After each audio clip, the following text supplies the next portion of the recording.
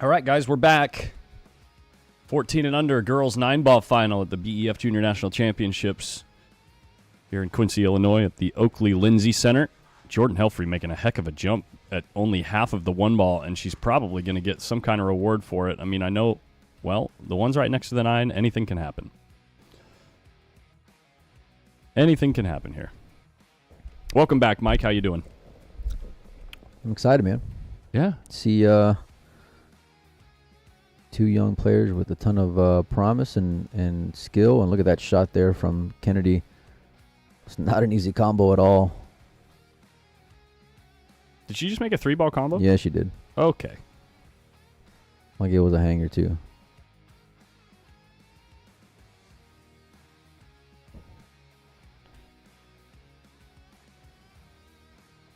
She went for another combination, but she's going to sell out one in return for Jordan. Yeah, this one's sitting pretty good, too, because the cue ball's got to cut the 1 thin enough, I think, that the cue ball will end up going above the 1 to shoot the 1 in the same pocket. One should drift to the long rail. She hit it so hard. Oh, my gosh. No, the 1 ball was always going to come out low on that shot because she had to cut it to the... She had to overcut the ball a little bit? Yeah, overcut the 1, which means that the 1's not going to be moving that fast, so I thought that the cue ball would just come right up above it. Where's the 1 ball going to finish? After watching Kennedy last match, do you think she just goes for this? Yeah, I'm not... We're about to find out. There you go. There's your answer. It laid good. Look at where she ended up with the 2 ball. I mean, with the cue ball. You know, so... You know what, Mike? I think I've got an issue going on with my streaming software. Our audio is coming through about 3 seconds after we say something. Really? Yeah.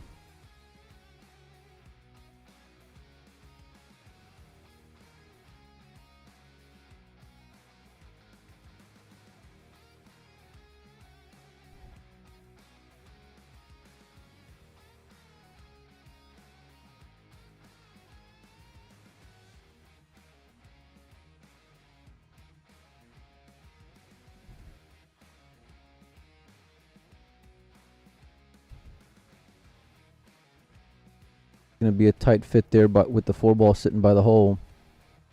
I think I fixed it. I did fix it. Cool, I learned something new.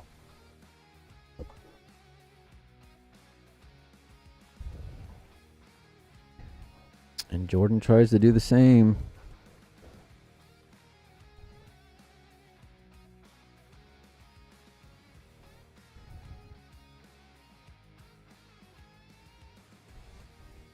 Ball looks like the spin shot should go.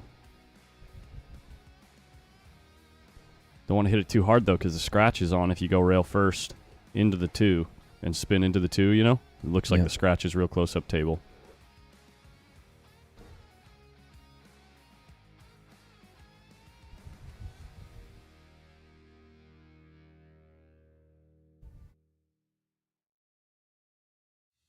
Oh, and she missed it. Yeah, she tried just going with the straight up cut. Ball in hand for Jordan. Entirely, yeah.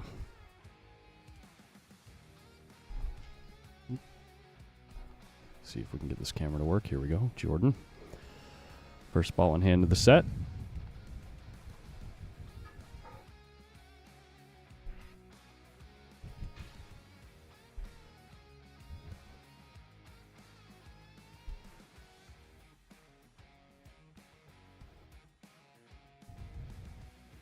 She's had some quality wins this week, has Jordan. It's great to see her here after seeing her compete last year and going deep in a few events as well.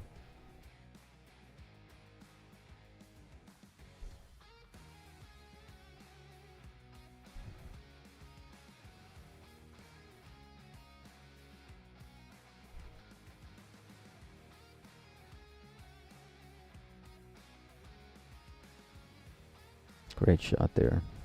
Nice timing.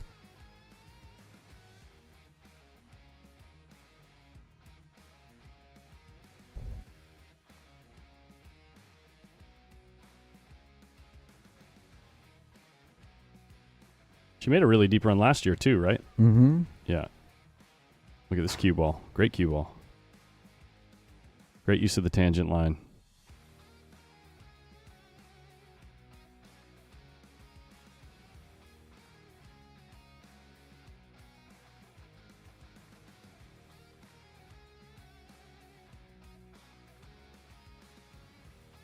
Takes the first one. This is a true double elimination, right? True double elimination. Jordan Helfrey in the hot seat. Oops. Must be double dipped. Marking it down.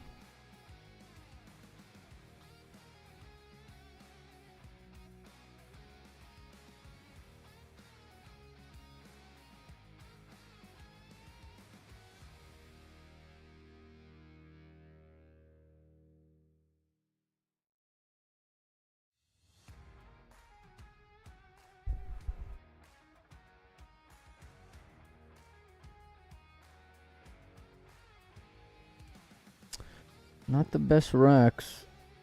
She goes right into the head ball.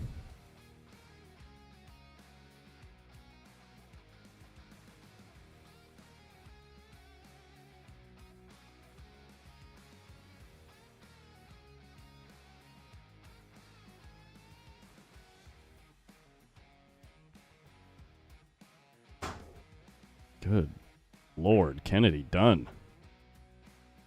How's she feeling this morning hitting a ball like that? Yeah, she must be feeling pretty good.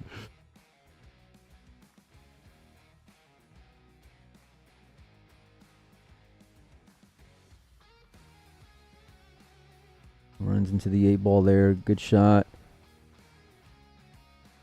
And does the 4 pass the 7?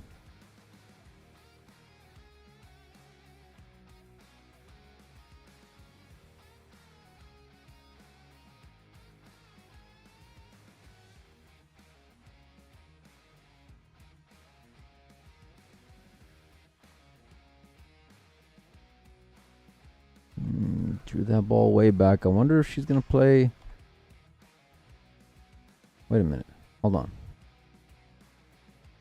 Looks like she's playing shape for the 5, but she's got the 4 ball. Now she's looking at the 4-9.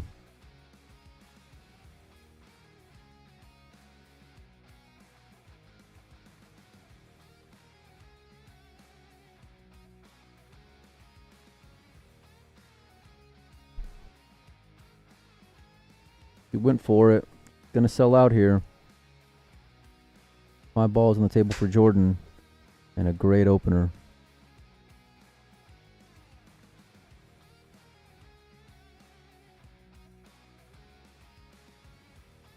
Cue ball's going to be traveling here, though. She's looking like she's just playing safe. Wow, okay. I thought she would go for the make. Kennedy just came with a tough shot already to open up the rack.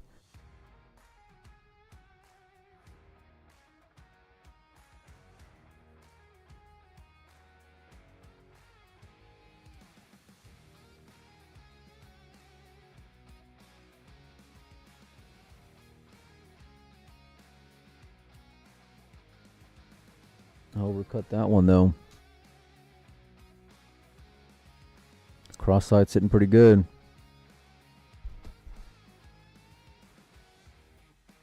Got to cue a little bit lower than that. She's playing all safe. Oh, yeah. She's ready to grind today.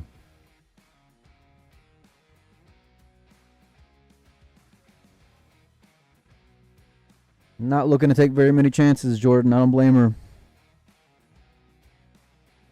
Made it this far. She's going to do what she can to turn the screws and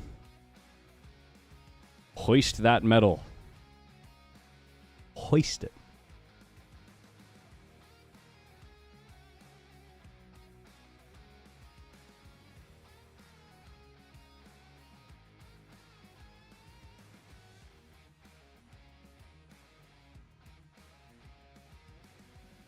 Holy jump shot.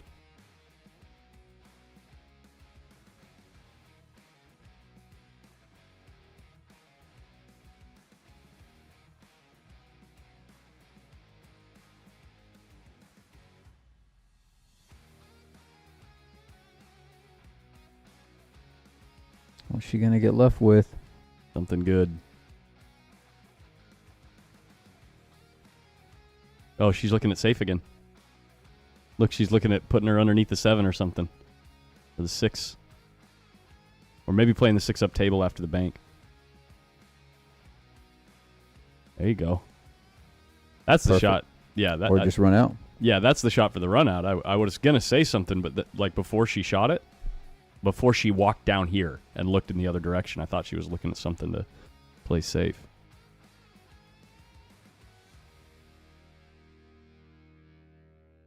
Got to make a good shot on the 8 ball though. Kind of a tough rack just because the second to last ball is in a rough position.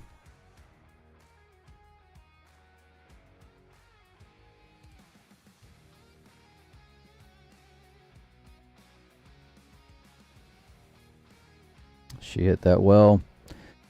Got all she could out of the cue ball. She's going to have to come with one more draw shot here on the 8.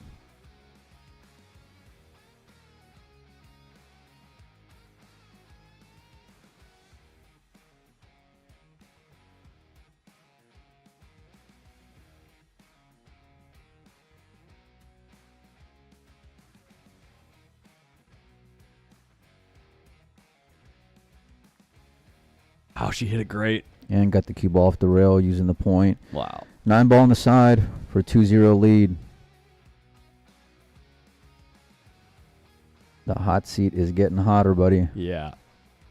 And for Kennedy Dunn in the chair, starting to get a taste of what she gave Savannah last set.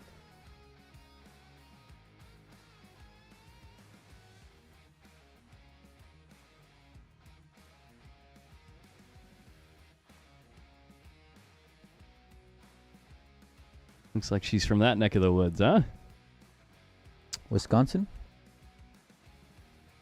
Virginia. Hmm. She's from Virginia. Nate's from Wisconsin? Yeah, I think so. Mm-hmm.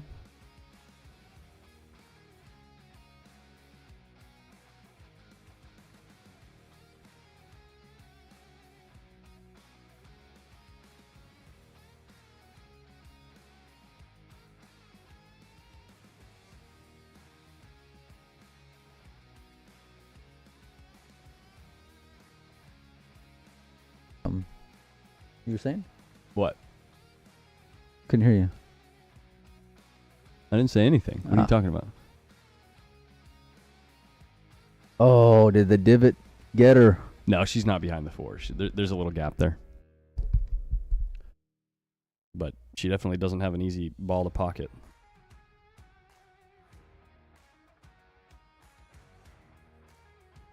Oh. Not like it matters. Unless your name is Jordan Helfrey. Not like it matters when you're 13 years old.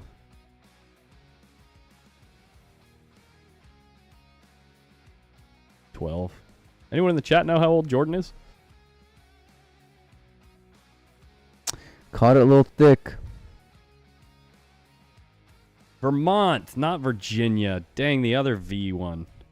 Thank you.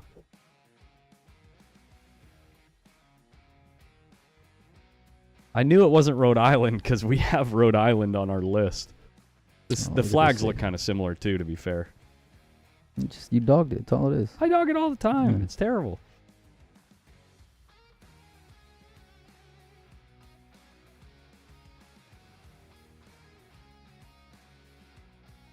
Uh-oh, she moved that ball there. And she's going to give up ball in hand anyway. And the ref didn't see her move the ball. Probably because of the way she was cueing.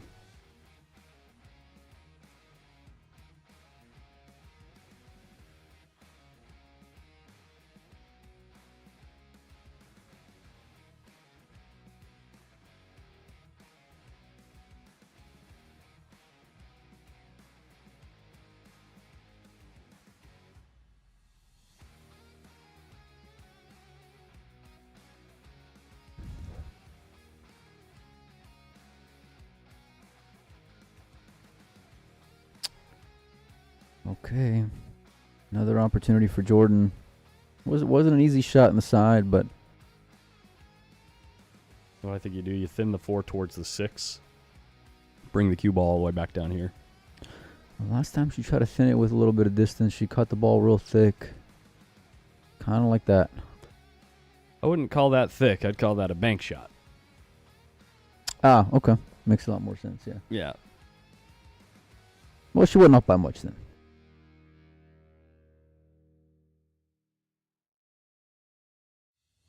Ooh, I'm sorry. I have the wrong banner in the top right corner. My apologies, everybody.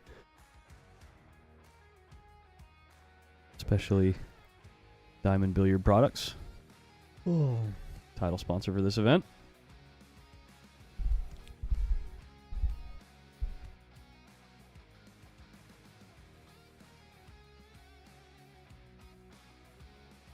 Okay.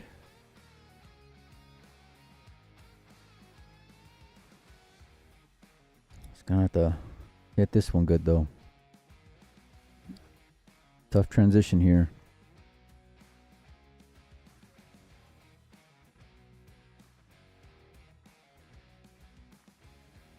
You get a jelly roll on the side? Where's the cue ball? Got a jelly roll on the side, but no shot on the 7.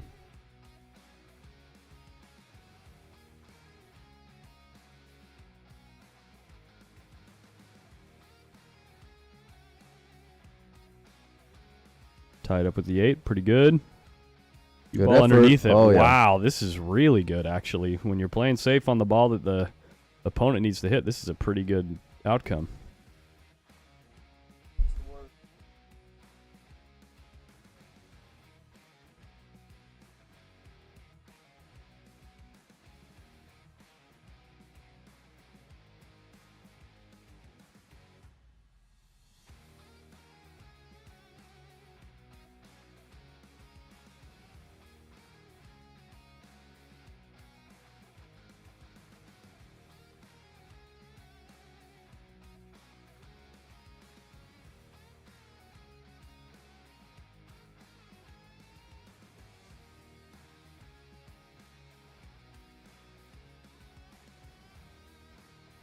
Time to let her rip. What do you say?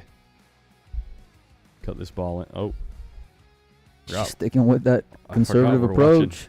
We're watching Jordan play. Well, this is going to be a good result because with how close the 7 ball is to the pocket and how thin it is, I don't know if I've seen Kennedy make an up and down that,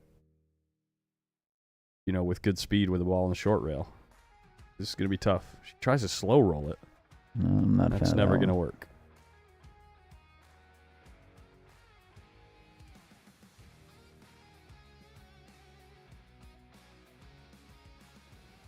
This is tough because if you hit this ball too thick, it's a dead sellout.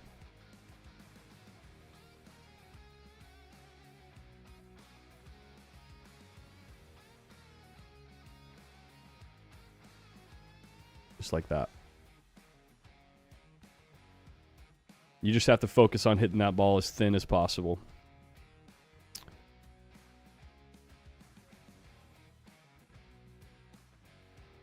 Without missing the ball entirely. Because generally you need to hit the ball. You know, for it not to be a foul. In most instances. What did you say? But generally, you need to hit the ball in order for it to not be a foul. That's what I thought you said.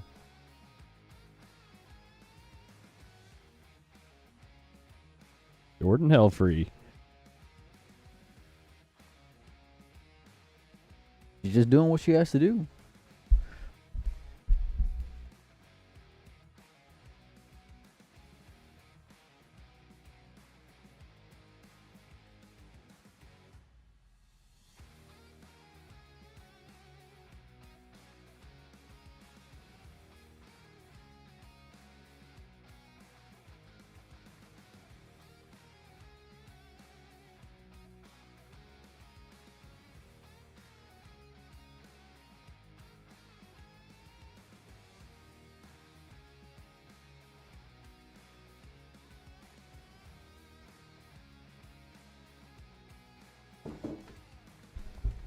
Cue ball. I thought Jordan was American. She is. She's from Missouri. Missouri.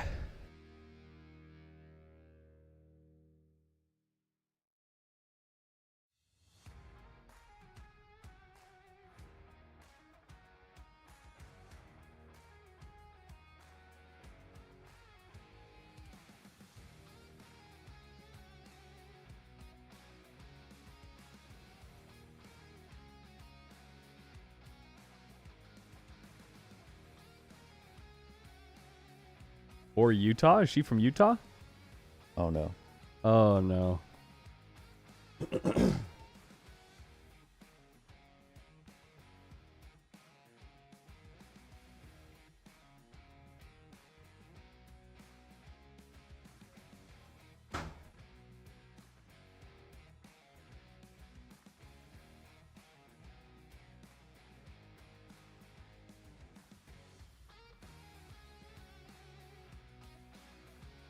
You sure about that, Gerard? Okay, Michelle was just playing tricks on me. All right, back to the action.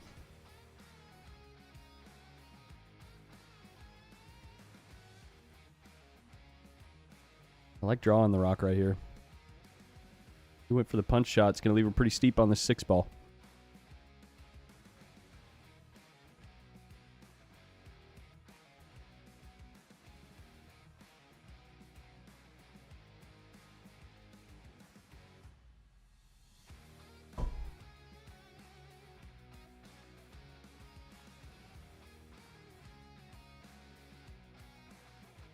Coming with a shot.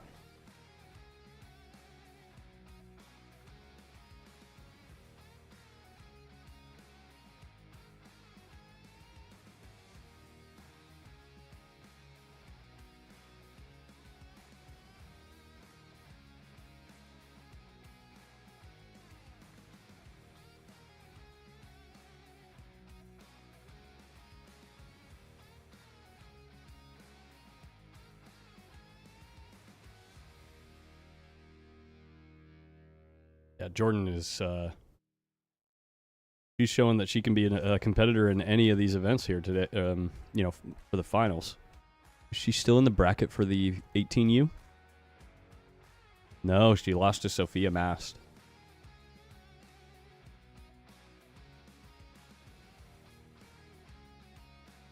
By the way, that match is underway on table number 2. Sophia Mast, Leah Ballou. Is it? Should be. Let me check. Yep. Both of these gals have qualified for the World Championships.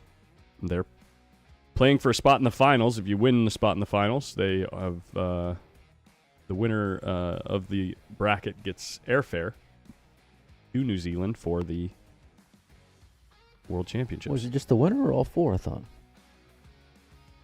I thought it was the winner.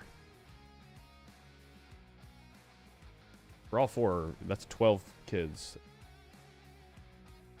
Quite substantial. Yeah. Let me go find out. Give me 2 seconds.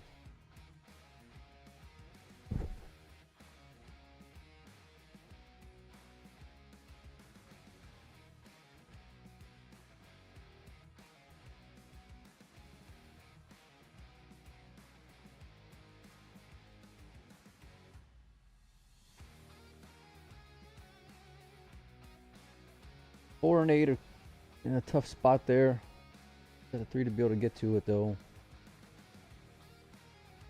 Goes for the safe, and she's gonna sell out a shot here. The winner?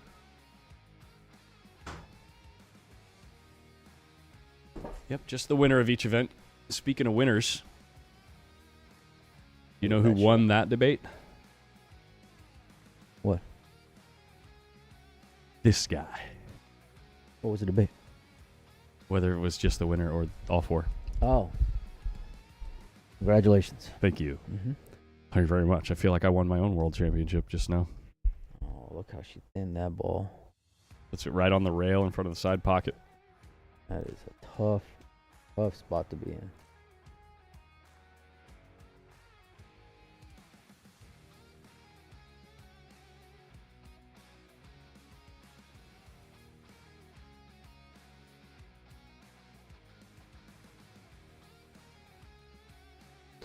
Jordan's going to be able to do her favorite thing right here.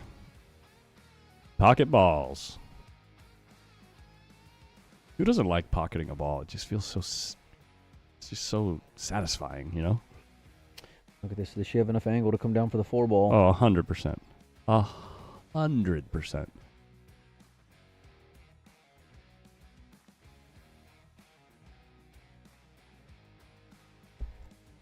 Oh, how good did she hit that ball? Look at the control.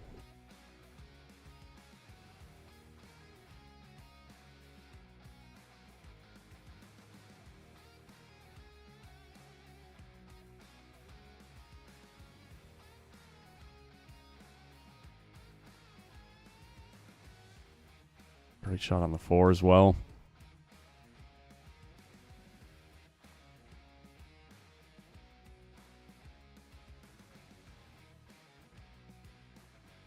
And she's hitting the ball really well.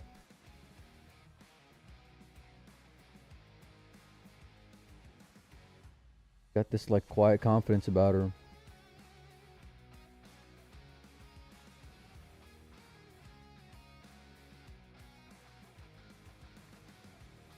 Needs that ball to bounce though. She's got enough. It's really easy to overrun this ball.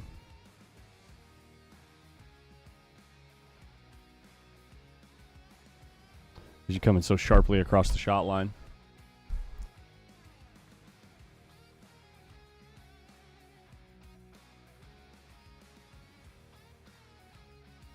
But boy, did she hit it great. She's straight in.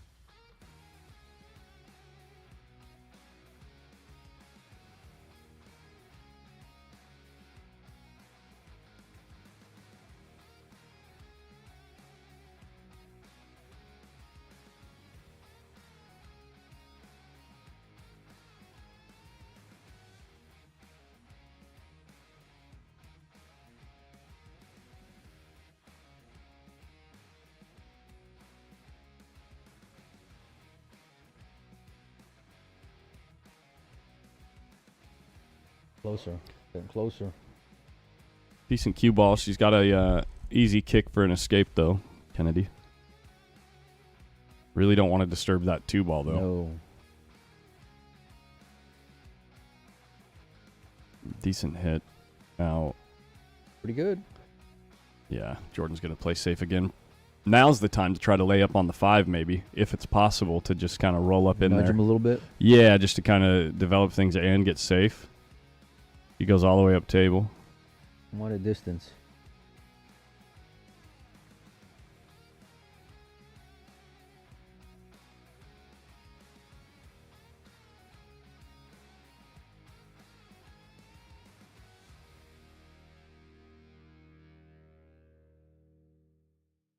All right, well, the rack is going to be open after this shot. Wonder if he can put her behind the 6 here. Rather than the She 1. probably goes behind the 5. Uses the 1 to...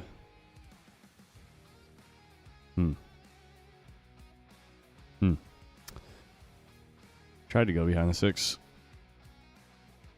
You could use the 2 ball to stop the 1 there and put the cue ball behind the 5.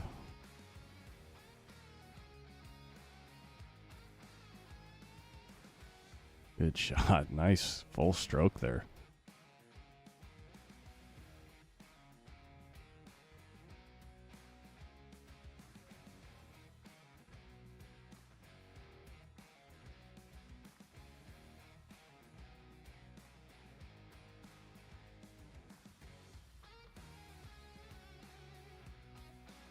She doesn't go 1 rail out. Oh, she is, it looks like. Like she was digging on the ball at the beginning. Mm-hmm. This hits real good for her, though.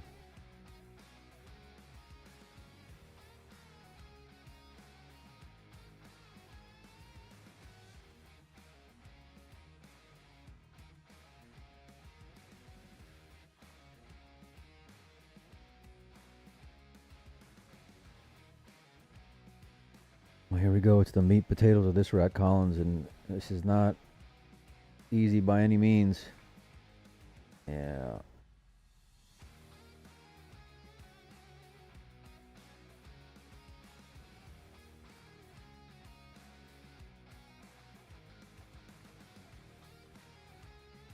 Just looking to make this ball. Wherever she ends up with the cue ball, she'll take.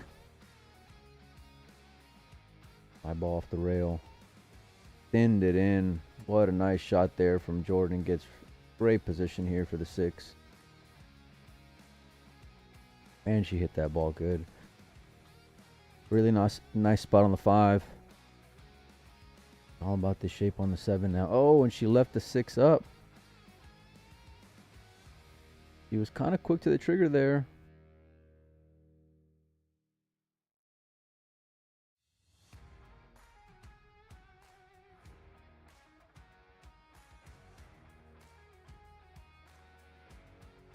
Oh, really try to get a lot out of the cue ball. 7 ball moves closer to the side. Didn't leave anything for Jordan though.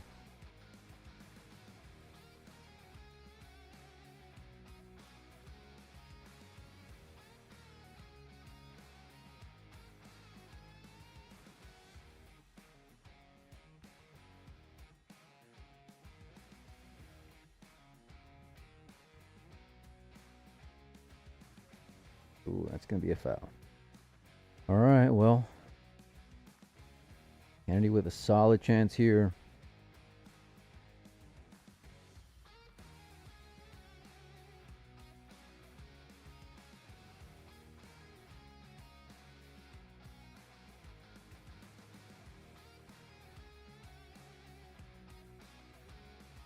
Oh, did she get on the 9 ball?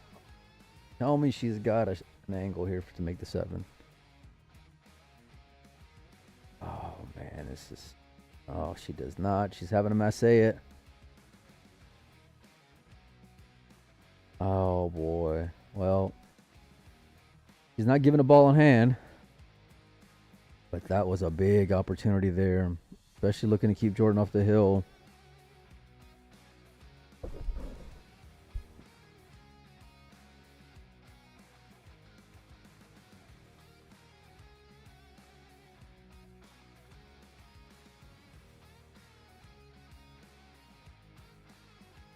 Trying to cheat the pocket a little bit, but she's gonna be all right here, I think.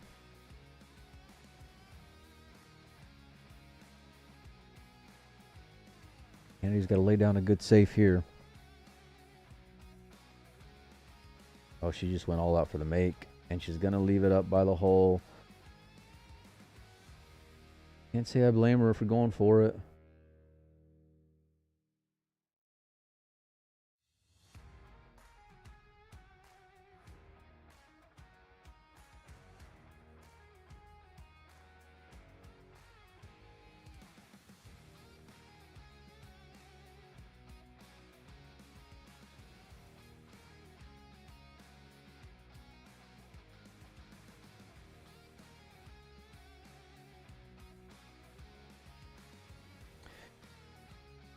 Showing why she was in the final of this bracket, in the hot seat that is. Jordan Helfrey looking to make it a 5-0 game here. This 9 ball. Quite convincing lead.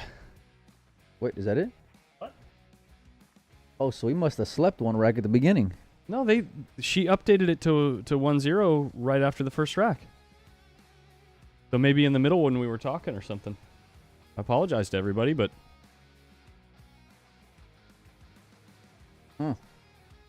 Well.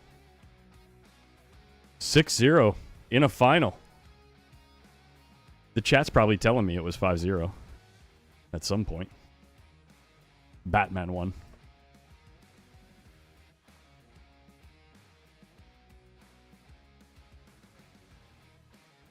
Well, congratulations to Jordan Helfrey, our champion. You just got to go make it official right now. Just got to go scan the sheet. I think we got Beep. Adrian Prasad versus Payne McBride up next. Yeah, classic matchup for this year's championships. Adrian getting loose over there with Savannah. Working the Mighty X.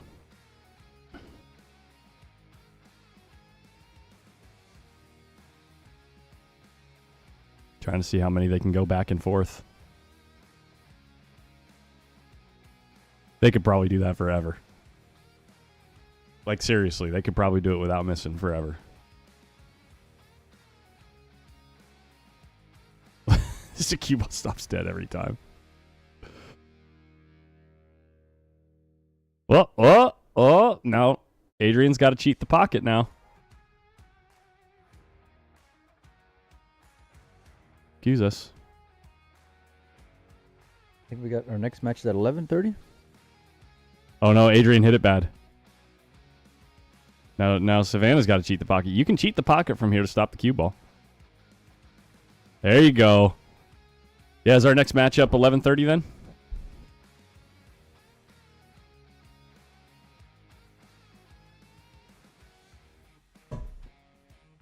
Adrian Prasad, Payne McBride. Is Payne playing in a match right now? Maybe doing some 14-1 or something?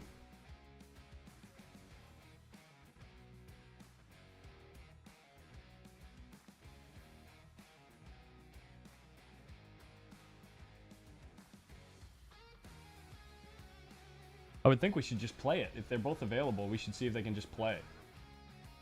Try to move through these matches that are earlier in the... Huh? Yeah. All right, we'll be back shortly, guys.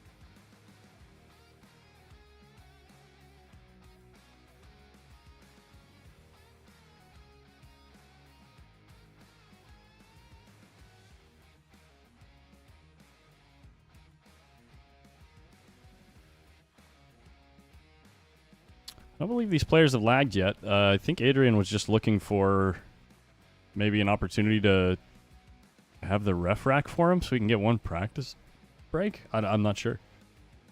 Did you see him lag, Mike?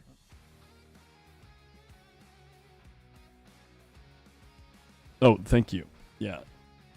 We are no longer in the 14U girls 9-ball final. This is 18U boys 10-ball semi type.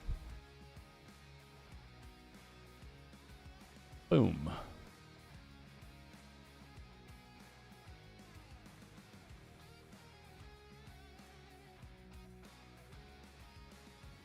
And we are racing to 8.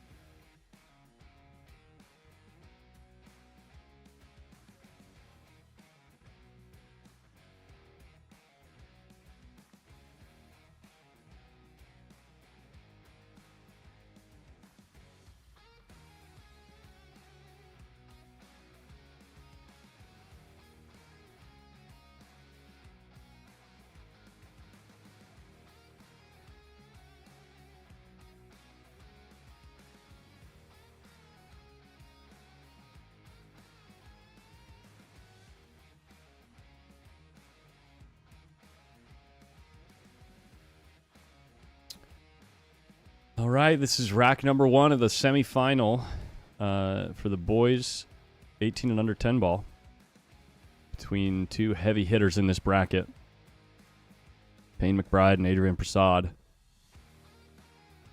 First rack, Adrian kind of cut the break a little bit, and it seems like the rack didn't really break apart very much. So this first game could take a while, especially since the 3 ball's tied up on the 9. No real room to develop things, even though the 3-9 combo does look playable. But the 4 ball tied up with the 8 and 10 in the middle of the table is going to kind of pump the brakes on this one.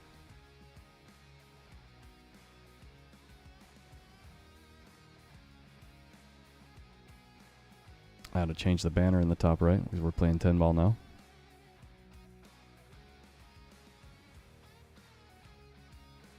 Shout out to the title sponsor, Simonis. Simonis Cloth, Simonis Products. He knew he was going into him, but I'm surprised that he did, just given where the 2 ball was. Yeah. Just immediately goes to the jump stick. 3-9 lays pretty good, though, if he's able to put this 2 ball down. Get going airborne. Jars the ball. Pops out near the 7 ball. He's going to be... Saw Mom Prasad kind of make a face there like, oh, he almost got it. Going to be sitting up next to something here, I think.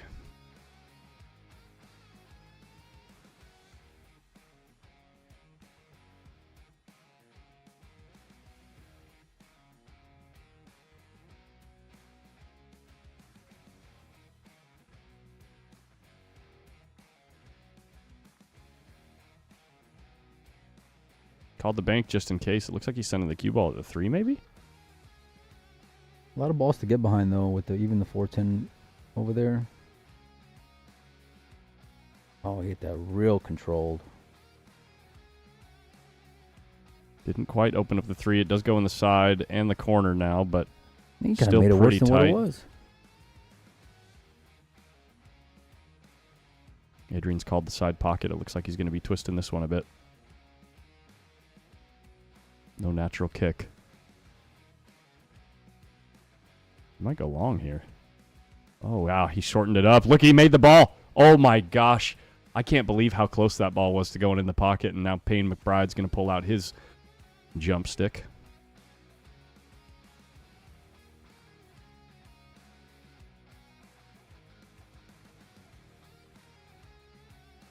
WPBA in the chat. He says, if you guys were asking about Jordan Helfrey, yes, she recently joined our tour. She's 12 years old and has an amazing story. First picked up a cue during COVID when their house flooded.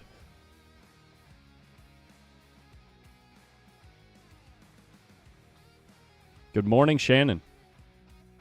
Good morning, Shannon Askew. Good morning, Johnny Victor.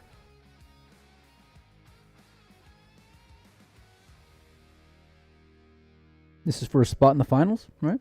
This is for a spot in the finals. Cue ball tracking towards the 3 ball. I don't think he has a natural angle for an easy save here. Time to get creative. Maybe use the 9 to stop the 3 and use the 5 as cover, or send the cue ball up table.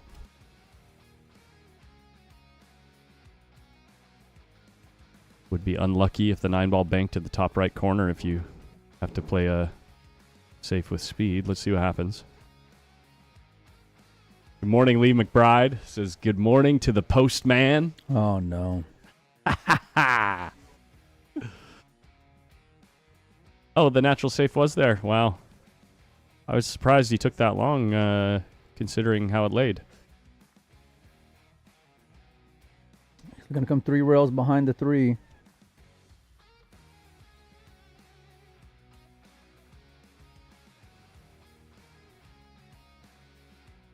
Yeah. Really nice effort, but he does leave a look up into the top left corner. And now the 4 ball sits nicely to just play a stun shot. So it'll be a really welcome opening shot here for Payne McBride to get started on his first run out here.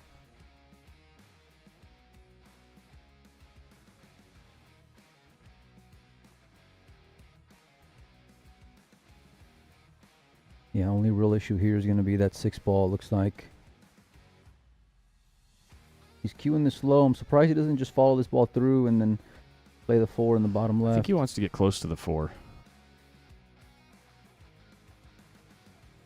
Yeah, this is nice because now he can get a really exact angle on the 5 ball to get good on the 6, right? He can follow here to the exact spot where you can make this 5 ball in the side pocket and follow to play the 6 in the left-hand corner. Or if you overrun position, you've got the left side, the bottom left corner.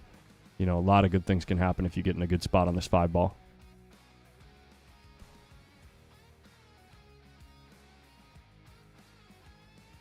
He's just got a lot of angle here, though. Is he just going to cinch this ball? I think he's just going to... Yeah, it looks like he's cinching it. I thought he was going to roll forward just a touch. Maybe he's playing that run-through draw. He tried the run-through draw, but now he ends up with way too much angle on the 5. Yeah, it just looked like he was too much on the inside of that ball. So you got to come with a really good shot here. Does it play in the corner, though? No, you got to play this 5 in the side. Cue ball probably hits the rail somewhere around here, and you just got to load it up with inside, I think. Either that or you're flirting with the side pocket coming this way.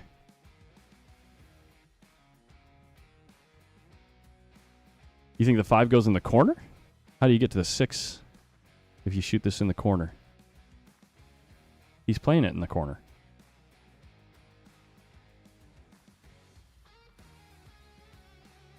Or maybe I'm just seeing that because he's loading it up with inside like I talked about. So he played the 2 rail position shot.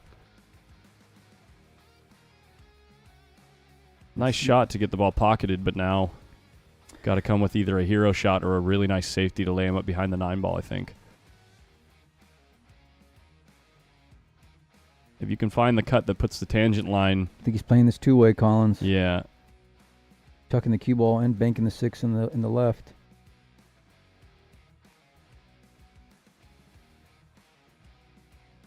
If you can find the cut that gives you the tangent line that points right at that gap between the rail and the 9 ball, all it is a simple stun shot. You tried to use the 7 ball. Oh, no, he went safe all the way. All the way. This is going to be a bit easier to get out of, I think, here.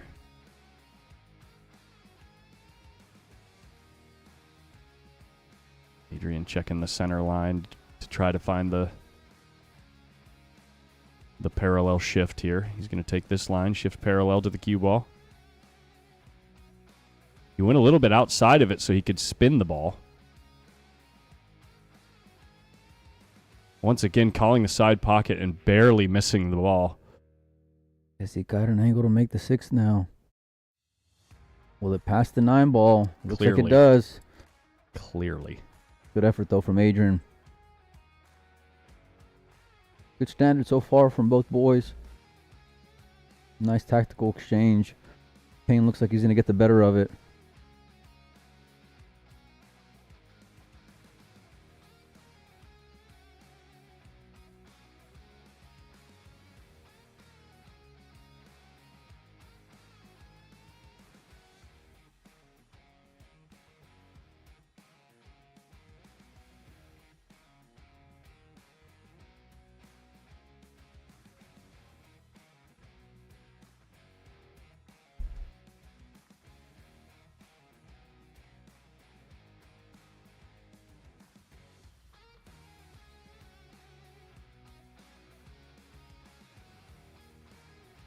I think he's just going to... Whoa. Oh, I did not see where he ended up with that cue ball. That is tough.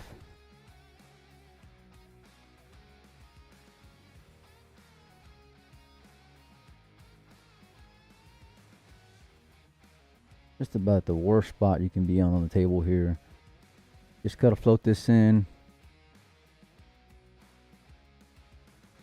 How did you hit it? Payne McBride. What a shot.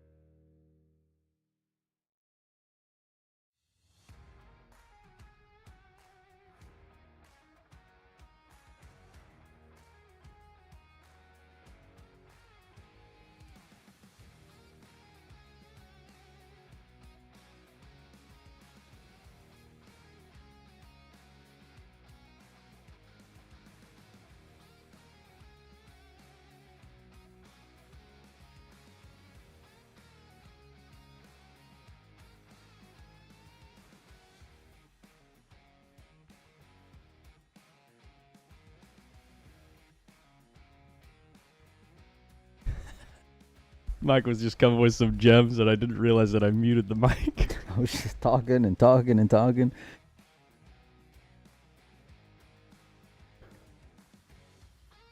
Oh no! Cue ball's in the corner.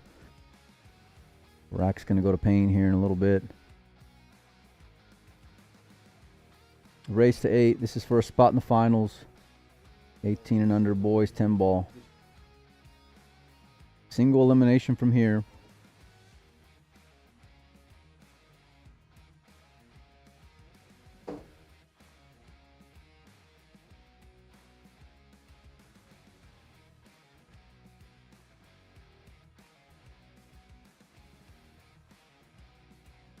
And that safety by Payne is paying off.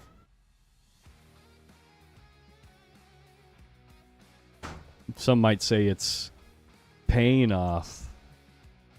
Oh no. Oh no. Go on. What's the word, Walt?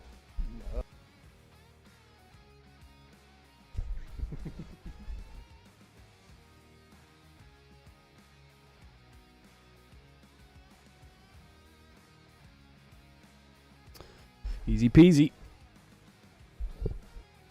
Great decision there on the save. All these kids leveled up in the last year and showing off. All going deep. A lot of the same cast of characters. Mm-hmm. Some might say that safe is paying dividends. I don't think anybody said that. Nobody would say that. Some might, though. Nobody would say that. Maybe.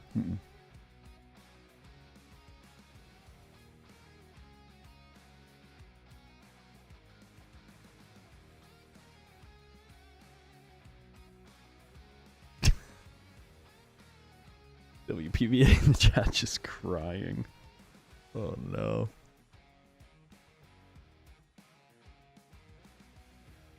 Payne not like this spot of the rack, or he doesn't like the cue ball, or okay. Just trying to find the right zone, you know. What's that you say? Just trying to find the right zone. The right zone? Yeah, just trying to find the zone. Okay. Get in the zone. Trying to smack that one ball straight in the side pocket. Things are getting a little congested in the middle of the table. The one ball does open up into the left-hand pocket with possible position to play the two in the side to get things rolling. That's what he's looking at. It's definitely easy to roll to the spot here where you're moving away from the three ball as you cut the two in the side. And you want to make sure you don't get too thin there. So worst case scenario, you can use the 9 to stop the cue ball. Watch the speed here. It'd be ideal if he comes up like straight. Look like he's perfect. Wow. Nicely judged there from Adrian.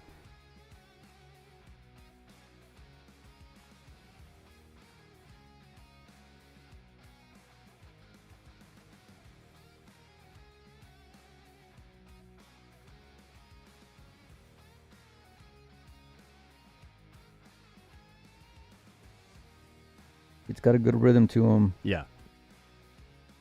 He was here late last night playing all kinds of disciplines. Hay ball. Played Hank in the round of 8 here for the 18U.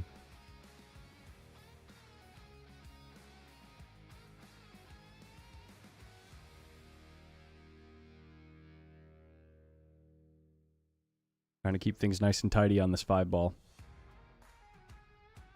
It's you know, something to be aware of, that this 9 or 10 could get in the way of your bridging. So finding the exact spot is really important here. Hit it thick, Collins. Trying to hold the angle. Yeah. Mistake from Adrian.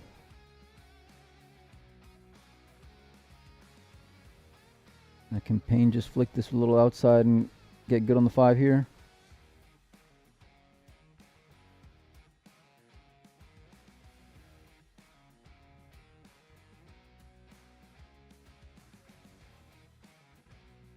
I think the natural line almost runs into the 10. You might want to take that, because if you move the 10 just a little bit, you can just go back and forth from the 5 to the 6. Yeah, or either pocket. You know, you can use either pocket. You just don't want to come up on the left side of it, that's for sure. Might be a little light here. Yeah. Oh, never mind. We're perfect. And I think he's got plenty of room to bridge as well. Yeah, he does. Judge that well.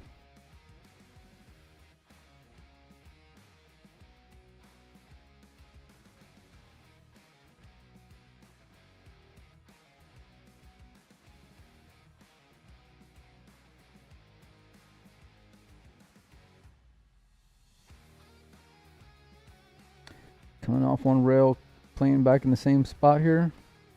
Oh, You just think so? yeah.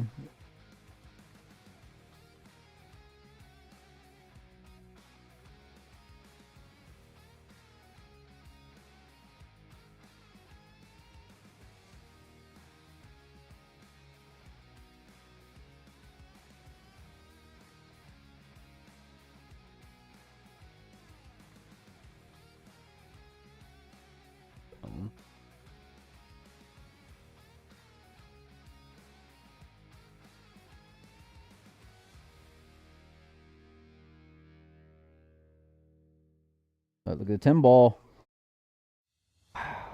Okay. Tight position there.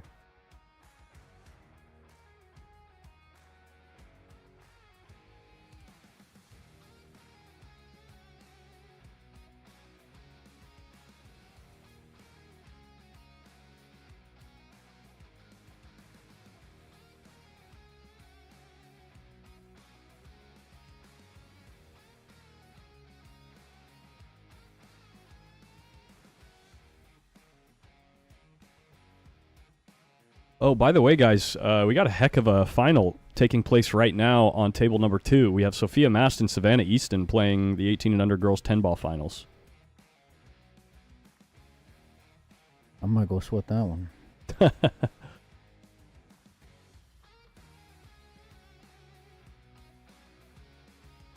You can find that stream on the same page, Billiard Education Foundation on YouTube.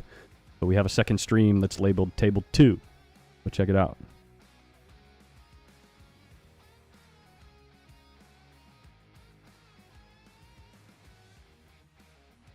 Currently 83 people watching over there. 104 are watching here. Look at this. Another late rack drama here. Rack number 2. The paint's got to look here.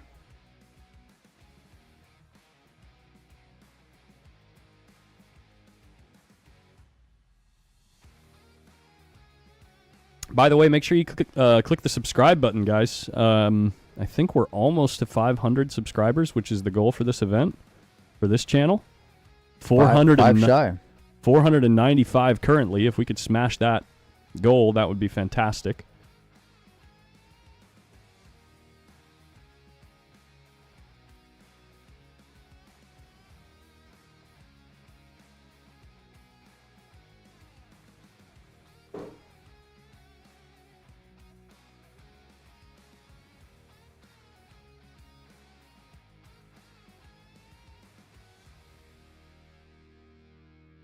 Beautiful shot there from Payne. Calling the 10 ball in the corner.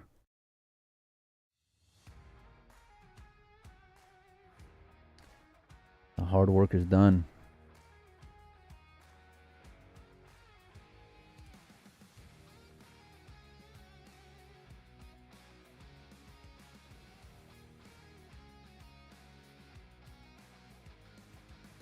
Hit a little thick, but it went in. 2-0 lead. Adrian's break is up next.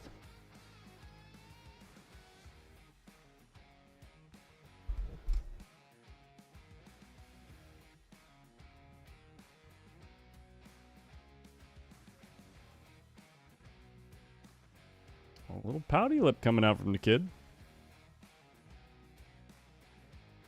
Marissa Dew in the background.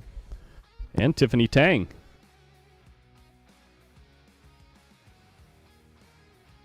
Taking notes.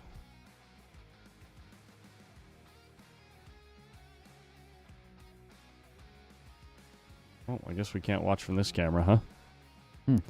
You got your X-ray vision setting there? No, actually, I forgot to buy the camera with that option.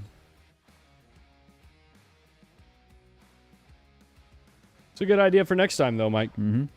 Yep, can never be too prepared. A dry break.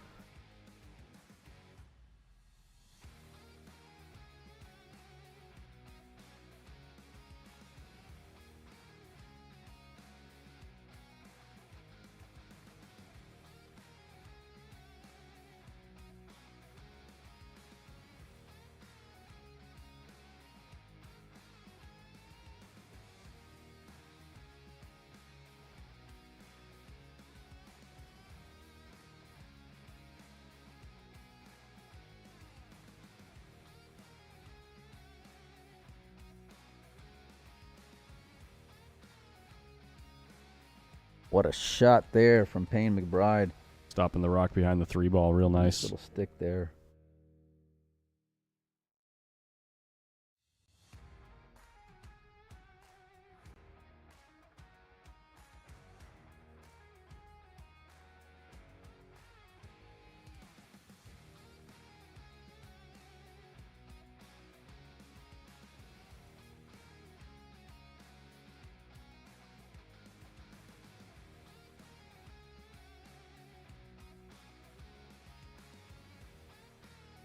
He's giving it back. Adrian did not call the one ball in the corner.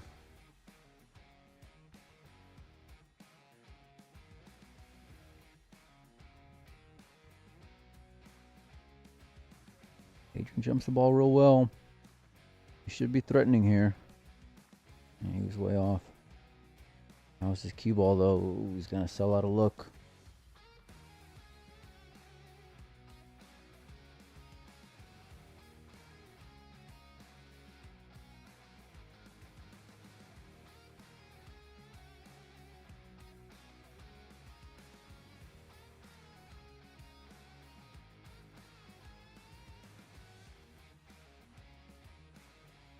Think he goes offensive here or just buries him on the 4? Buries him.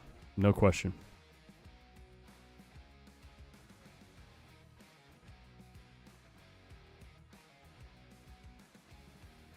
Not going to hit a... You got a rail with a hit the cue rail. ball. Oh, It's a hanger.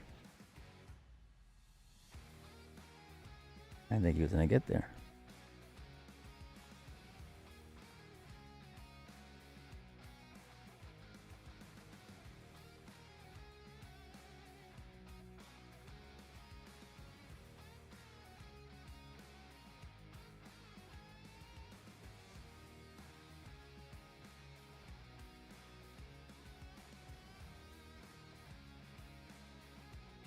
Oh. Ball in hand for Payne. Getting the better of all the tactical exchanges so far through 3 racks.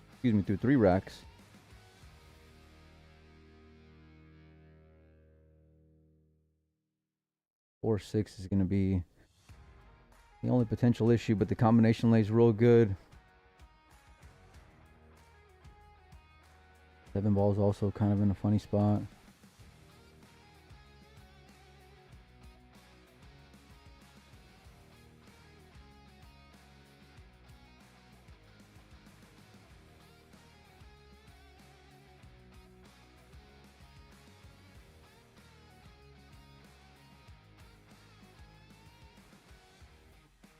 You know, he kind of walks a little bit like, just a little bit like FSR.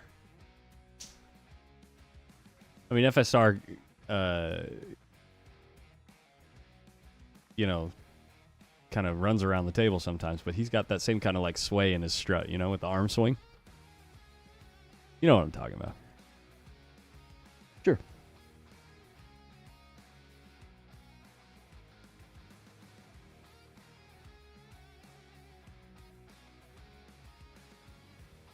I like following through here, getting a bounce off that short rail, making sure you end up with a shot on the 4 ball afterwards.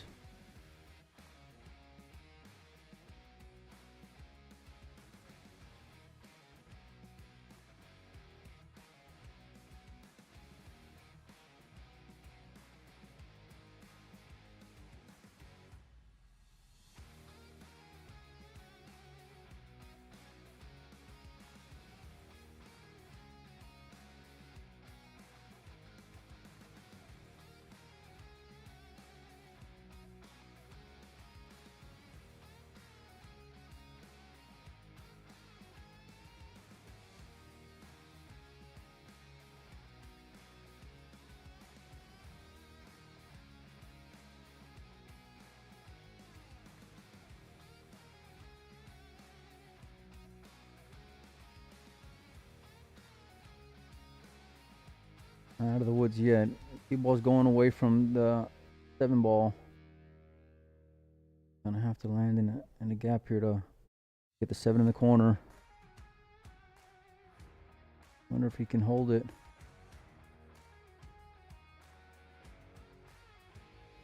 Oh, he went all safe all the way.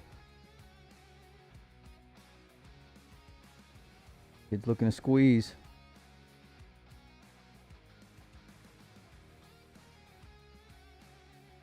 I love the pace he played this at. Is it going to hit the point? It does. Unlucky. It's going to be 2 for Adrian. He's on 2 now? Yeah, he's on 2 right now. Yep. So you got to go for the 3 foul. Went down to look, see where he wants to put the cue ball. Found a hair on the table that he didn't like.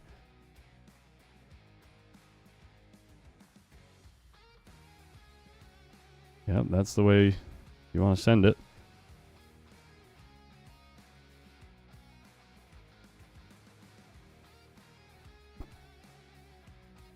Tell you what, if you can get this in behind the 10 ball and where he's looking to bury the 5.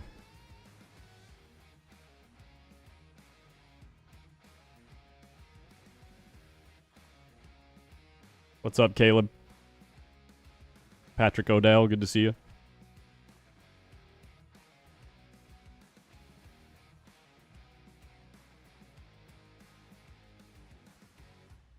Needs this ball to go. He needs that ball to go. All right. Can he squeeze it in there, Collins? You are on 2, sir. The 5 is not frozen.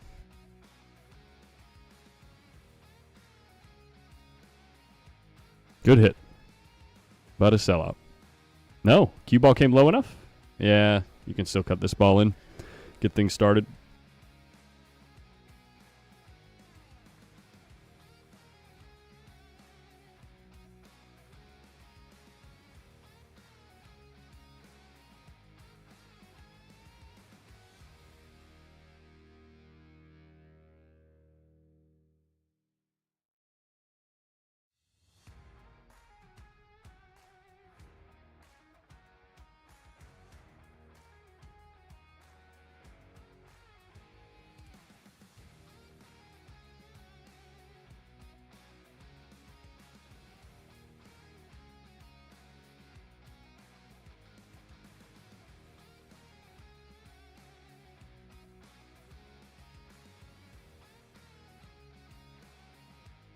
How are you getting on the 8? Putting outside on this, trying to go 2 rails, play the 8 in the side? Well, I missed the 7, so. Okay, well, imagine if you knew that the 7 was going to go in. Ah, okay. Actually, you probably couldn't do that because you've never made a ball in your life. I kind of like coming out 2 rails, going between the 9 and the 10 ball with the cue ball. What about going tight to the corner? You think you can get tight to the corner below the 10? Yeah, maybe. Depends how full you think you can hit the 7 ball here. If you do, then I love that route. That's what he went with. Yeah. Yeah, good shot.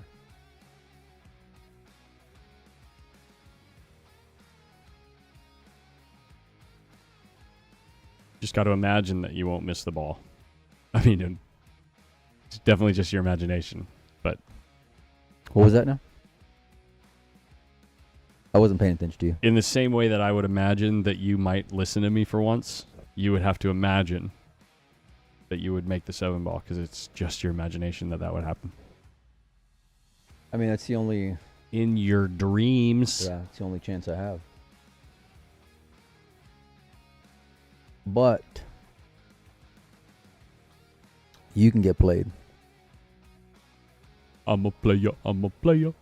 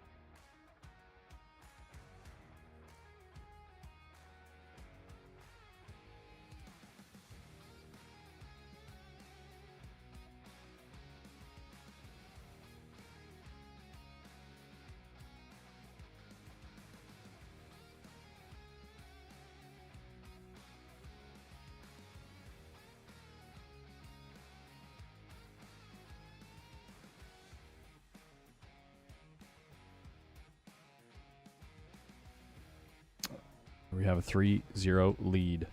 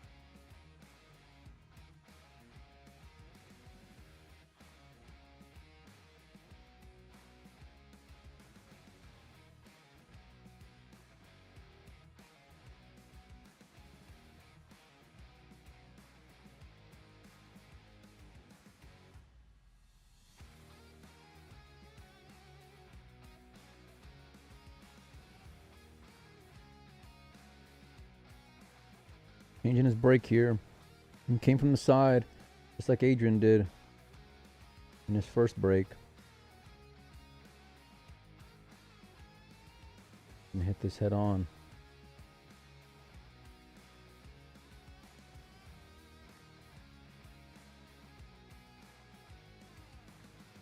Had a good square hit. 8 ball is going to go. It's not.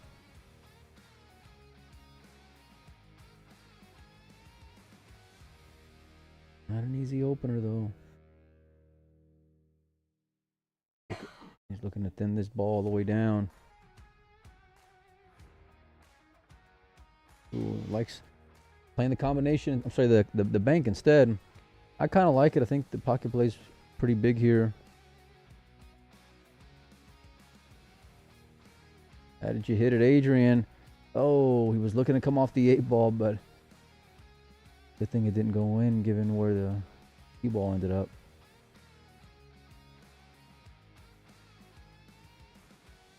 It's not easy. I mean, even if you're able to make contact with the 1, where are you going to end up with the cue ball?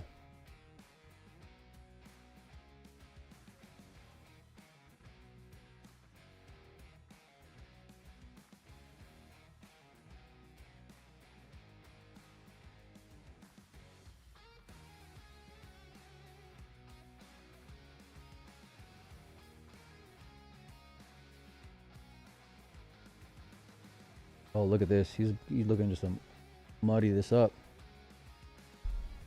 Taking an intentional foul here. Didn't like disturbing him, so instead he locks at the 3 ball here. Adrian wants to figure out a way to 3 foul here, but that's ambitious.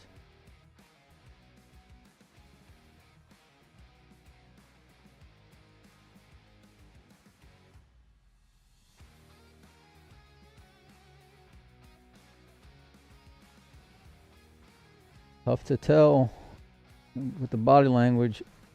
Payne called it, so it looks like he's got the 1 rail.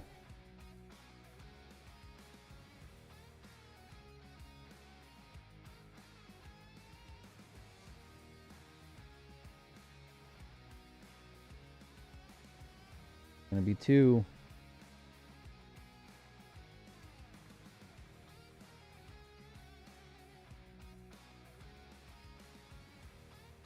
Payne went for a 3 foul earlier. Adrian made a nice kick to get out of it. He's called the 1 ball, but I think he's just going to lay this cue ball up on the 10 here.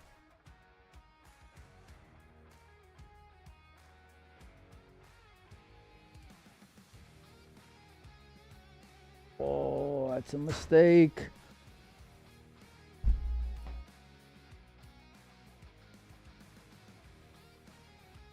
He called it just in case, so Payne does not have the option here.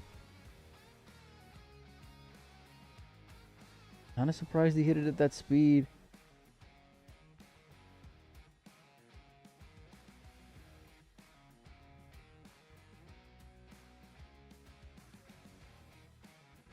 And now, I mean, Payne's on too, but he's got a full look here.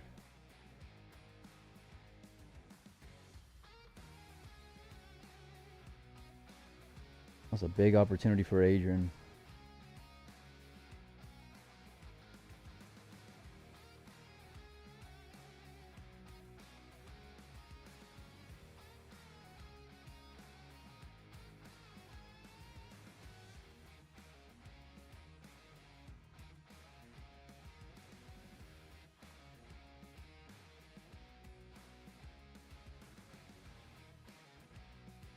Uh-oh. Uh-oh. That's trouble. Now the 3-ball that he locked up a few innings ago is going to come back to haunt him here. He's going to have to come with 1. I think he's just going to try to float this, put him on the 5, make the 3 hit the rail, walk in the park. I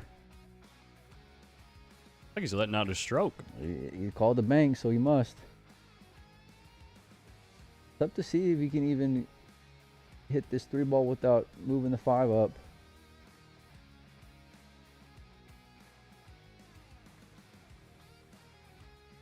See you in Seattle, buddy. Almost made the ball with a kiss off the 5-ball. Nice.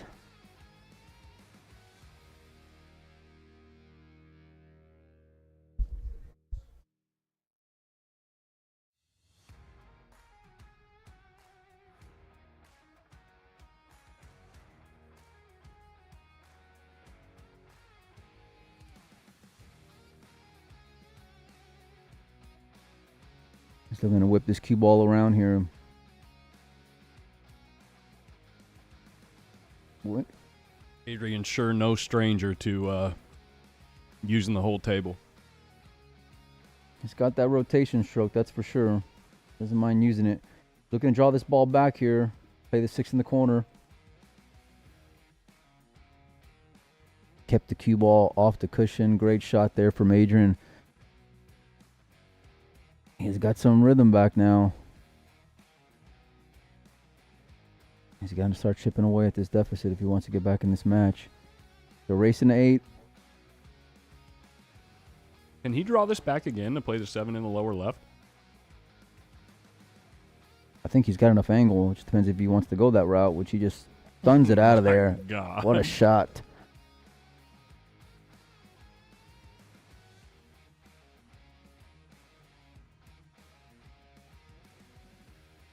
Oh, my wow. days. I cannot believe that ball fell in. Looked like it was going to hang up. I'm sure his heart's going a million miles an hour right now. He's not wasting any time, though. Still needs another big shot here. He can definitely get to the short rail. Question is he going to be moving towards the 10 off the second rail, or is he going to be able to maybe put just a touch inside to check it? Oh, he tried punching it and going forward 3 rails. At that.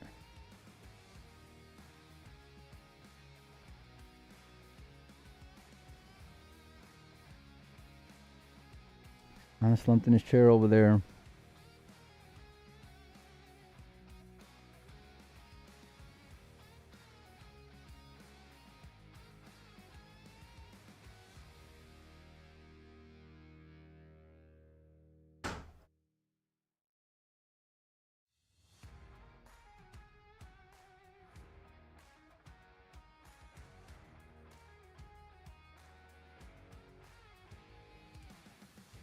Oh, and he leaves the 9 up. That pocket loves bobbling.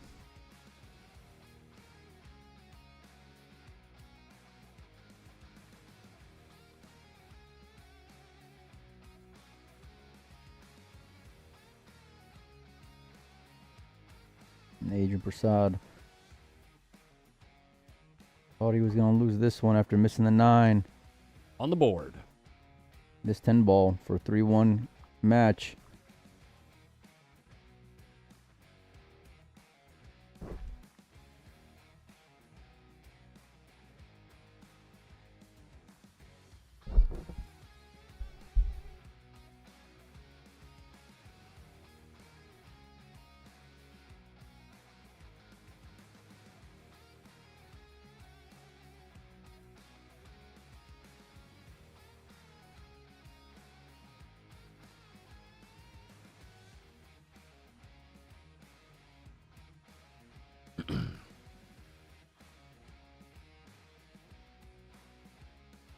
Tell you what, on stream, I would say that this week, for the most part, Adrian has had the most dominating performances on a consistent basis. Off stream, he's had a couple of close matches and one that he got absolutely punished in. But it'll be interesting to see it. He's had this early deficit. I know the race is to 8, but it'll be interesting to see if he can get some momentum going and show something similar to the performances he's shown over the last 3-4 days. Payne's doing his thing, though. That's for sure. Payne is playing Payne's game. He's been about as steady as they come this week.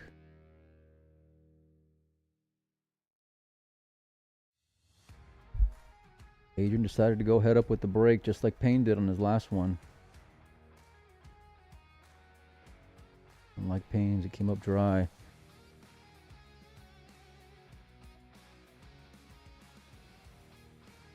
All right, good opportunity for Adrian here. Wasn't there a match with Adrian wherever he was down, like somewhere around the same range, like 3-1, 3-0, and then maybe against, why am I thinking like Hank or something? Maybe Vaughn. Hank was down 4-0 versus Grayson Vaughn. That might be the match you're thinking of. Maybe that's what it is, yeah. And then just caught a gear and... Yeah. That's right. That's right. Yeah. I think he won like 6 or 7 in a row in that match.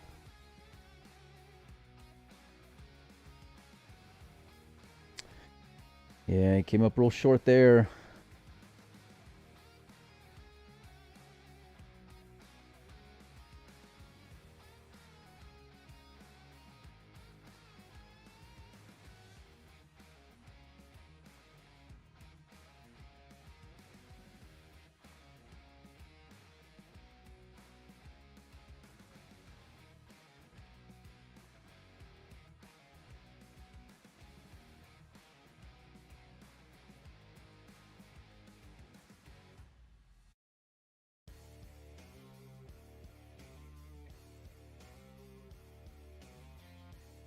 Where's the cue ball going to end up?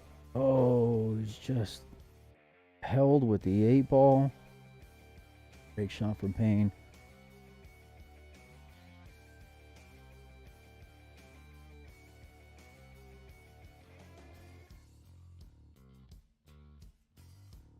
And all about capitalizing on mistakes. Good decision making. Every time Payne's been in this spot, he's been able to get out. 6 of the 7, though.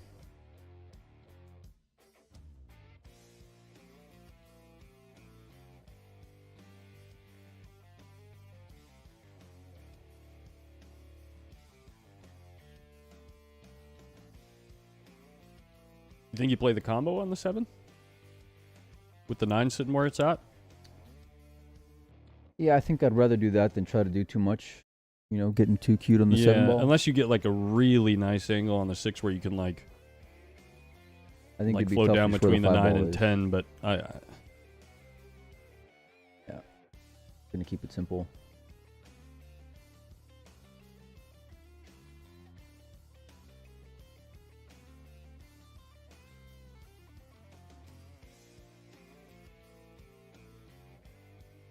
Wonder how much of a stroke he's gonna let out here.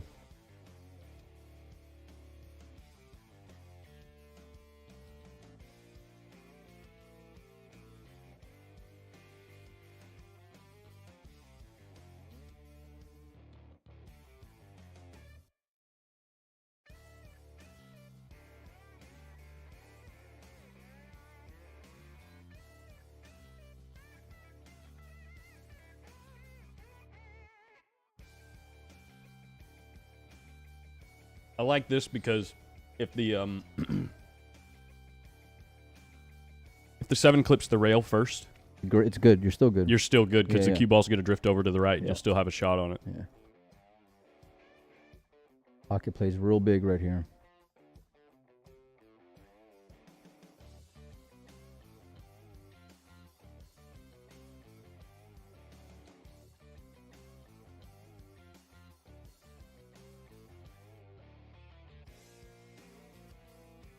That'll work.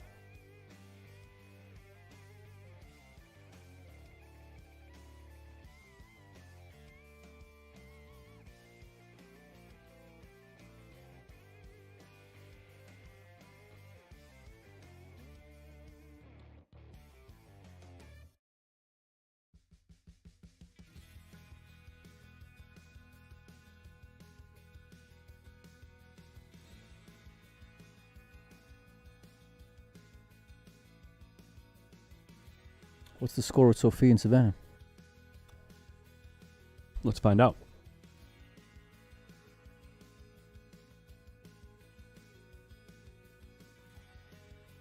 Two one, Mast.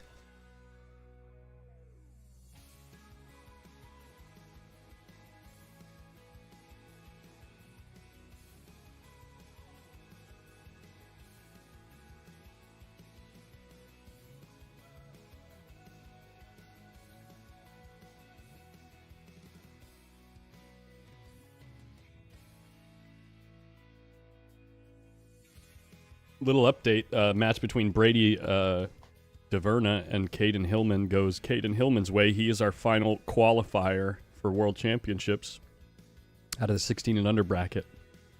So those four names from 16 and under are Robert Orta, Reed Larson, Hayden Ernst, and Caden Hillman. Robert Orta has made it to the final already. He's waiting on the winner between Hayden Ernst and Caden Hillman.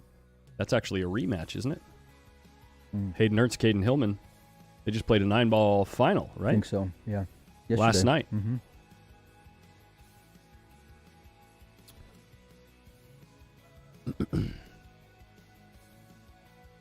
Other side of the bracket, still waiting for Caden Hillman to play. Actually, Caden Hillman being the only player remaining in both brackets.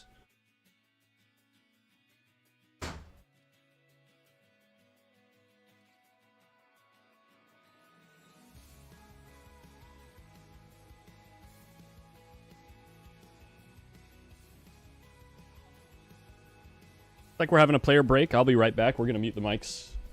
I got to go ask our TD something.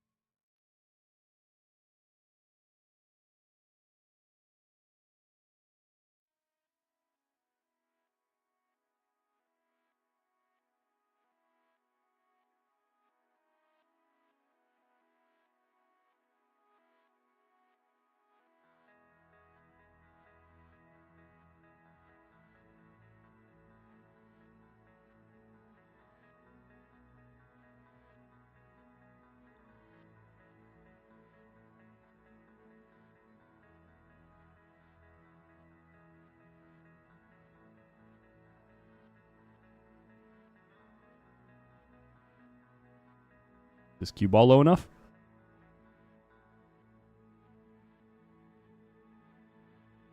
He's moving pretty quickly around the table. Makes me think it goes. Yeah, he's coming up to center table to play the 5. Go 2 rails forward to the 6, around the 7. Or you could just stun it across 1 rail if you got the speed, the confidence in the speed of the table to just stun to the other long rail.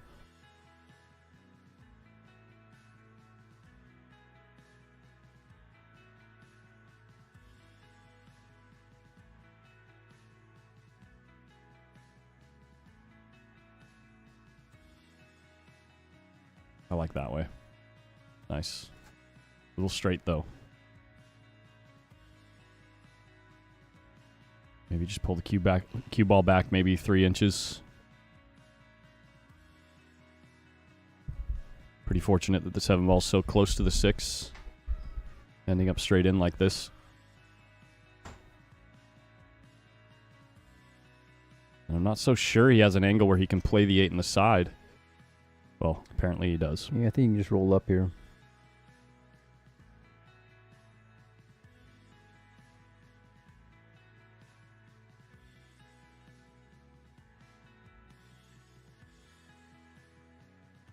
He missed the ball? Oh. Cheated the pocket to the max. He's shaking his head. He knows he got away with one there.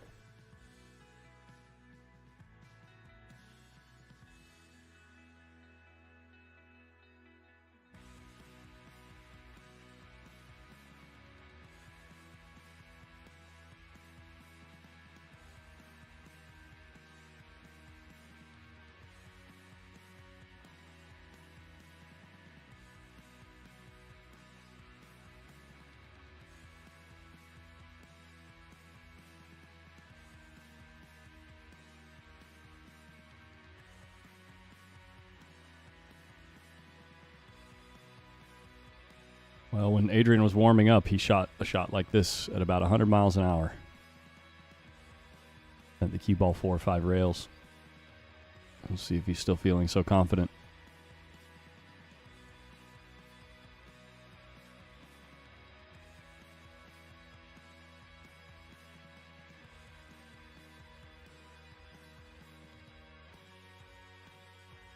No problems.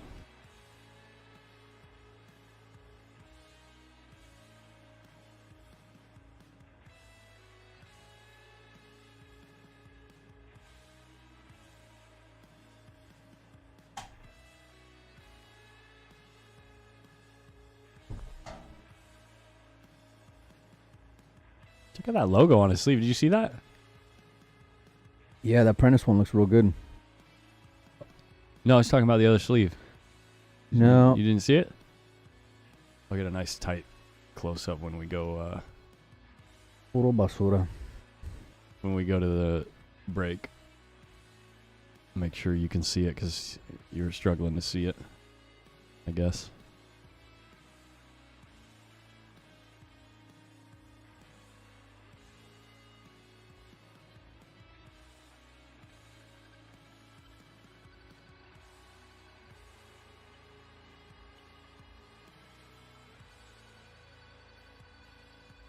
Oh, dang, we can't see it still.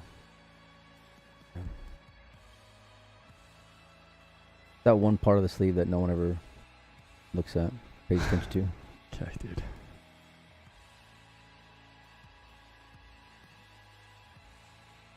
Got a flash of it right there. You're reaching, buddy. You're I am.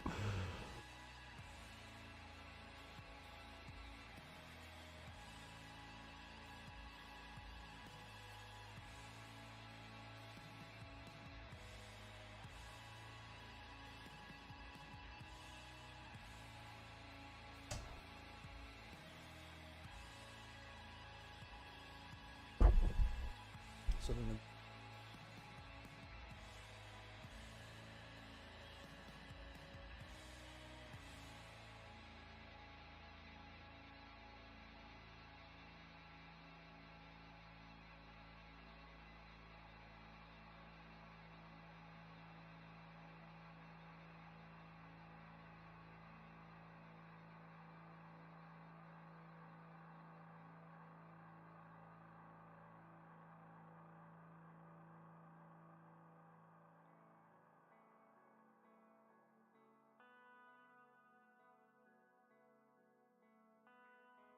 This is a messy one.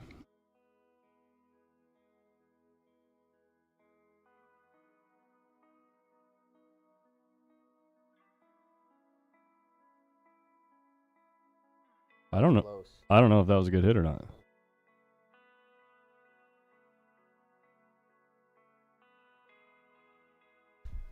I'm not so sure. Tell you what we can do, though. Just because of our own curiosities. They're playing it as good, so.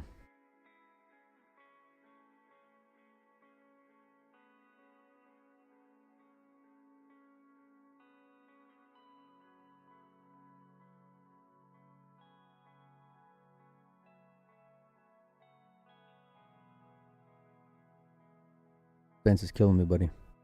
Working on it, dude. Relájate. Look.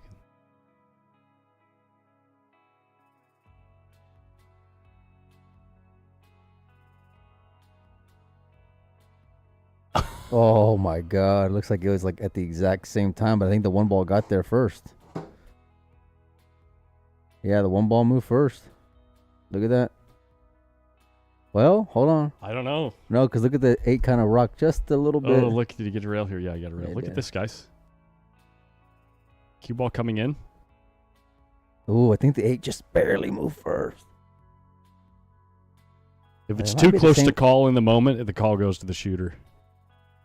Actually, they both kind of flinch at the same time. Did he get like right in between there? It's the 8. Look, it's clearly the 8 when you play it like this. You think so?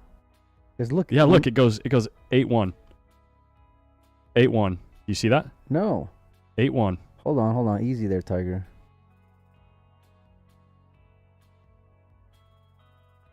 It's definitely the 8 first, but it was so close. You'd never be able to tell with the naked eye. I couldn't tell a replay. Uh-oh.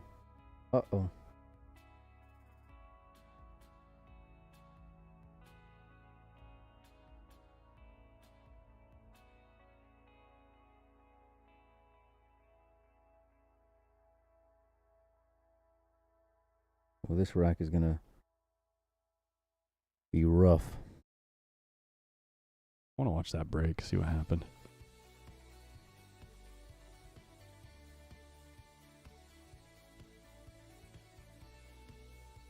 You were too busy focused on the logo during that break, buddy.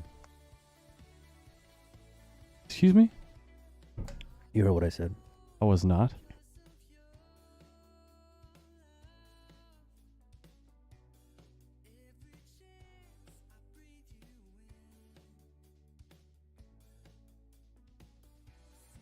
Here's the break.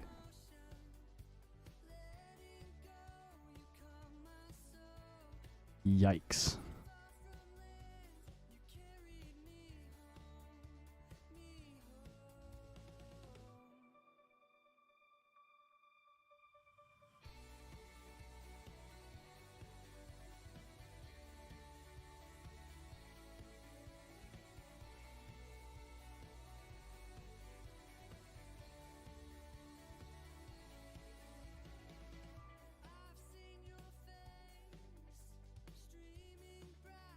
I don't like banking this one ball and just driving the cue ball into the 5 or the 7 if I can. He's hitting this with outside, looks like. Good shot.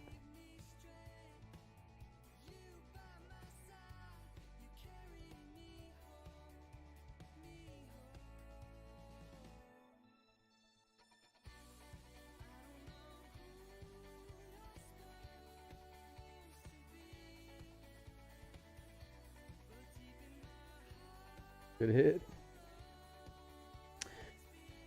Kane's going to have a look at this one ball finally after a back and forth safety exchange between these two players.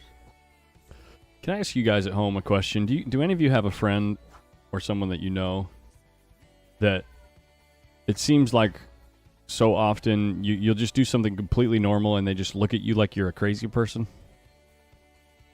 Can you give me an example?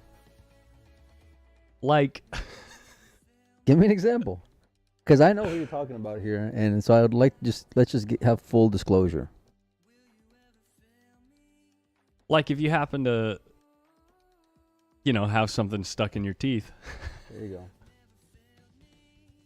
go. And you have a tool to remove it. Such as? Floss. Yeah, you know what they got Look for at that? Look this. at that cut. What do they got? A Floss. bathroom to go handle that in. Okay, not where we're sitting here doing commentary. Okay, and I look over and you're just doing work. You know what I mean?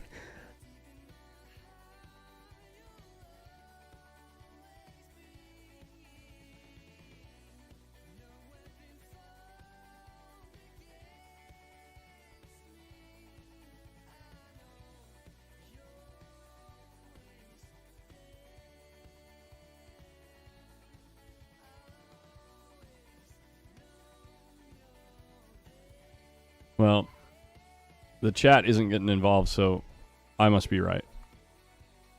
Yeah, clearly. Yeah.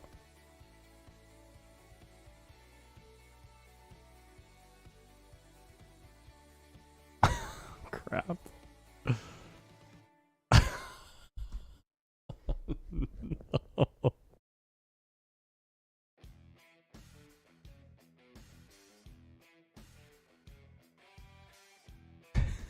The only guy that's on my side in the chat is named Currently Blazed.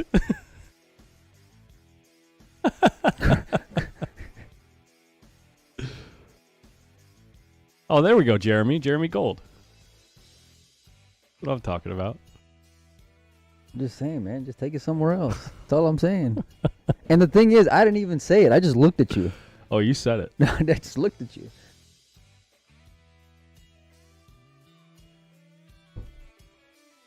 He goes, "Why do you gotta look at me like that?" My man, Billy.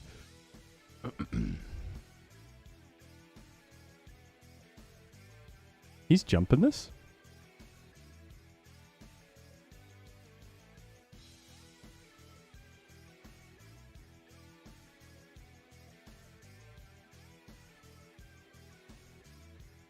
Cue ball. Is that a little scratcherino? That's what it looks like.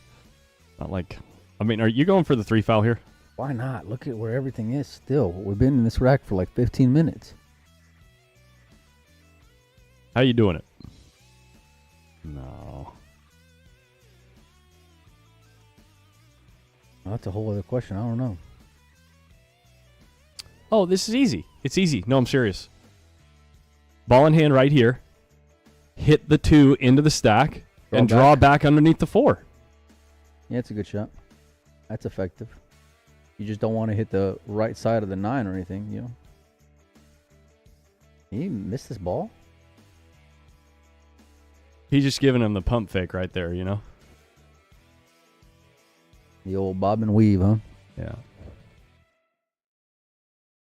The only guy, the second guy that was on my side in the chat, his name is Nobody. So nobody said, hey, I was on your side.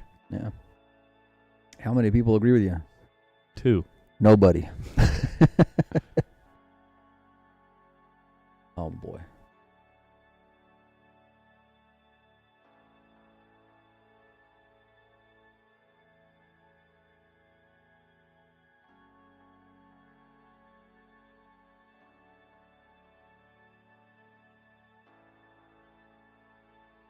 Look at this cue ball. Look at this cue ball.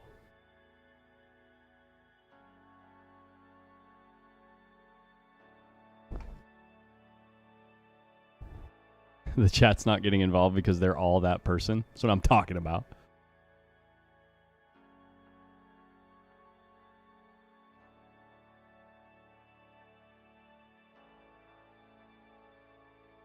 Can we get an update on Sophia and Savannah here?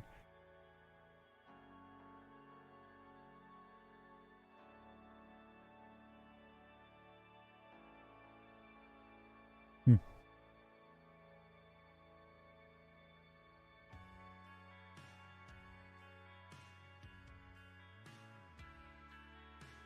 Three. 3.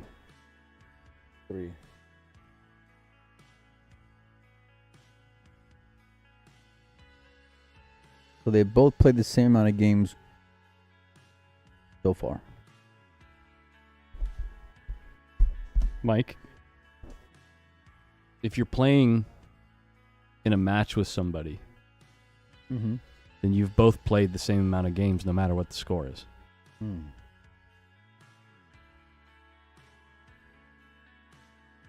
They both won the same amount of games so far because it's 3-3. No. I'm talking about the two matches, not the two players. 4-2 here, 3-3 there. That's what I'm talking about. That's why you got to be more specific with your pronouns, man. They? Who? Which they?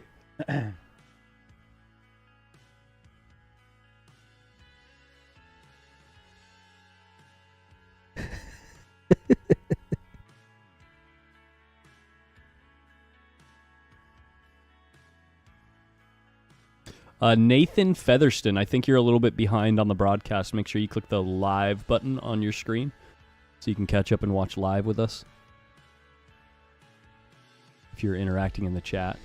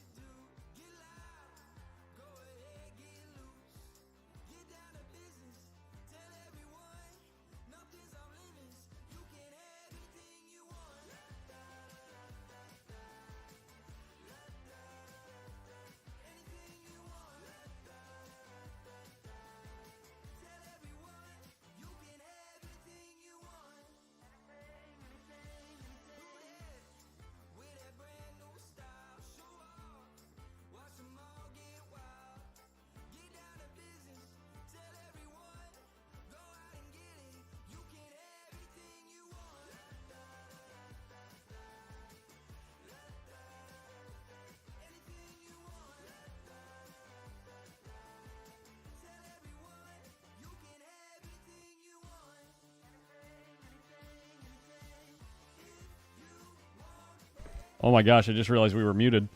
We were just talking about how we can't believe this rack, guys, has been going on for 18, going on 19 minutes now.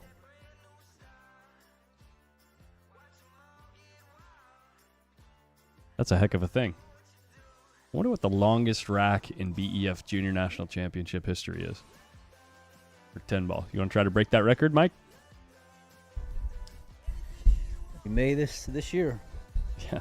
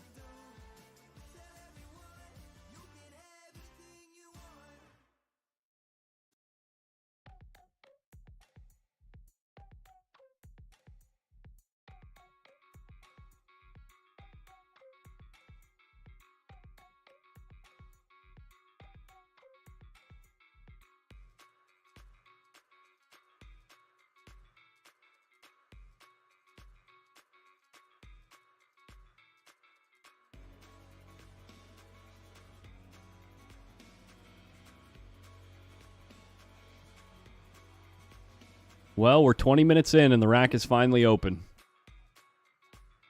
You think he's out?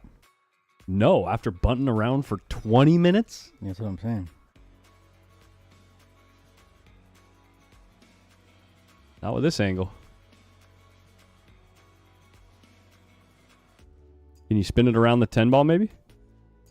Oh, he's just going to take a long shot. Smart, because then you can get to the other side of the 8.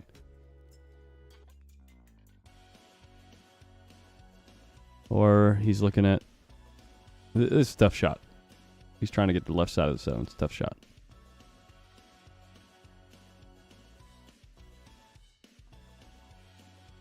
Yeah. Mm.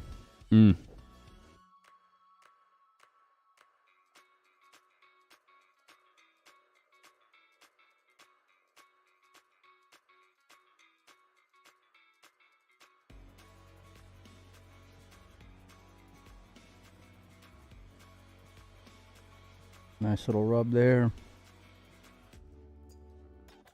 And the rack that was never going to end. 22 minutes in.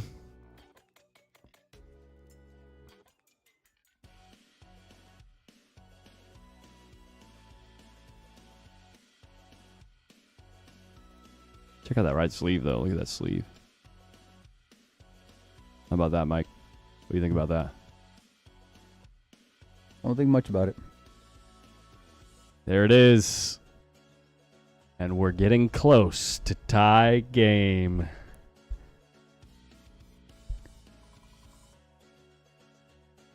Just what I was rooting for. Yeah, we wanted to go hill. Yep.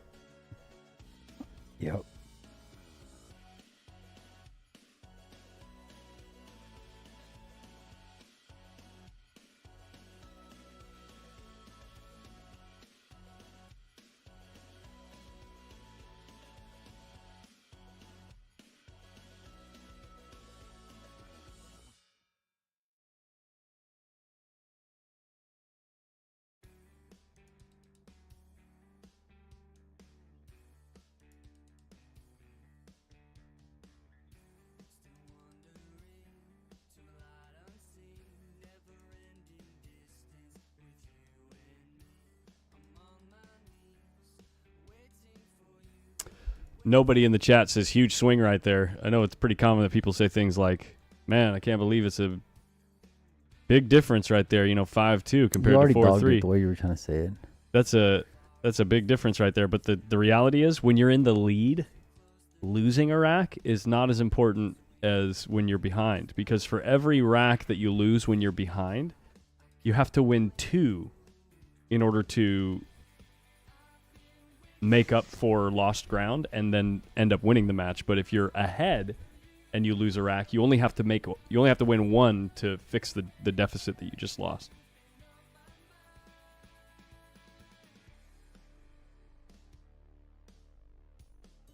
Cool story, bro.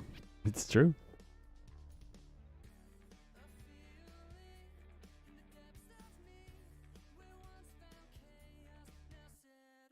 We got an open rack here.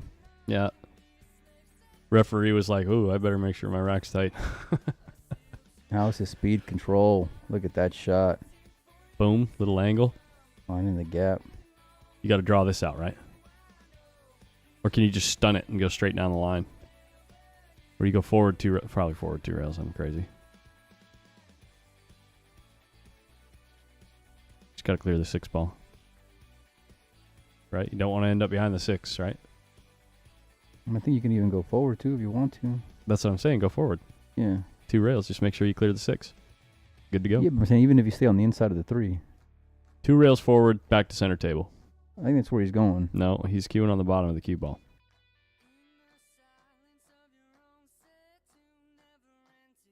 He'll end up going forward.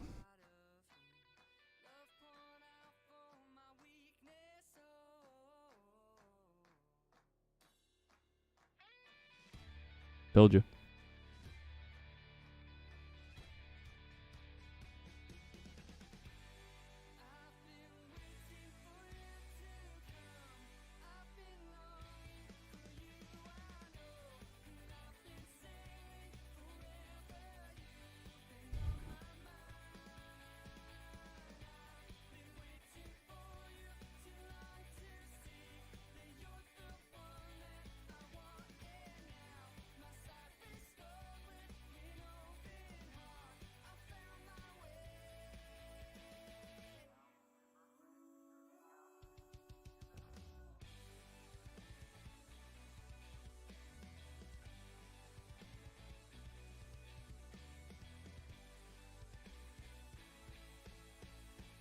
Nice follow through.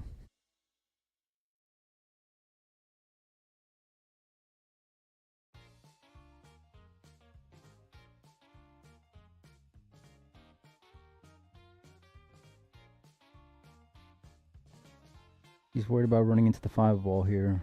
Wonder if he can just draw out of it.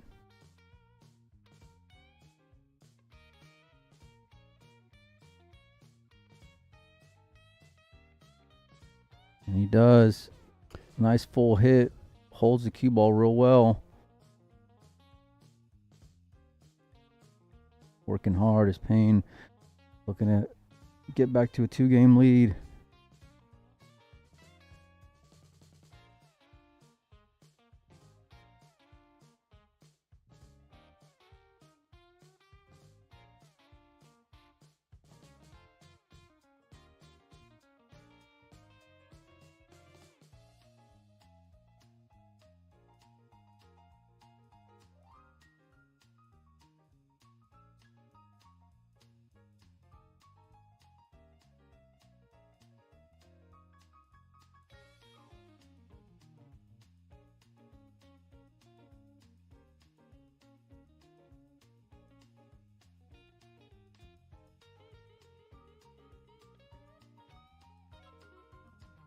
I wonder if he can run into the 8 ball here to hold it. I say you play this with inside, go back and forth. The inside makes the pocket bigger. You're cutting across the ball in a way that makes the pocket bigger. You go into the 8. If you go too fast, I think you can get a good full hit on it. Woo!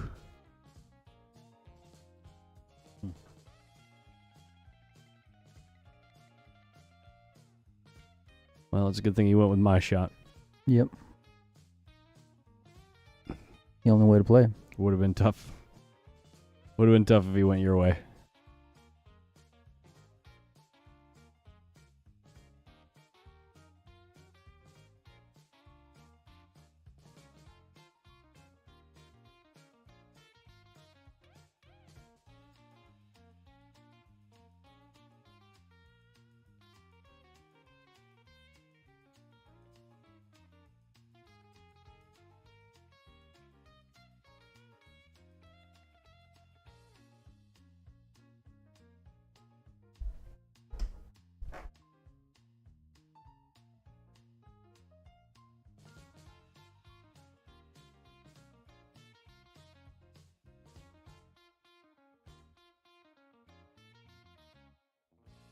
Break and run from Payne McBride.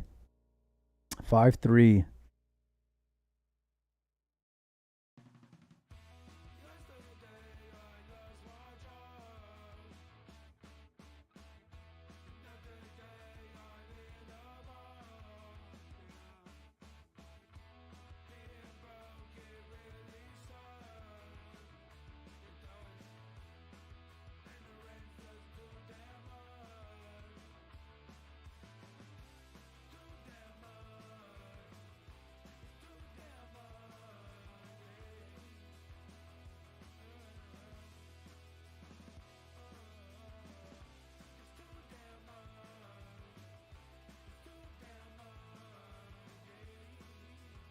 Four over there.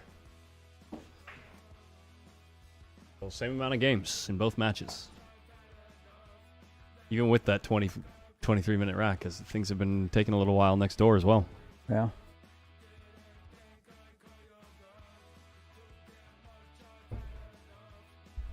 Well, it's a good thing we got all day.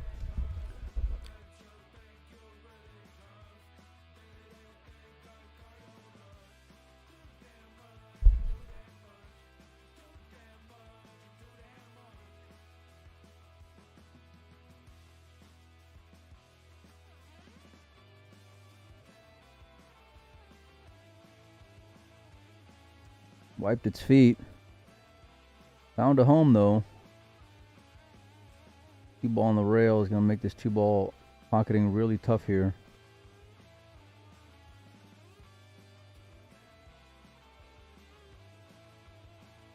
He's calling it. Wonder if he's just going to play safe here. He's been playing real conservative to this point. From the very beginning. It's been paying off, though.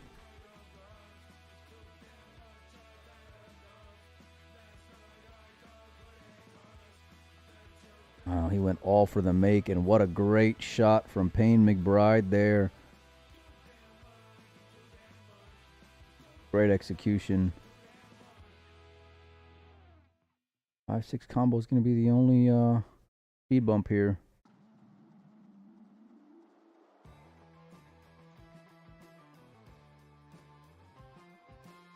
See how he goes after it right now. He's got an angle here on the 4.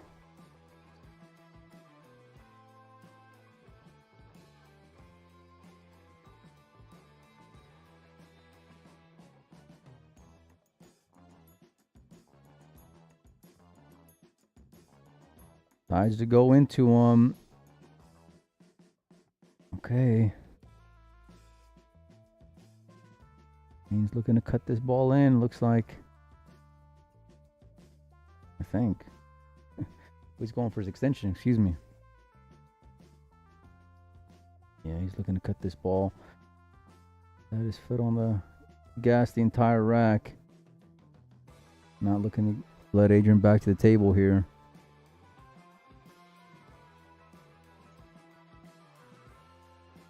Payne will be breaking next, so if he can finish this off, especially following the break and run he had on his serve, be huge in the match.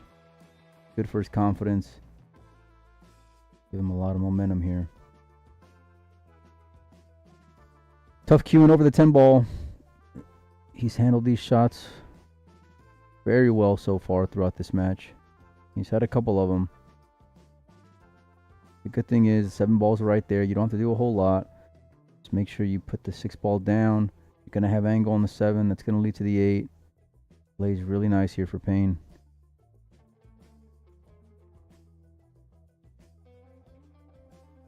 Oh, and just as I said it, he overcuts it. An opportunity for Adrian. Price, he just didn't roll it there.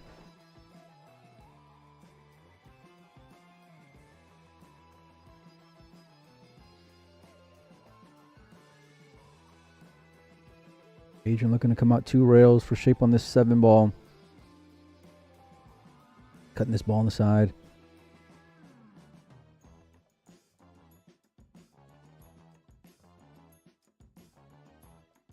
Smart shot. Well judged.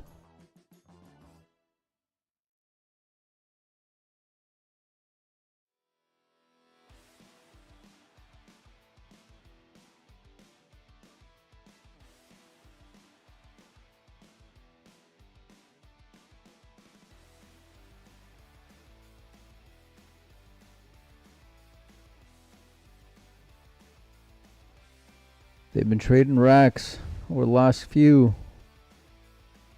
Last 3 racks have gone 1-1. Adrian's looking to get it the favor there.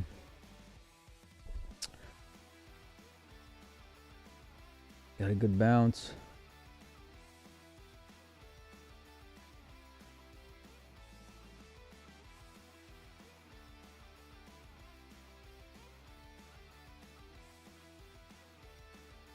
He's far from out of it. I'm looking to make this a 1-game match.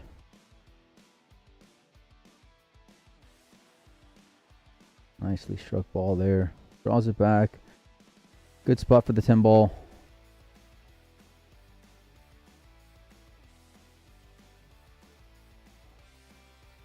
Not taking anything for granted is Adrian. Making sure and finding his spot. This 10. There it is.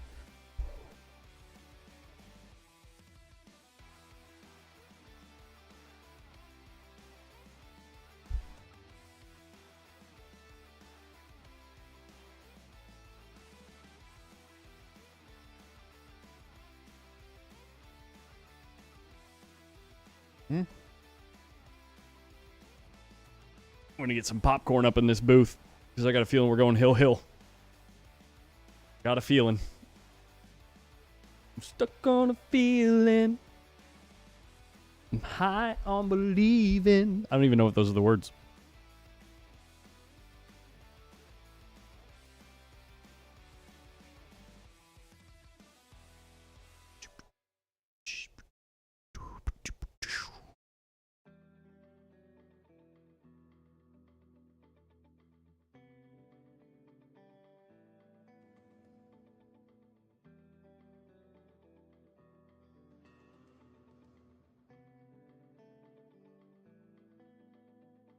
Really winding up here. Holy smokes. But they all end up tied up together. No. No. Mike's just not like this. No. Not again. like this. Not again.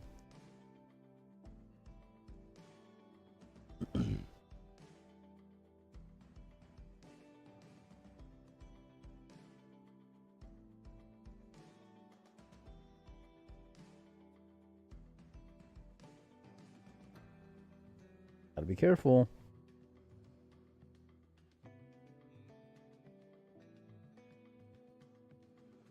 Seriously, Adrian? What are you doing?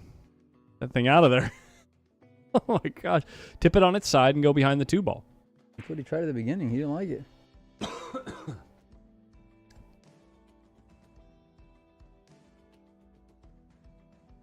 Gonna get his extension out? No, he's just going to play safe.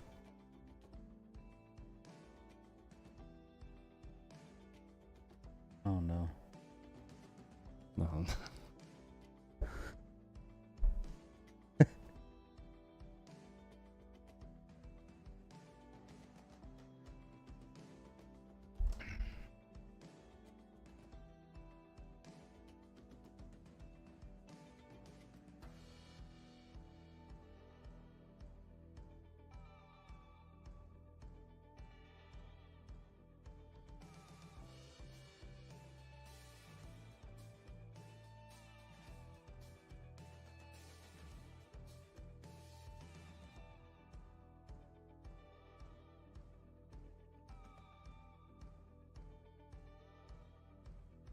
Great shot from Adrian.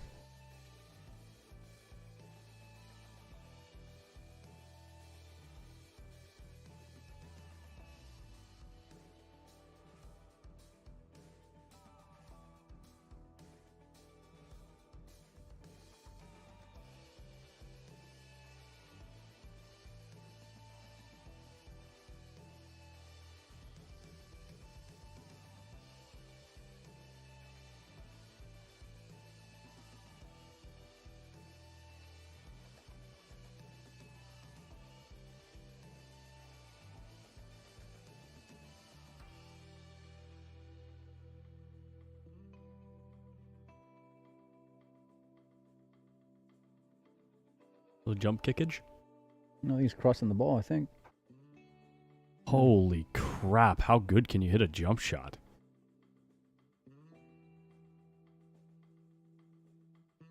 Board ball's tied up. I'm starting to have little flashbacks here.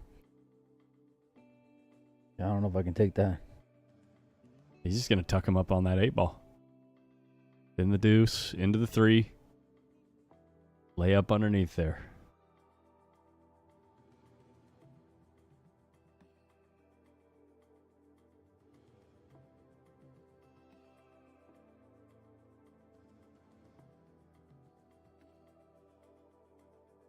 Small ball to hit with the 9 in the way. Off the right-hand short rail. Long rail.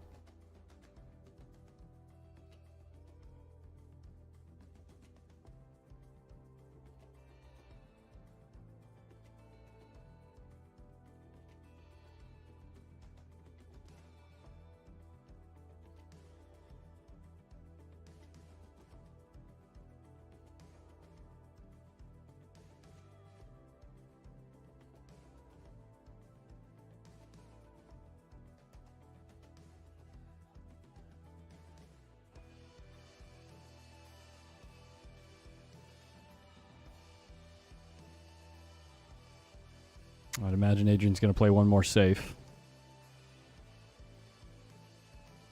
Draw back behind the 8. Nice shot. This is smart.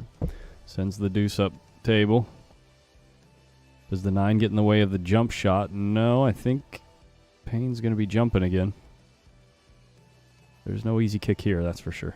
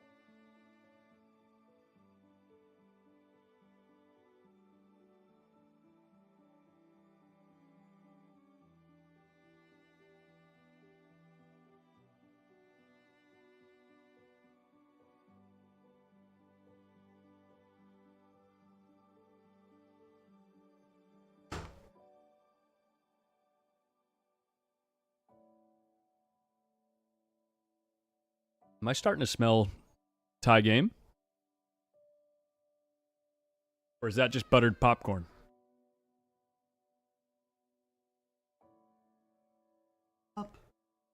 Shane's showing off that he grabbed a Mountain Dew that we've had sitting in the back of our booth. For like 5 days. Yeah, and he shows it off and he starts shaking it. I'm like, you're going to open that thing in just a second, man. What are you doing?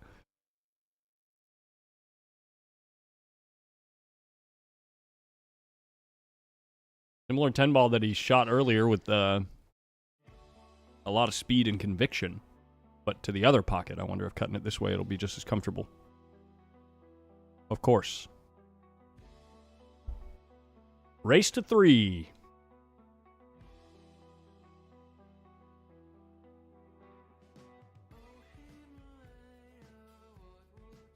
I'll wake you right up. Here's something to chew on. Mike's struggling.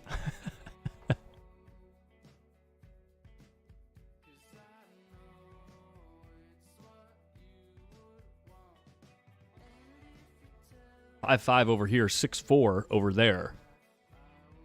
Sophia Mast in the lead, 6-4 over Savannah Easton in that final.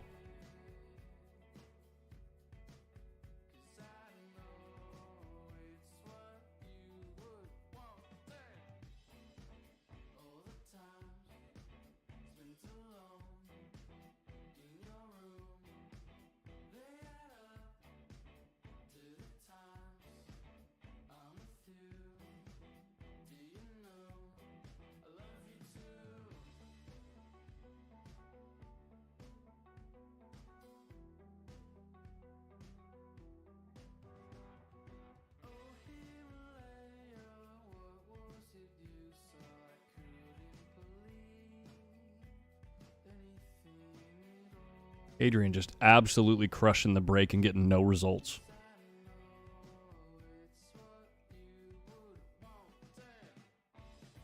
I don't know about you, Mike, but I think it's time to duck and cover underneath that. 2, 5, and 8. Yeah, I mean, that's what got him the lead. Start off the match. You might even be able to play it as a two-way, but it's really tight. That's what he's looking at. Is he looking to come back and forth with the cue ball here?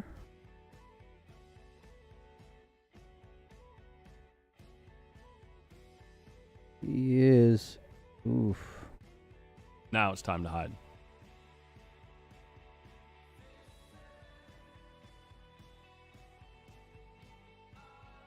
Just cut the two perpendicular, like to the rail, like cut it straight into the rail, and stop the rock, and the cue ball will drift right behind the 5 and 8. Cue ball will end up maybe close to the 4 ball. Gotta look out for the double kiss here. Gotta cut it enough. But it's just a stop shot. Don't try and go forward and check it with inside. It's just a stop shot. You want me to tell him hold on, to bring him back here? Well, I mean, this could get... See the cue ball sliding away? You see that? Yeah, but I think that's all you could do, just given how close the two ball was. It was right in that like double kiss kind of zone. Playing the stop shot actually gives you more room to work with. I'll show you the shot later. According to you, you got like 80 shots to show me this week of how great you can hit them. I'm telling you, it's easy, man. Yeah. Yeah.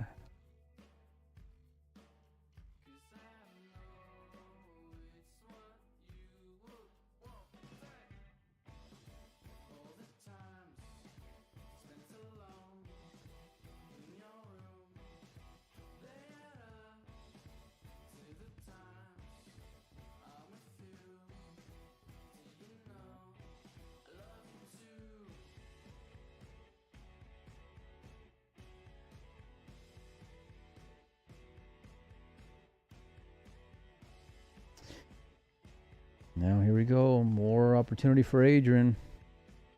He's won the last 2 racks here.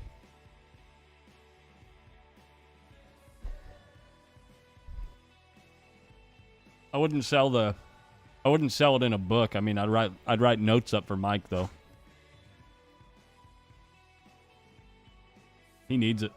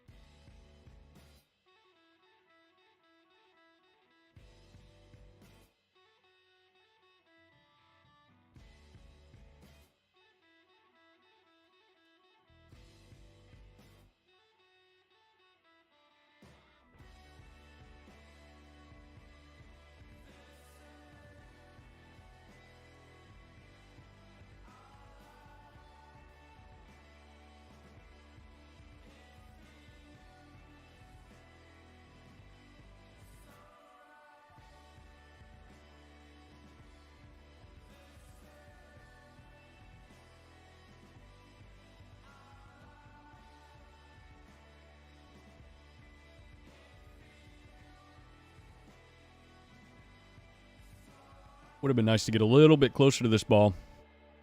But I think he can... What's he doing here? He's thinking about drawing the rock. I think you got to cheat the pocket and go forward 2 to 3 rails. Yeah, like that. Just like that. Oof, but no bounce right here is brutal.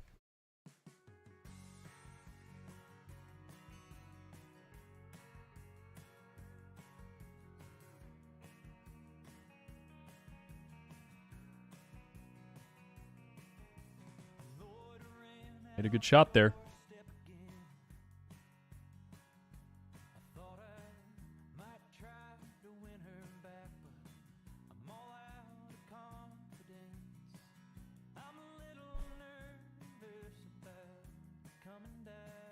And decides to play safe on the 8, I guess. I'm assuming that's a safe. He didn't even threaten the pocket. But man, this is some good popcorn. It's fresh out the popper. Made it like right before I got it. You want some? Get in there. I'm good. Thank you. He's over here trying to turn into a monster.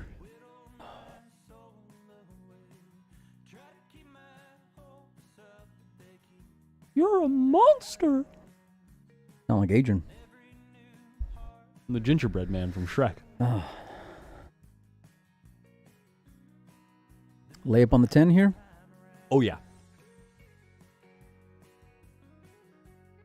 You got to judge it well. Doesn't want this to bounce too much. I think he hit it absolutely perfect. Doesn't want it to bounce too much. I mean, he had it bounce right into that 10 ball. What a great shot there from Payne McBride. That is a game-winning shot. Adrian's going to need a freaking miracle.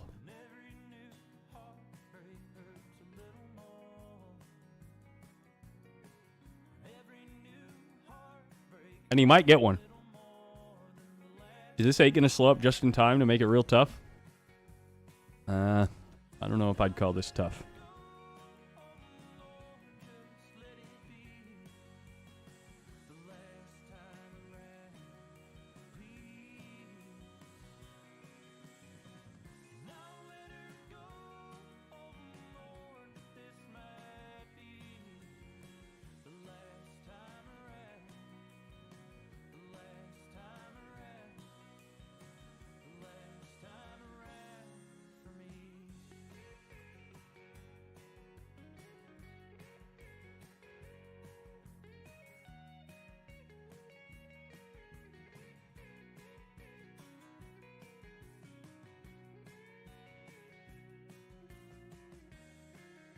I might call this tough, though.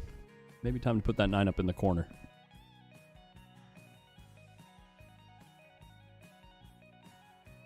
Or you just try to slow roll it in the side. No chance playing this in the side.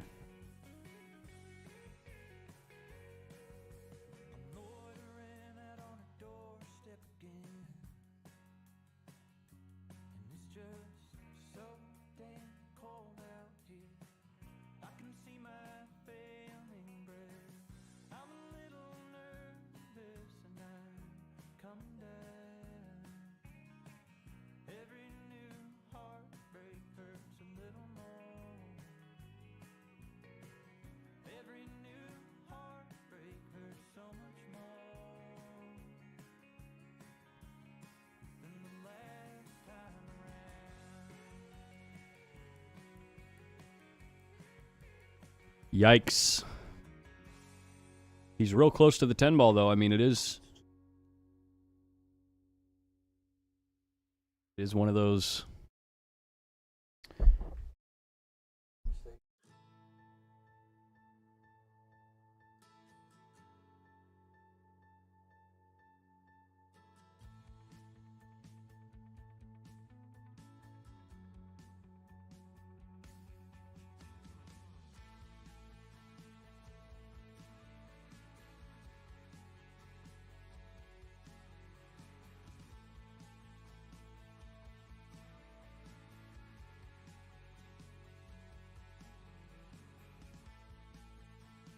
Payne trying to play the back and forth safe, and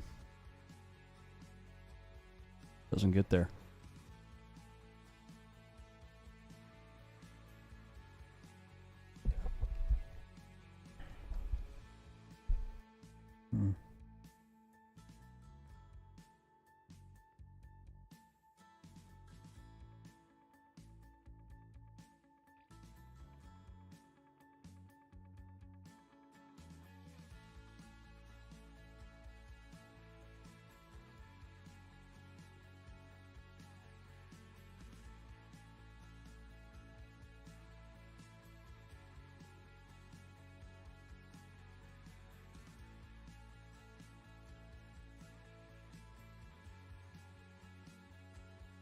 Adrian takes his first lead of the match at 6-5.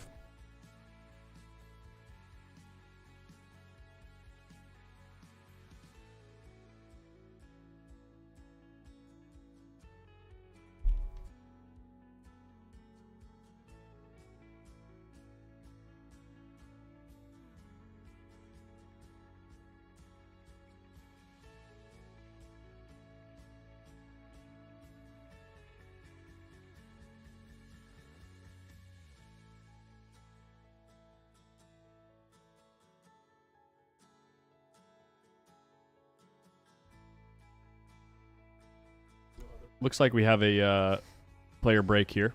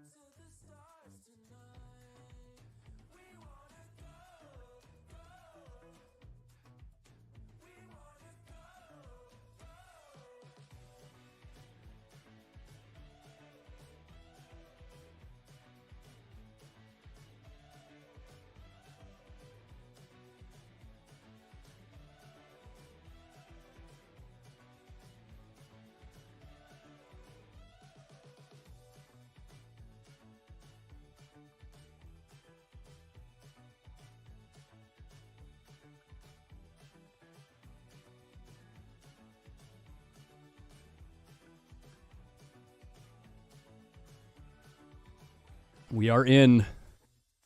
Shane McBride in his first deficit in the match. Oh. Take a second. Jock up again.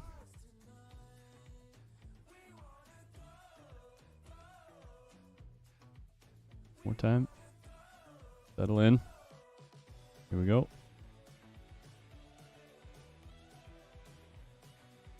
Winding up. Crack. The amount of dry breaks on this table is absolutely wild.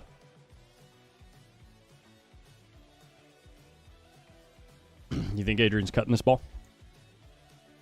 Take no prisoners? You think Sweep the leg. You think he's burying him? And the safe lays real good. Yeah, either way, it lays good.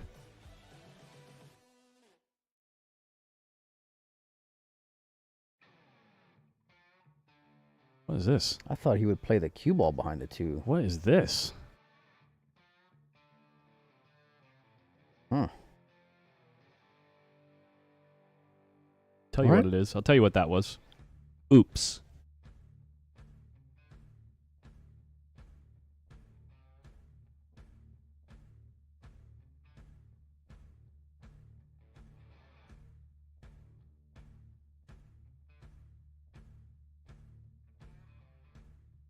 Is Sophia Savannah 6'6" now? Yeah. Is it? That's what someone in the chat is saying. These are not the last two matches of the day. We have a final for the 18U boys 10 ball and a final for the 16U boys 10 ball. And what? Oh, and we're going to have a 14-1 final. On the TV table?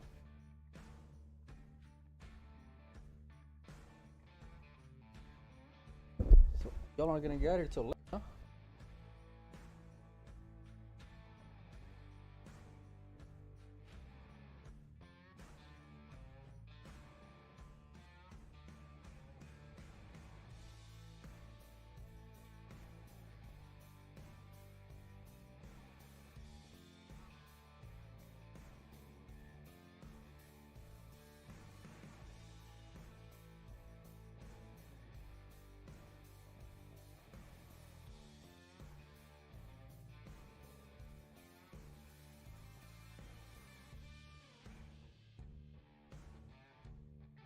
Did Adrian play the 22U 10 ball final? No. One of the player that was coming off the one loss side actually had to leave town. So Adrian ended up taking first in that bracket by default.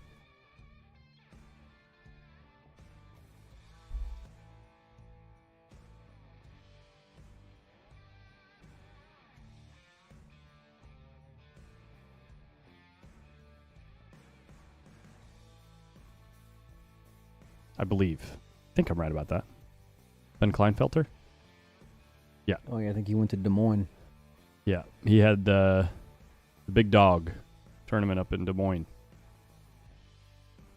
He's from Iowa, right? Don't know. I think he's from that state. And so he had been planning to play in that event.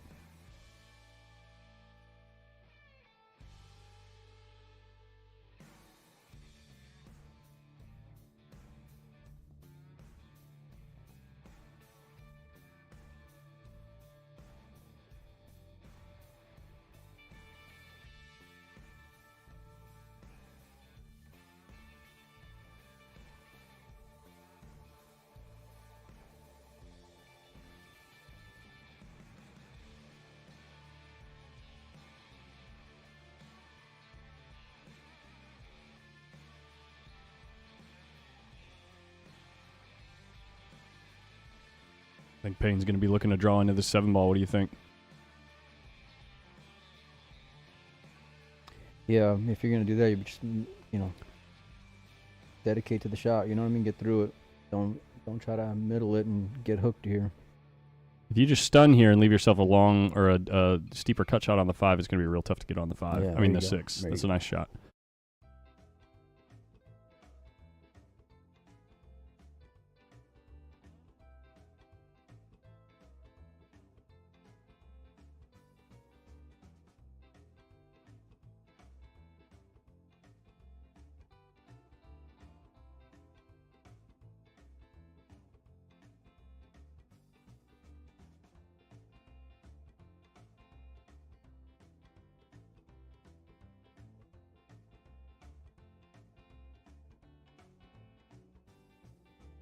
Yeah. And the good thing about the drawing into the 7-ball right there is he cleared space to work with the 6-ball.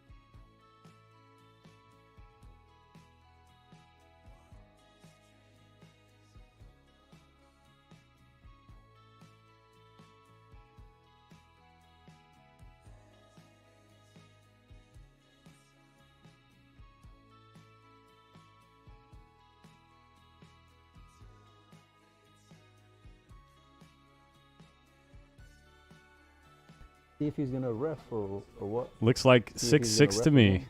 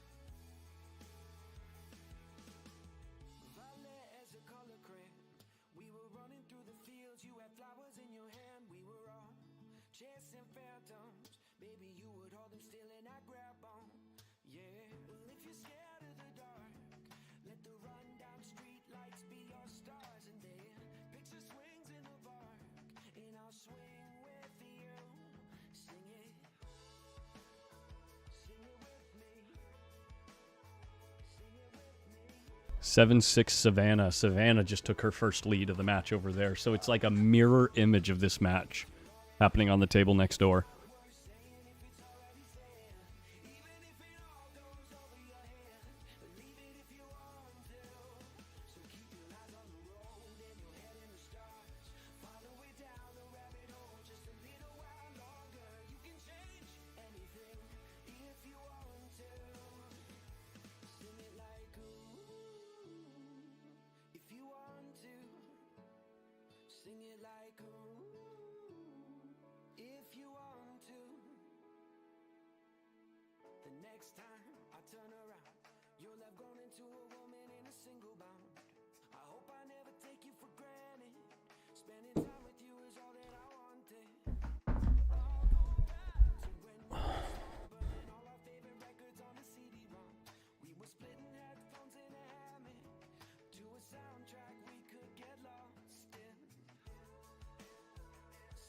Two ball trying to scratch, but the one ball ends up by the top left corner. Is that another dry break? It's all about this 3-ball here, Collins. If Adrian can get to it, what he's looking at right now.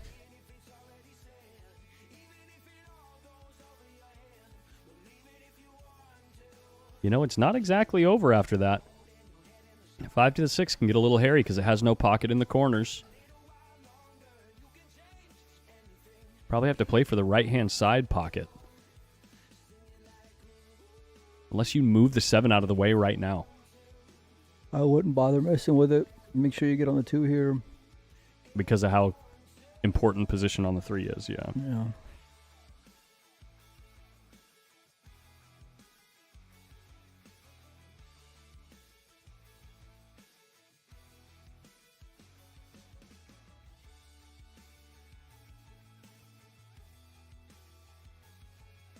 I don't think he's going to be in love with it, but I think he can get there. He's really good at like these flat, just punch shots, you know? Yeah.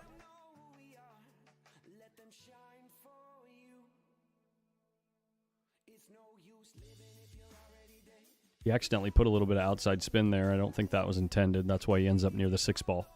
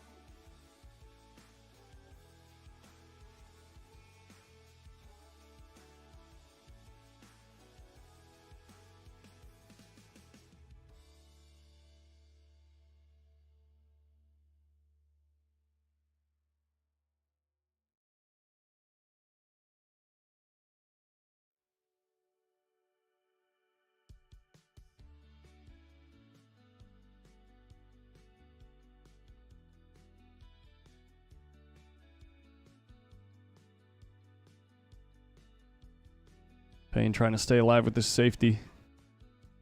Lays it up nicely on the 4. 9 all the way down table. The 3 all the way down table by the 9.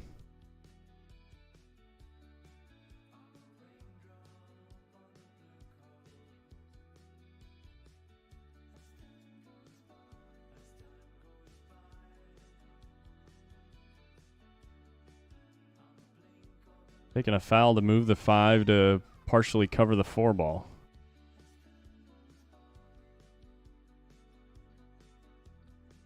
How are things looking over next door?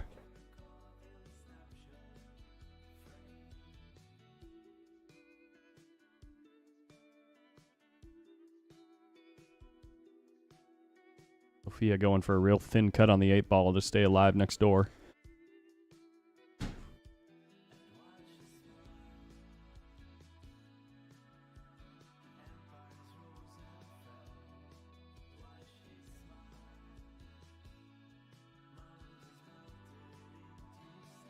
Funny angle here.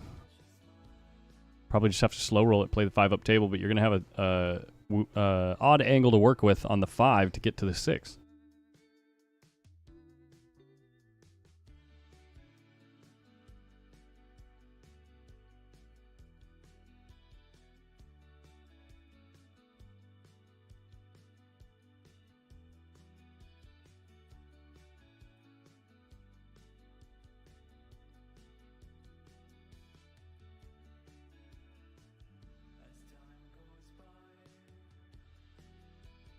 What he did.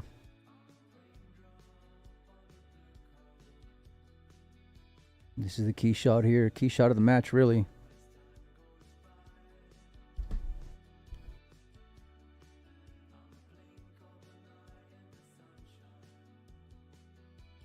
To force a deciding frame. Transition is not going to be easy.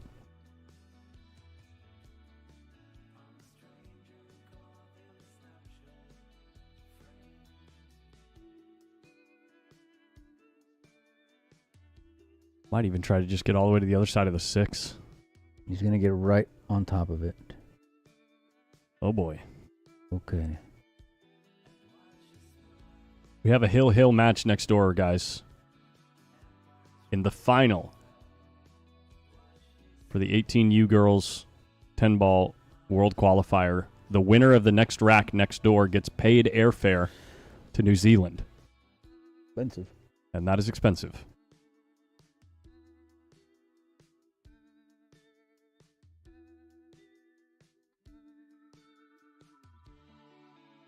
I wonder what he's trying to do here. I wonder if he can just chip behind the 7-ball. He's trying to use the 8, trying to use the 6 into the 9. Oh, no. Ooh. Oh, no. I think he left a full look at the 6-ball, and Adrian can really, really pin you back there right now, I think. What's he looking at make sure here? that 6 gets out of there. He wants to bury him.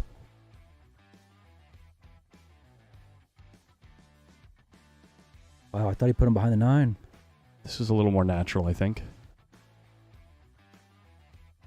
Payne's going airborne. And so are we as we briefly check next door. Looks like Sophia taking a little break as she gets to the hill.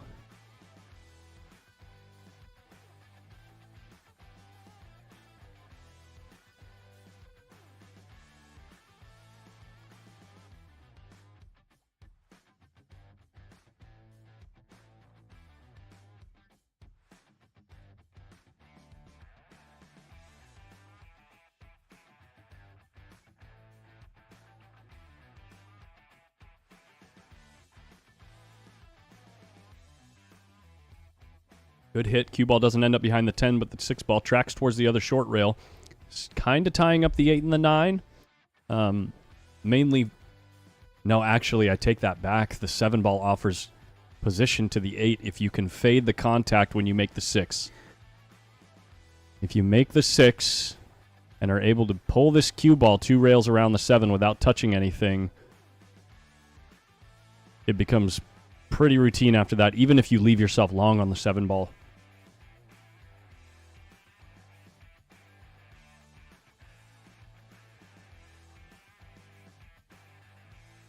This is the whole match right here. Made it. Doesn't and touch he the got 7. on the 7-ball. What a He gets shot from perfect on Adrian the 7. Prasad. I believe he was down 5-2 at one point.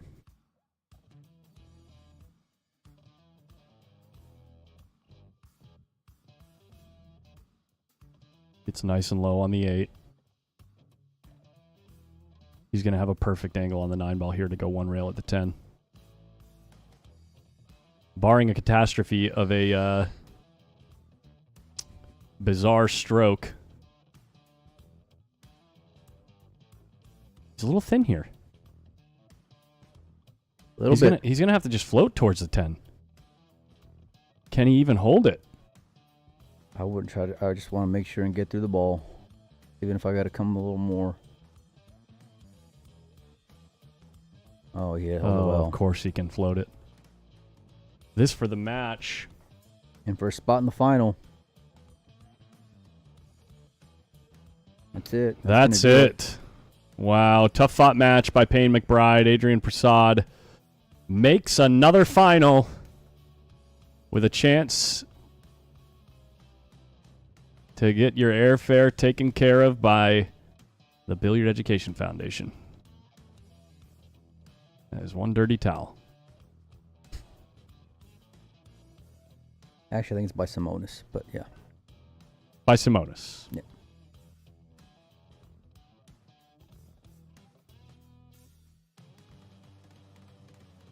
Let's see the rack over there. Oh, yeah. Hill. That's a great idea.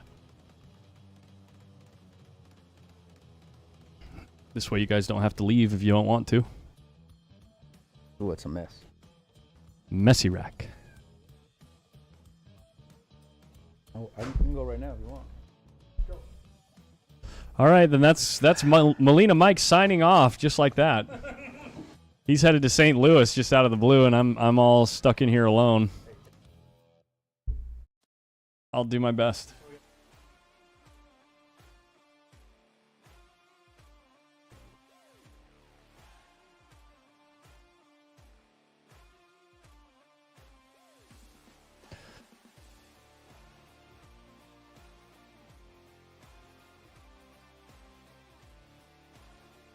This rack is Hill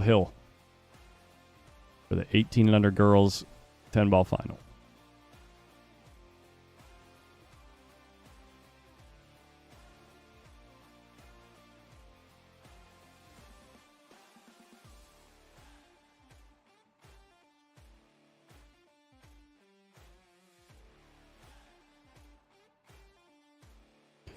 Dude, Corey, next week is going to be a blast.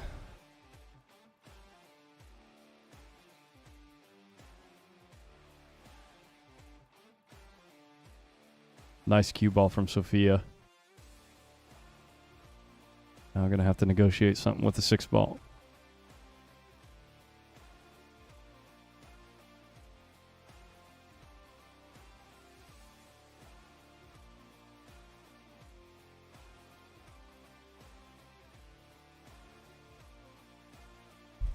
Well, not the worst time to miss a ball in this rack.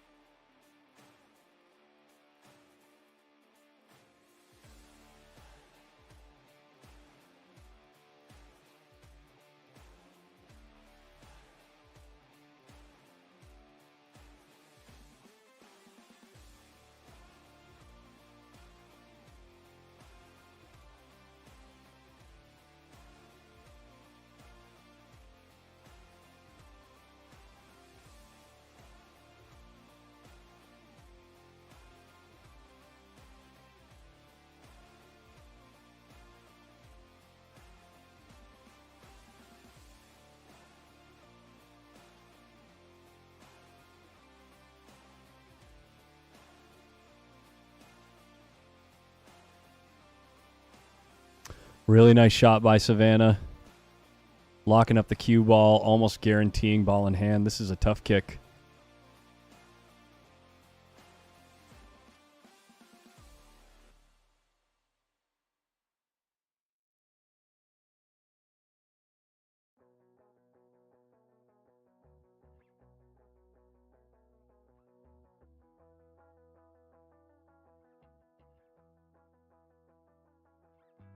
Good contact, but sells an open shot on the 6-ball.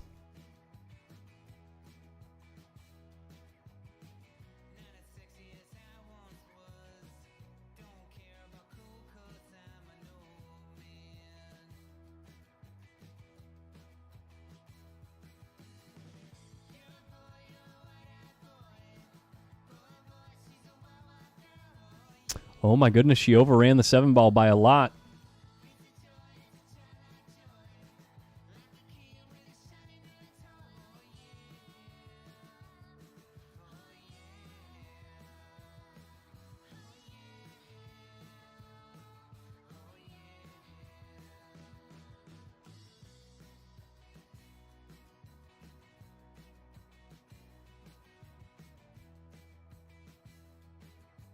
No, she runs into the 9 ball and leaves no look at the 8. We have drama.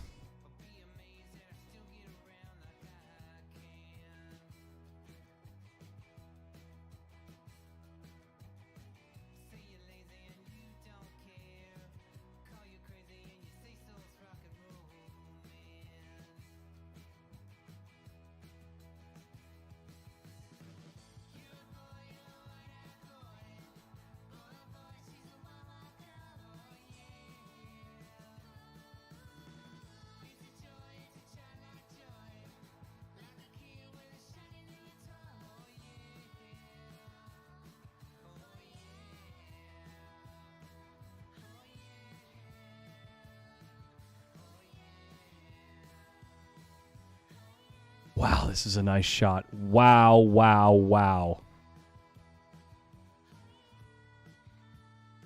Controlled the 8 ball fantastically.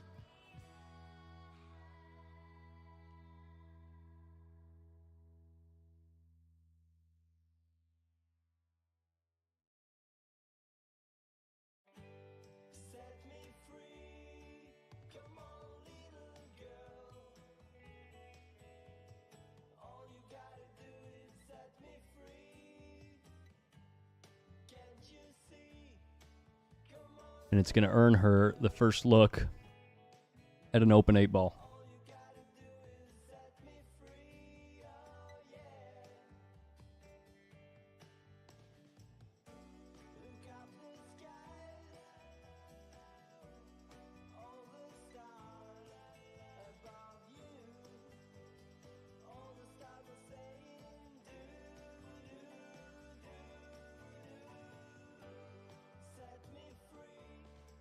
Made a good shot. Headed towards the 9. He's going to be moving away from the 10 now when she makes the 9.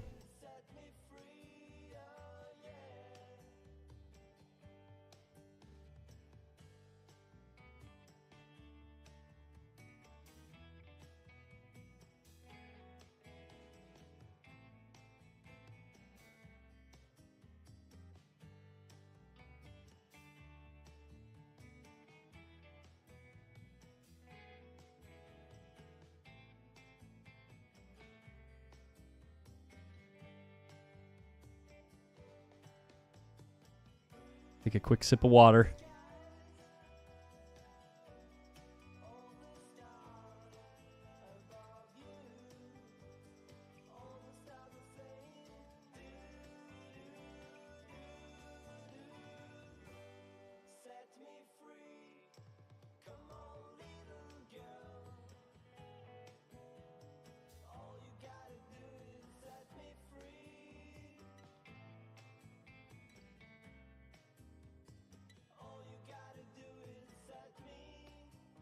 Oh no, and she bobbles the 10, an absolute heartbreaker.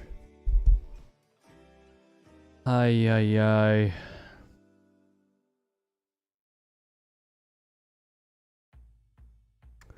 I can tell you, Savannah's going to take that one really hard.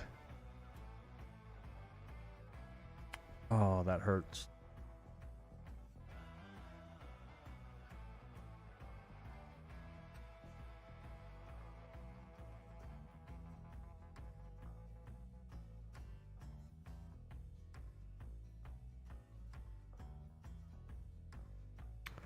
Obviously not the way you want to win or lose a final, but Sophia put herself in the spot to take advantage by holding tight and playing a good set. Yeah.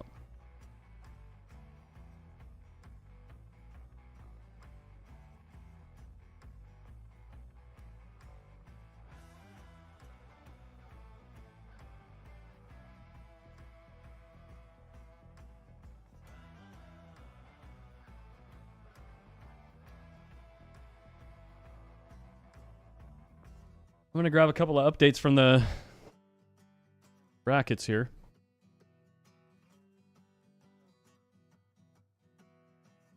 Looks like Caden and Jameson are still playing out there.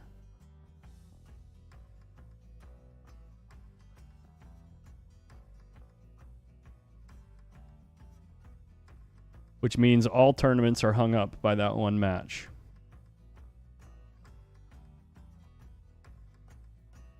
So I'm going to put you guys on mute, and I'll be back when we have an update to the action.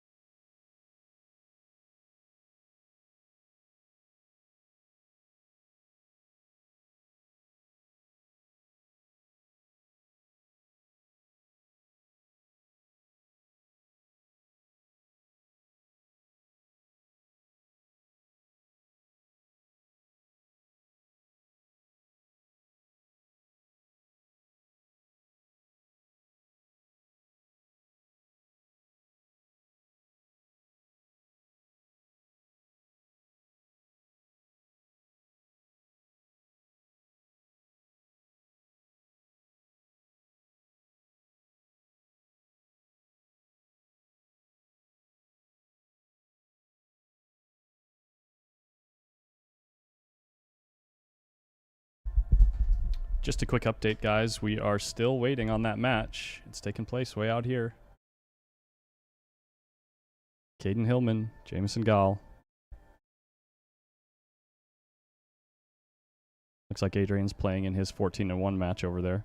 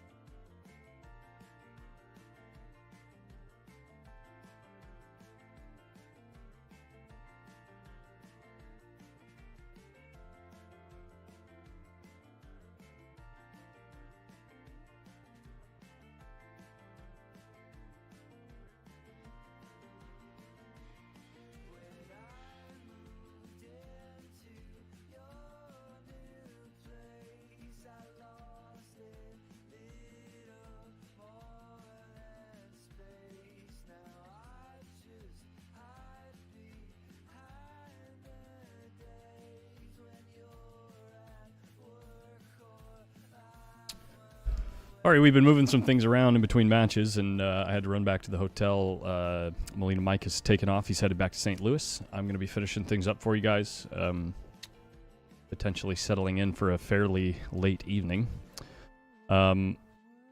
Looks like the race here, just getting kicked off, is 1-1. Caden Hillman out of Wisconsin, Hayden Ernst out of Kentucky. And we have Caden Hillman in both brackets, actually, in both semifinals. So, got a little bit of a bottlenecking going around. A good performance from Caden Hillman. We'll see how things go here.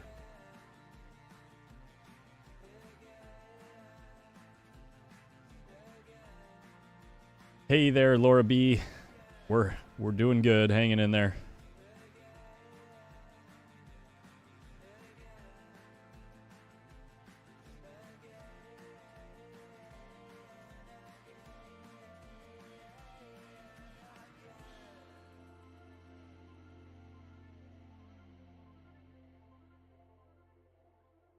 If I were Hayden, I'd be locking him up again. Just pinning him right on that 4-ball as best as I can. Because that 5-ball's tied up.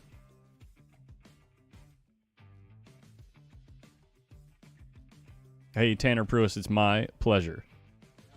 It's always a long week coming out here and doing events like this, but it's kind of nice to live in an alternate reality where pool is the only thing that matters. Get away from the day job. It's been fun.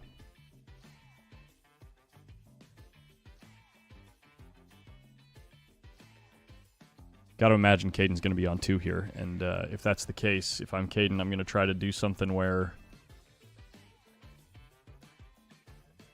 Well, you'd like it to be tougher for Hayden to play safe on the 3rd foul.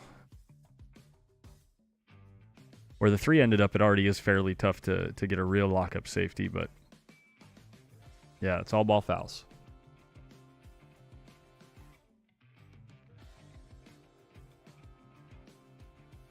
Oh, yeah, right on, Tanner.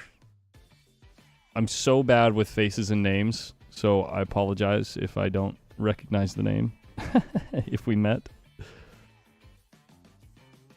It's really difficult to keep track of everybody.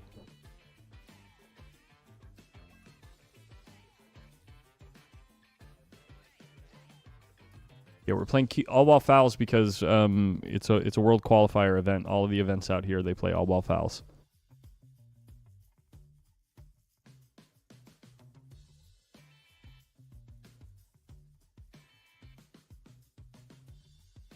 Really good effort here, but it's going to go short. Now Caden is on 2.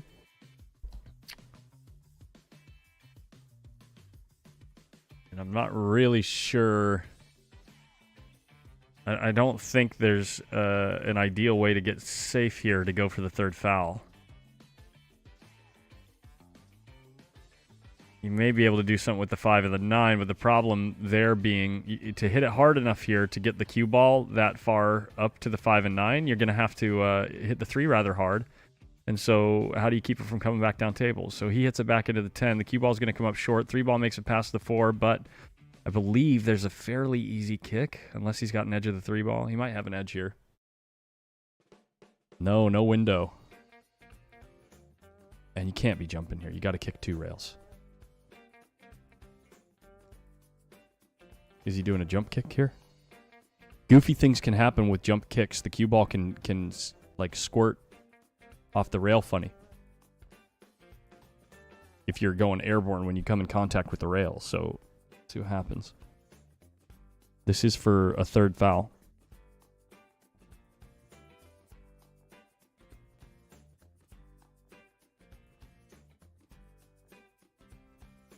And that's it for the game.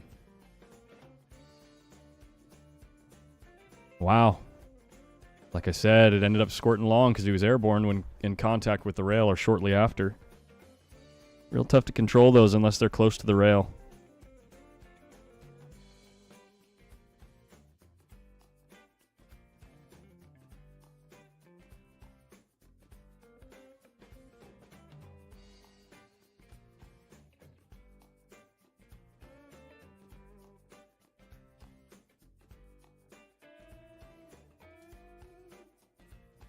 Keeping that arm loose. Look at him go.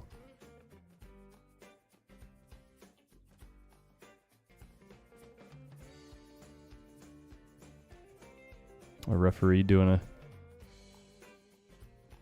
good job to keep the ball clean. Oh, I guess there was a fly on the table. Something. Hayden breaking from the rail. He's been putting his whole heart and soul into every break this week, and finally makes a ball. He's coming up dry on a lot of the breaks, but he made the three in the side right there.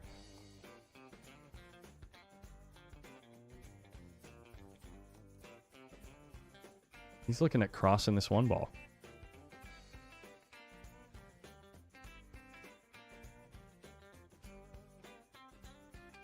Running his cue ball into the 8, I guess?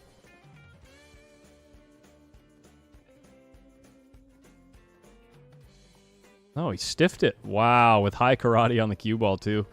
Unfortunate the cue ball died right there. Now he's back cut banking this.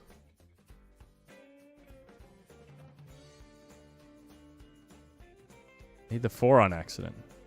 Still sells a shot on the 2.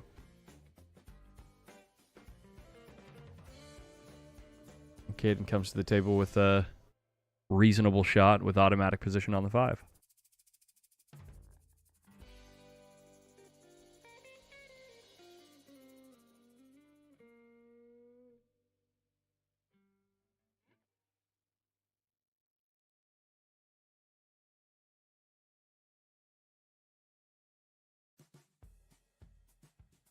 Overrunning the cue ball here towards the 7.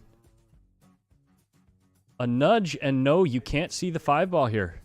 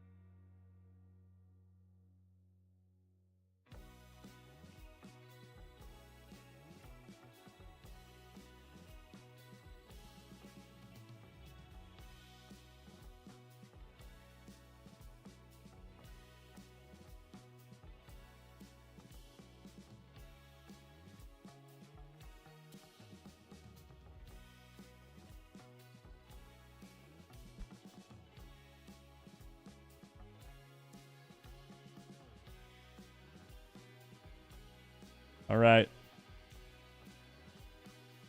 Sorry about that, folks. Again, organizing, making sure that we're all on the same page, talking to the other crew that's running the second stream on table 2. Making sure that we're all on the same page for matches moving forward. Caden Hillman to break, almost scratching in the side pocket, and the one ball trickles up to a open cut into the left-hand corner pocket. Hayden now just checking to make sure that the 7 ball passes the 8. I'm not sure if it goes or not. And the carom is certainly not on for the 8, so I wonder if he's going to try to run into the 8 ball right now. It's fairly natural to get there if you make the 1. No, I think he thought about putting inside spin the first time he got down on the ball, but wasn't comfortable with it. Now he's going away from the 3 ball. So straight. Gets through the ball so straight.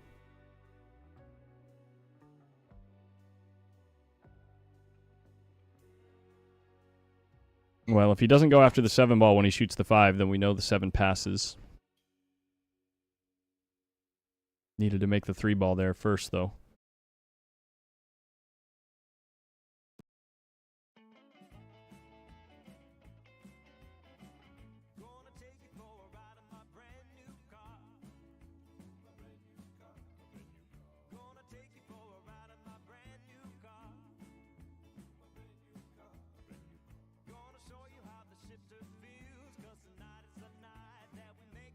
Now, Caden hasn't even looked at the 7 ball, so I'm assuming that means it goes. And that both players know that.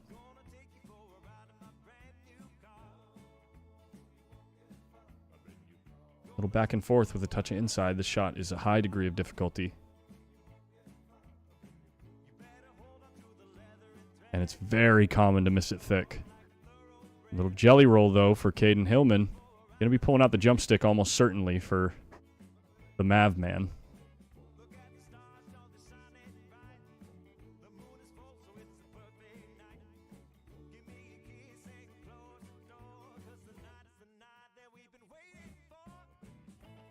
Trying to hit it as soft as possible to keep the cue ball here. Cue ball's running. I believe the 5 ball's cuttable from there, though.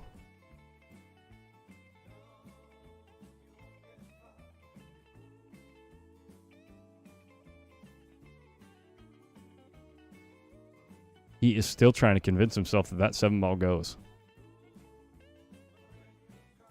You're not going to get any additional information from that side, Hayden. You're only going to be able to see from the side looking towards the pocket.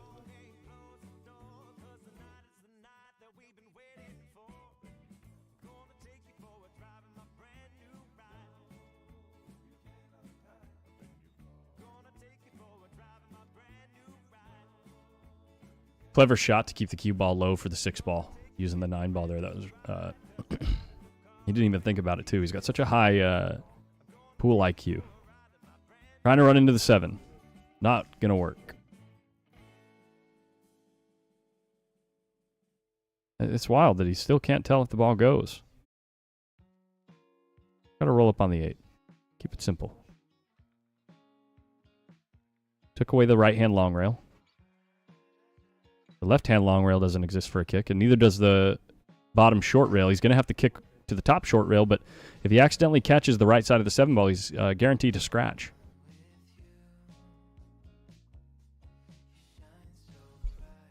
You can't be kicking. You can't be kicking this way. What is the plan here?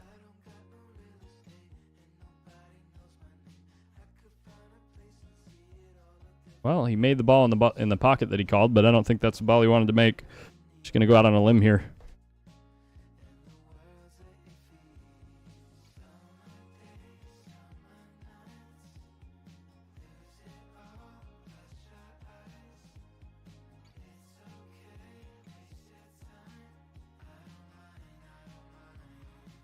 Yeah, this is the only way you can play the shot, just a cinch draw here.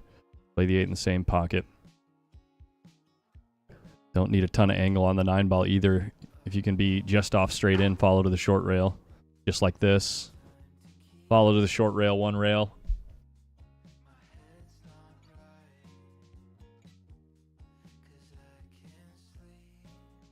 Oh my gosh, you got to hit higher on the cue ball than that, buddy. You hit like just above center. You got to hit the top of the cue ball. Not as if you can't make this ball. I mean, this guy shoots so straight.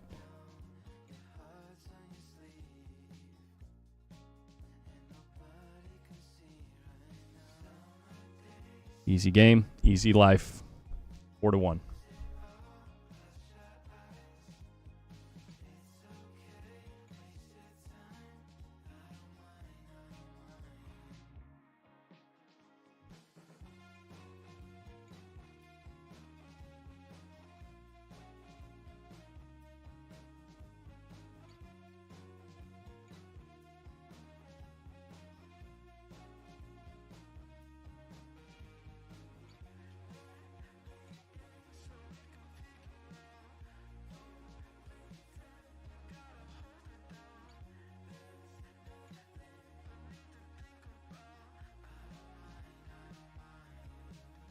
Oh my gosh, just every ball on the planet trying to shove that cue ball in the side pocket.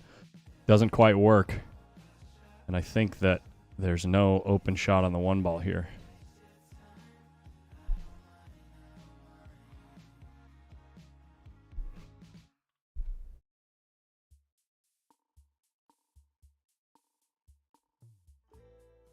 Who's going to be playing on table 2? We have a straight pool final between Sophia Mast and... Let me see.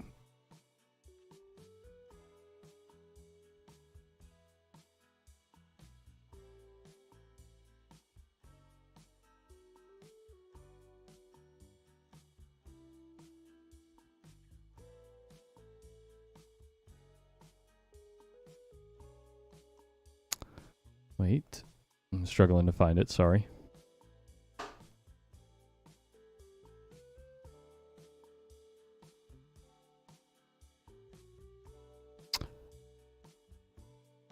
We don't have anything currently, actually, on table 2. We're currently waiting for the result from some straight pool matches out on the floor. Waiting for the result of the straight pool match between Sophia Mast and Jordan Helfrey. The winner there plays Savannah Easton in a final.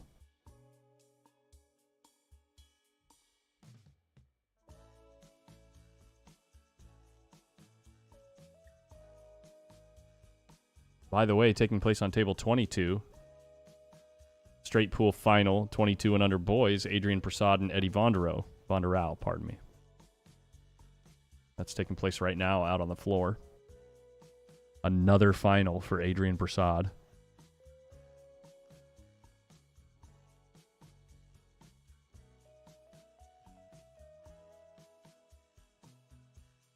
That's 4 or 5 finals for that kid. In the meantime, we've got Caden Hillman getting ball in hand on the 4-ball. It looks like he likes shooting the 5-ball in the left-hand corner pocket. I don't understand that decision. Yeah, you got to give yourself a nice angle here and play the 5 and the 4 in the same pocket.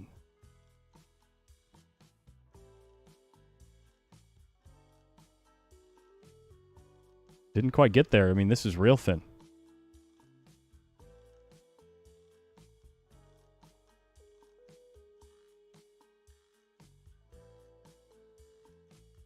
He's going to tuck him behind the 10-ball here. Playing all cue ball. The 5-ball is just going to go back and forth. He's not going to get there either. 5-ball really tough down the rail, jacked up over the 10-ball.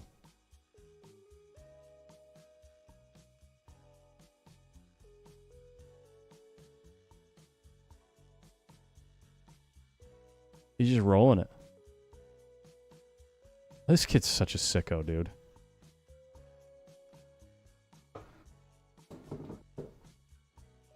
I can't wait to get back to Sacramento and just, like, talk to the boys out there. Have you seen how good Hayden's playing these days?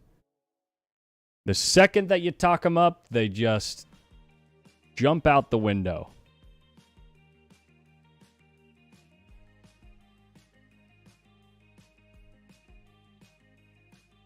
Adrian's on table 2. Oh, it's not 22, it's on 2? Okay. The bracket says 22, so...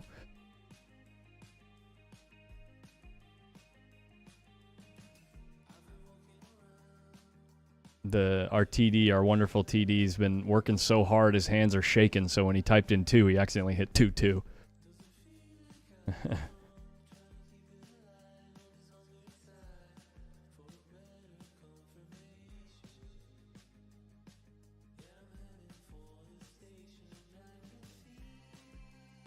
He's super straight here, but you can cheat the pocket on this in order to get the cue ball to the rail with a ton of right-hand spin. You can even get above the 9 from here if you hit it with enough right.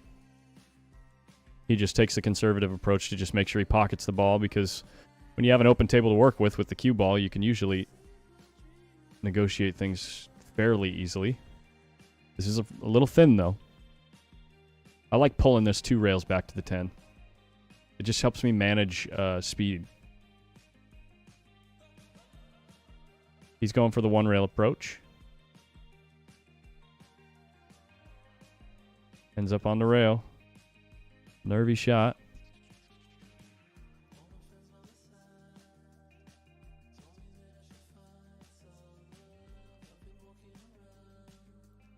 Puts it down. 4-2.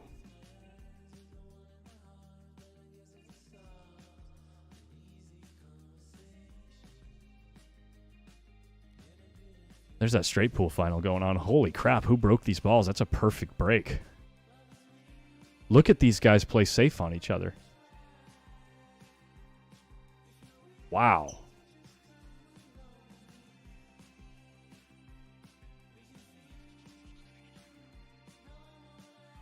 I just heard from our TD that Eddie's last match he won 75-7.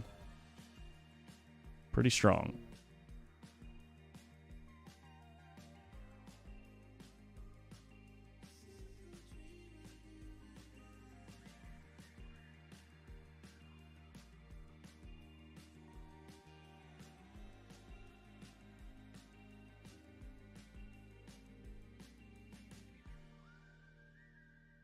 The amount of dry breaks I've seen on this table in the last 3 matches is absolutely bonkers. Nobody's making a ball. And it's not like we're playing on tight pockets either.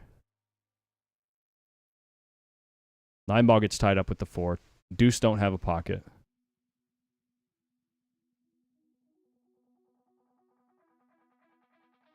Well, he's playing his cue ball like he has a pocket. Can he open this up if the 2 goes? No. Oh, the 4 was wired. How convenient. It looked like it was pointing straight into the long rail. A little bit on the wrong side here, though.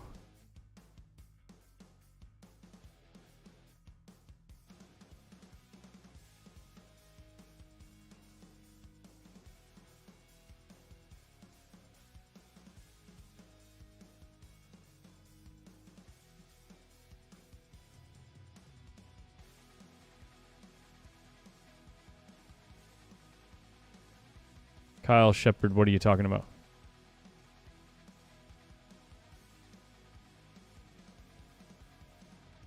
Just cut it back in the side. Kid don't even care where his cue ball is. He's just going to make the 6.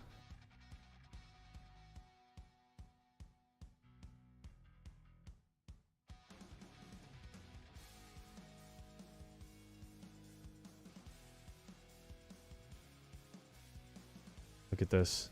Look at this. Look at this jelly roll. Woo! That is a cold roll if you're coming out of your chair. Hey, Hayden got on the 7 ball. Goes in the top left corner. Calculated 2-way.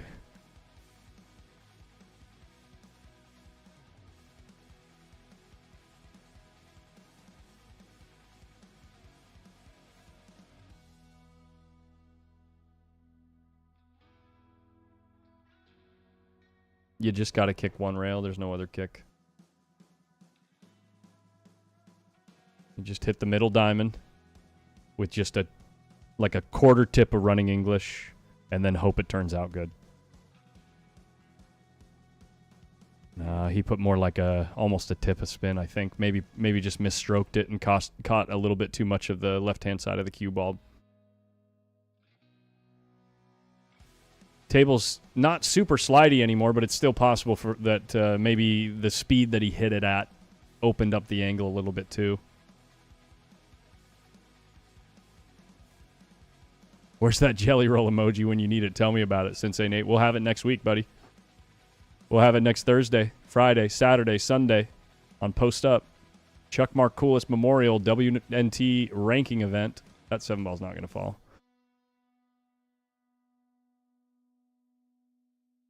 All the U.S. players are going out to hard times. Fighting for those points. They're all in Des Moines right now. Like back-to-back weekends for these guys. And he got on the wrong side of the 8 here, and it's blind, well, semi-blind, cutting this into the side pocket. Moving away from the 9 ball. I'm bummed you're not coming up, Nate.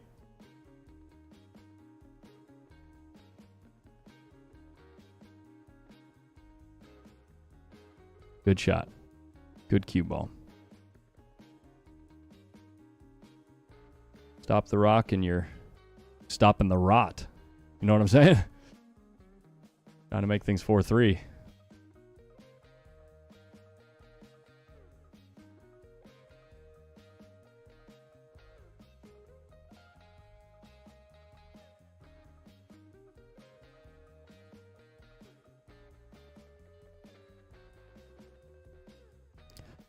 As far as being a cueist, I'm super impressed with Caden's fundamentals. The way he delivers the cue and how deliberate he is in his practice strokes and his routine it's definitely a fantastic foundation to end up playing some really jam-up pool in the next year or two. Unfortunately, not all of us can just rely on the God-given firepower that Hayden Ernst has.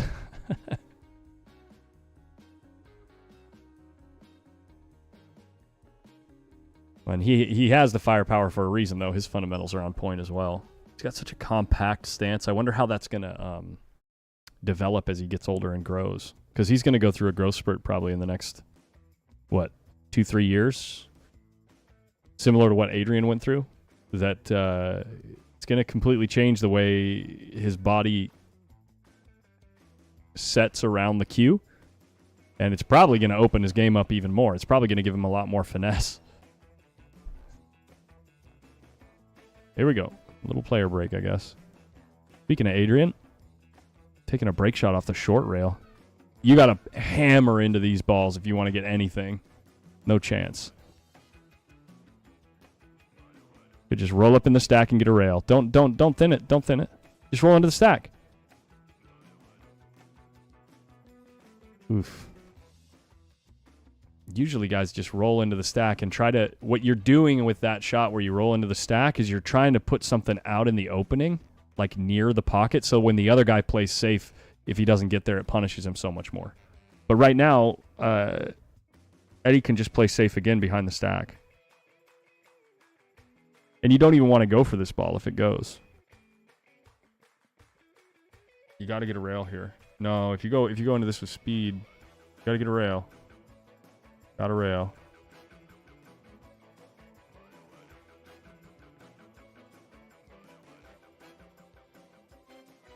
Okay. Eddie's in a spot. Got to play the one pocket shot, I think. In the stack. Put the cue ball back in the stack.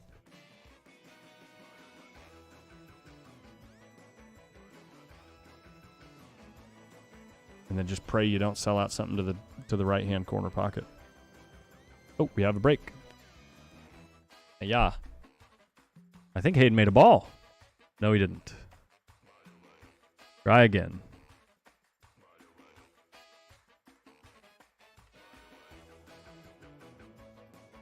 Ba-do-ba-do.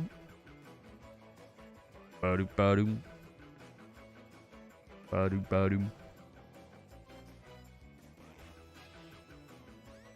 Big draw stroke. Doesn't get through the 9 ball. Has a really thin back cut. I think it's possible to to kind of float this in and get on the 3.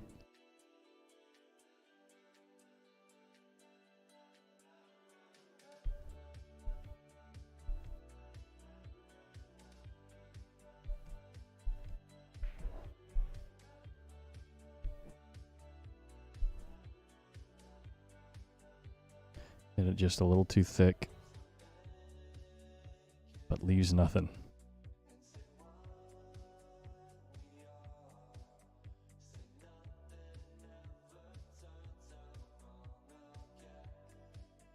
Oh my gosh. If he would have avoided that double kiss, who knows? That ball might have gone. It was close.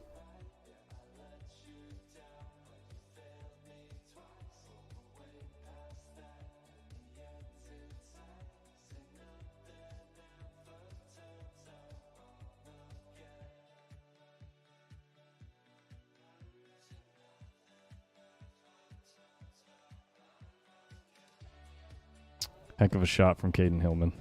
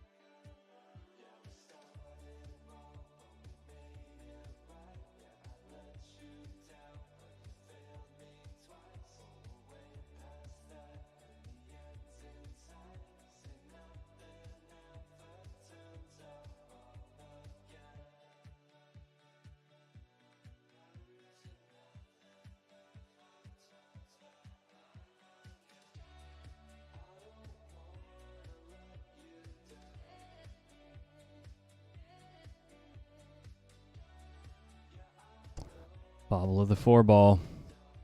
Caden struggling to pocket these longer shots.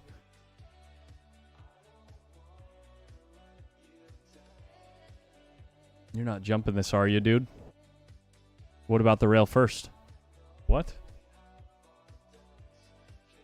That's such a long jump. What about the rail first? I'm going to assume the rail first was not possible. But the distance he had to cover to get over that 10 ball, with how close the 4 ball is to the edge of the table, so often you end up putting something off the table. You have to just land perfectly to get that both the balls to stay on the table. Right? Now, if the cue ball, right, because that's the cue ball over here and the 4 ball down here, right? If the cue ball's here, it's easy if you've only got to get over the 10, because you can land here and everything stays on the table. But if the cue ball's here and the 4 ball's here, you're landing here. You got to put the 10 right in the middle of the arc, right?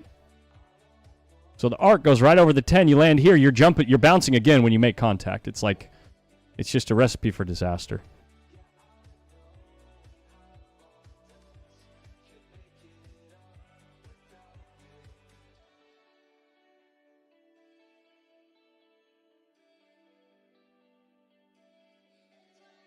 If he's cueing low here, there might be a scratch. If you let up on the stroke. Hits it thick. Oh, he hits it thick and scratches in the other pocket. And now the 7 ball dresses up table. Speaking of disaster. Ball in hand, straight into ball in hand.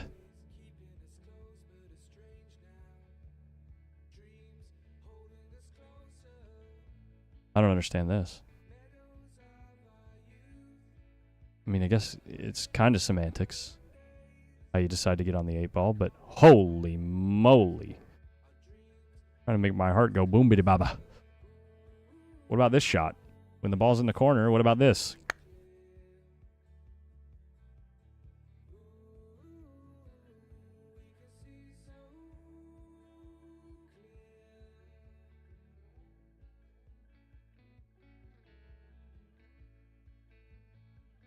I know it might sound like I'm being ultra critical here, but I know that this guy's such a talent. And I'm not saying that I necessarily know better. But I've watched a lot of pool, and I've watched a lot of pros play too. So if there's anything that I feel like I can offer, I'm going to do my best.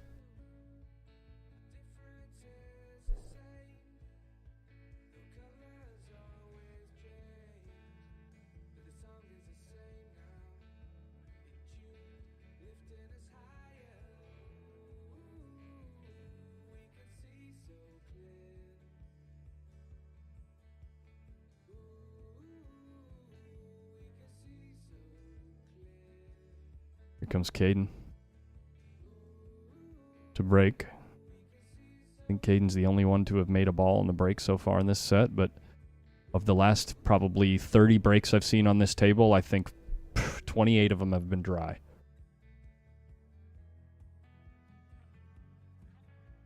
Nine ball flying towards the side pocket. Doesn't quite go. Two ball was about to go four rails, but gets kissed out by the cue ball. And now things are straight into the top right corner pocket with the one ball. Two ball dressed up over the bottom right. There's a couple of opening shots to get things rolling in rack number 9.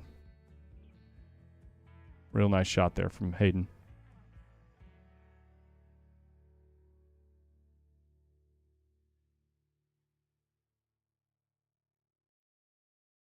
Wow. What control, 2 rails.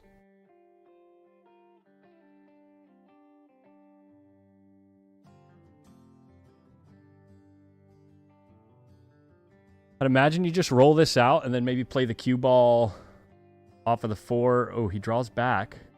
I guess he's just stopping or using the 8 to stop the cue ball here. We went around the table. I was thinking the other way. Same idea, though.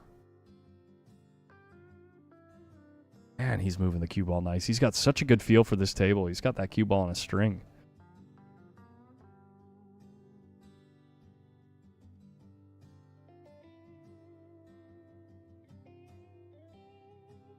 Question in the chat. Is there a good reason that whoever organized these tournaments opted out of providing carpeting?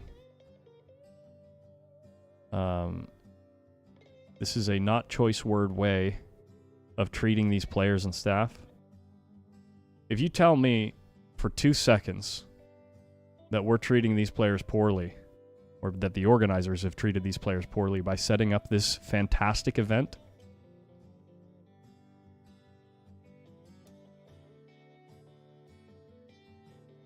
I don't know what to say.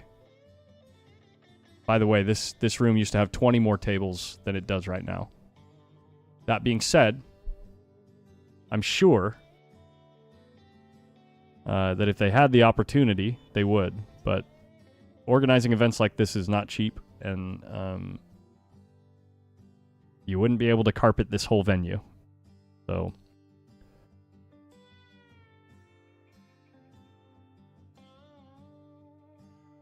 hey, thank you so much for the encouraging words, Bill Askin. Appreciate it.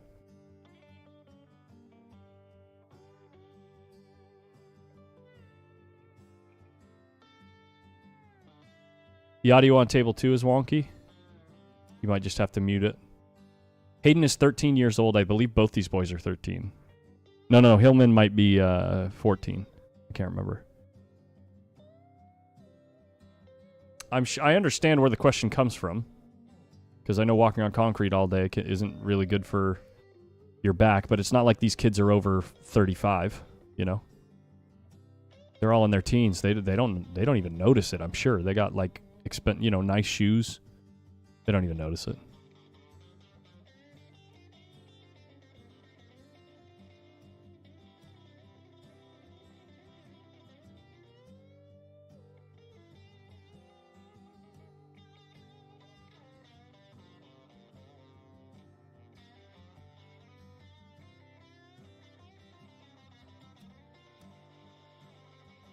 Ah, 10 ball straight into the short rail, and this is going to make things real difficult for Caden to come back and win this set if Hayden puts this 10 down.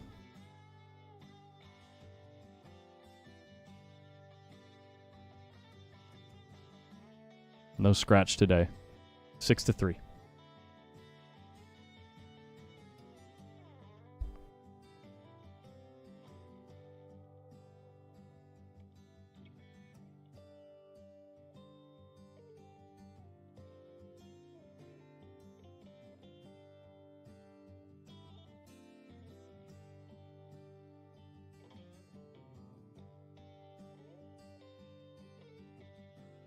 believe Hayden was just gesturing to Caden stepping away for a player break.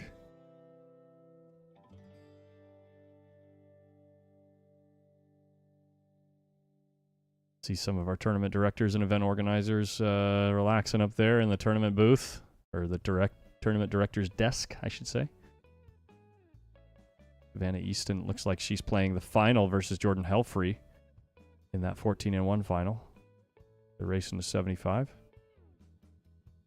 And we could take a look over here, see how the action is progressing between Adrian Prasad and Eddie Vonderau. I'm so sorry to the Vonderau family. I keep mispronouncing that name. Looks like we're on to another rack and playing safe again. And I cannot see the score. I'll see if it's on the other stream.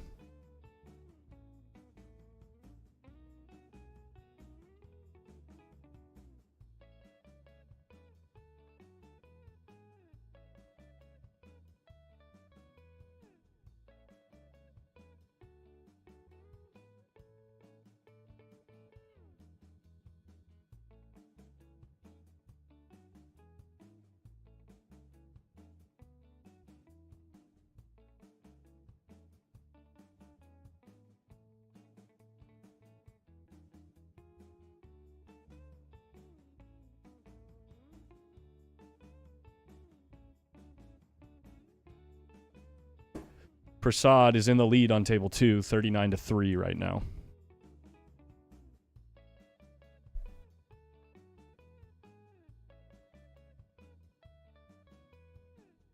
And this is our other 14-1 final.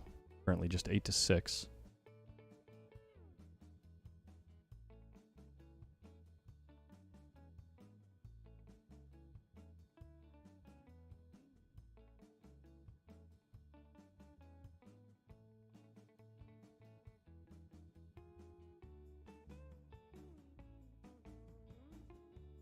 Understandable to want to take a break at this point in the match for Caden Hillman after missing that 10 ball.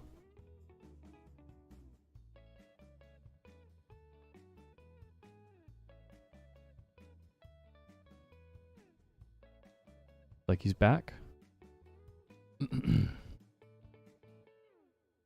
Hayden to break.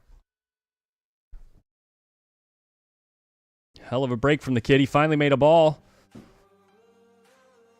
6 in the side pocket, and now the 1 ball right next to the cue ball gives a lot of freedom to decide what to do to lock up your opponent.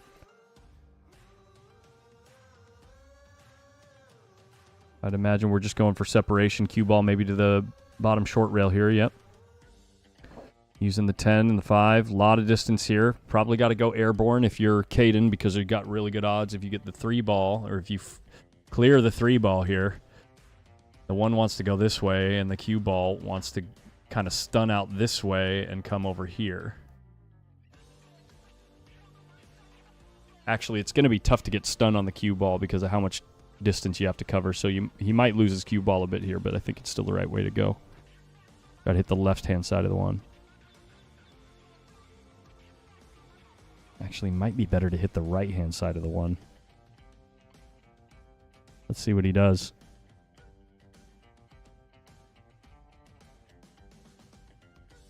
It's straight on. Getting a kiss off the rail. Hooked with the 8 ball. But with the 2 ball sitting over the corner pocket, Hayden's definitely going to be jumping to try to pocket this ball. And Hayden certainly can jump the ball.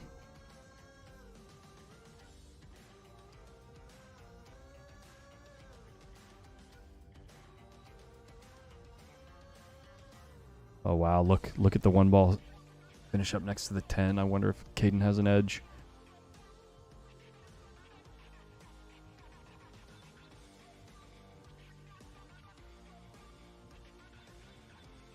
They're chuckling about something. I don't know. I don't know what they're laughing at each other about.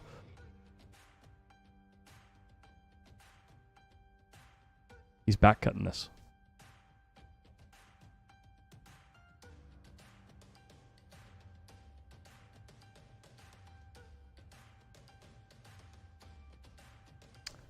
Wow. Well, sometimes things just don't roll your way.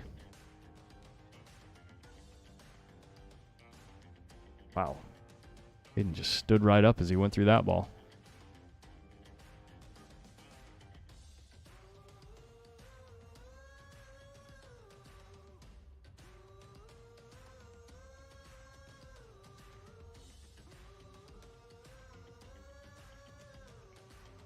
Put a nice draw stroke on this to play the 4 on the side. Overdid it. Looks to the sky.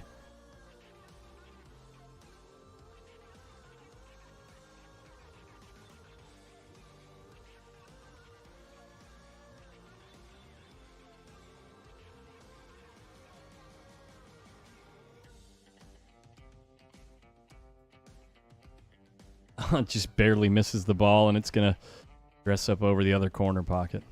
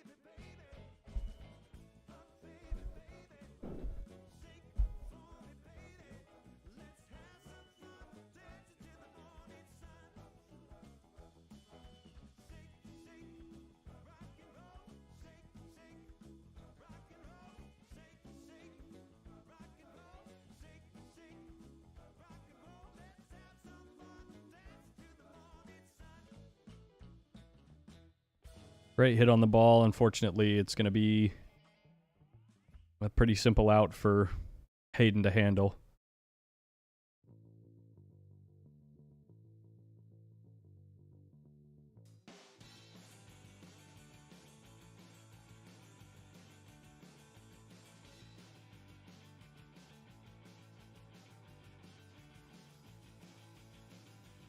All I can say, Mike Morgan, is that all of these things are considered.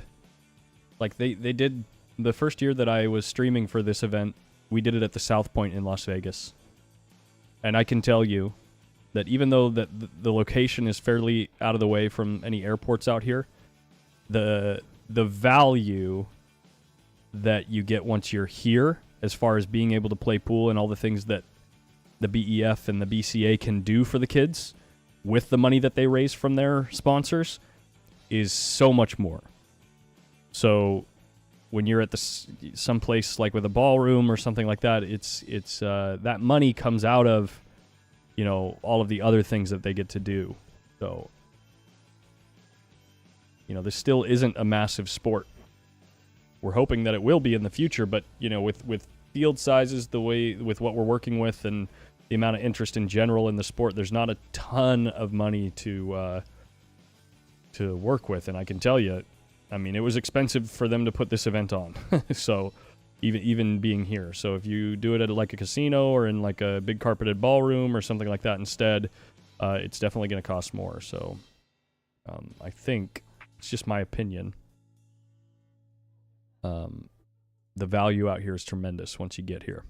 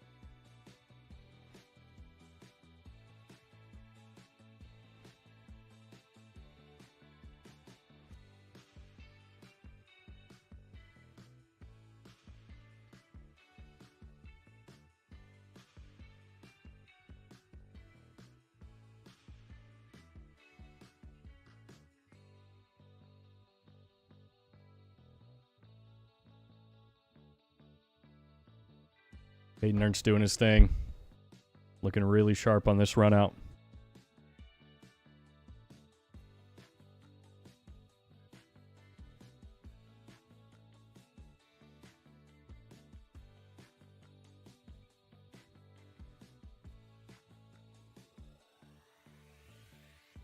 Oh no, if this ball falls in, how unfortunate.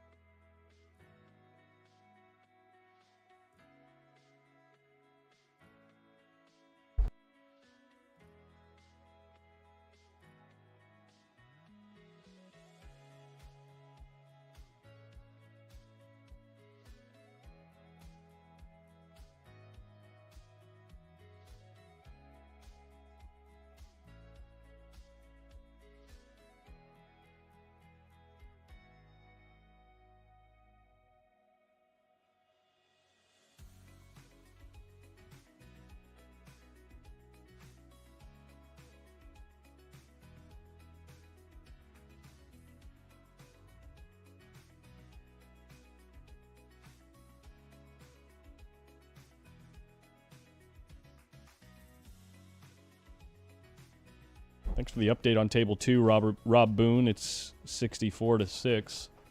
Adrian in the lead over there, so that's going to be probably finished up fairly quickly. Good shot by Hayden.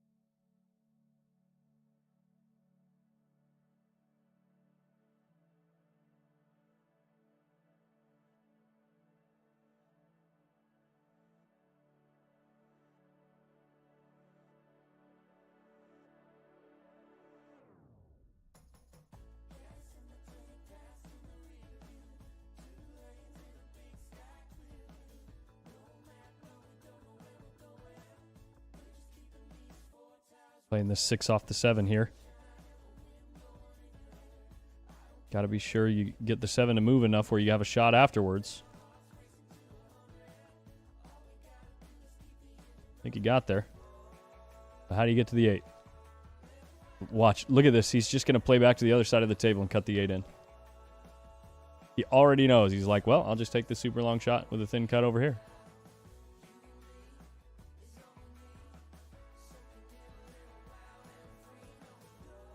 Four rails, 3-4 rails, back to the 9. Basically, this shot to win a spot in the final.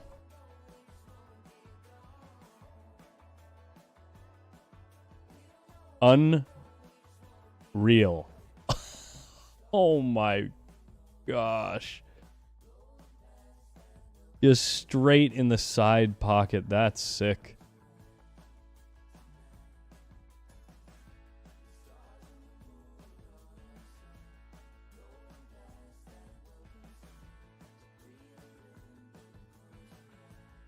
Where are they from?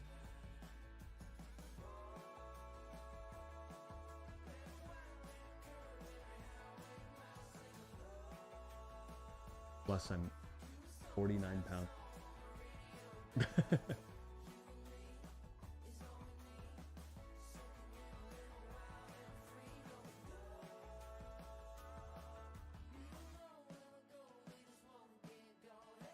Wow. What a result in that rack. I'll be right back, folks.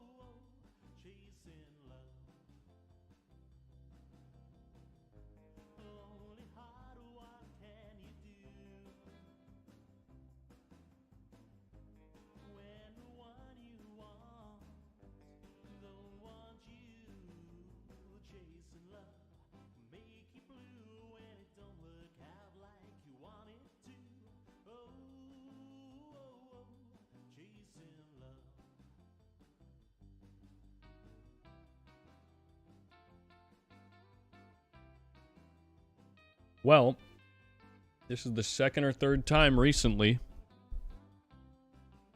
Hayden's got an open rack. He's in line. The final's out there for the taking.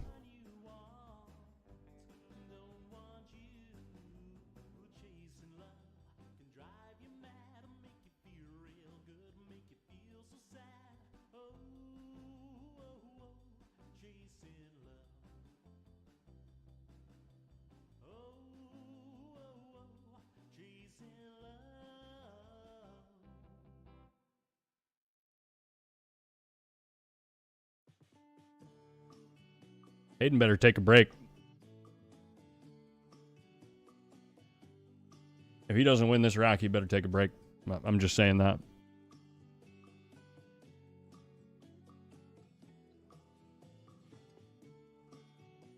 Mistakes like that are going to be really tough to fade mentally, especially if Caden gets to the hill.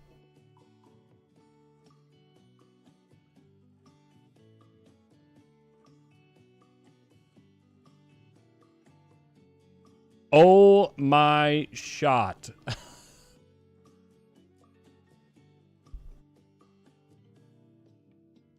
Wow. Especially when your opponent comes to the table immediately and fires in a ball like that.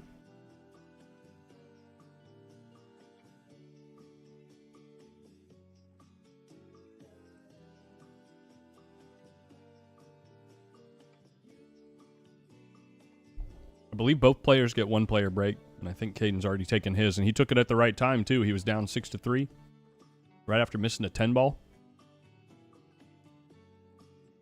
Not out of the woods yet in this rack. Holy crap, he's pretty thin on this 8 ball. And the side pockets are in play for the scratch. You got to play this with inside. Makes it really difficult to pocket the ball. You might get a funny skid. Made the ball. Has the inside. Is the scratch coming? No, he catches the point and he's straight in on the 9. Wow, you can see Hayden kind of sit back in his chair and fold his arms. That was a great shot.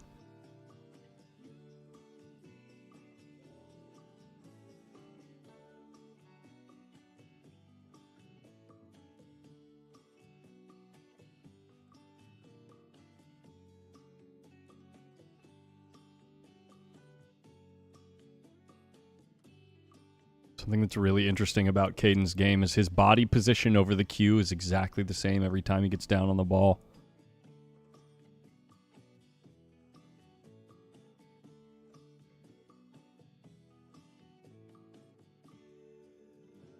Wow.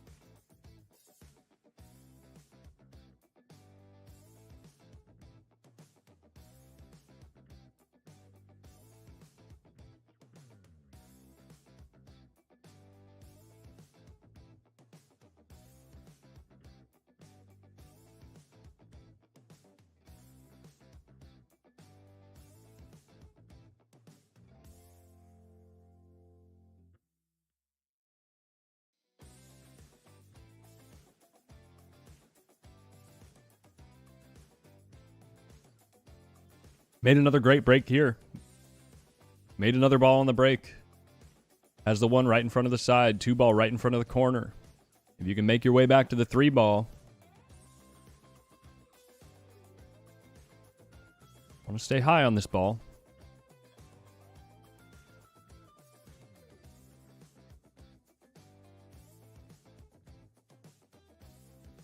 Looks like he's playing position for center table.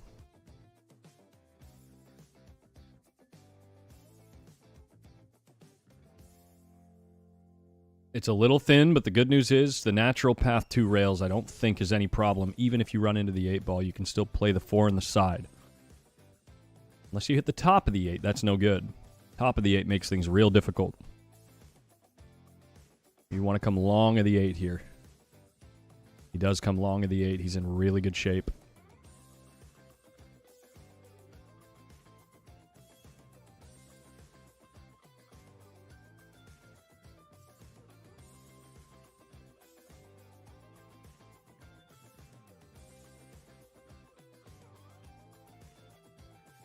Another decent shot from Hayden, but he's still moving away from the ball that he's trying to get position on. Going to take the longer shot on the 6, it looks like. Just roll this ball in, stay off the rail.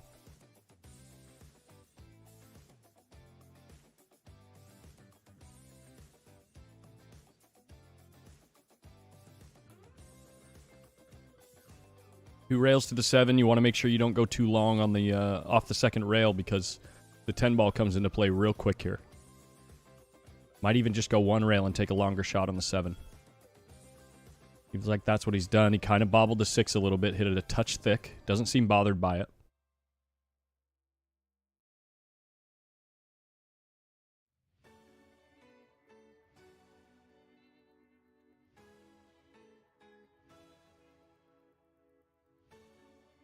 And again, late in the rack, a big ball pocketing mistake. The mental fatigue is going to start to set in this set, especially if we make it hill-hill.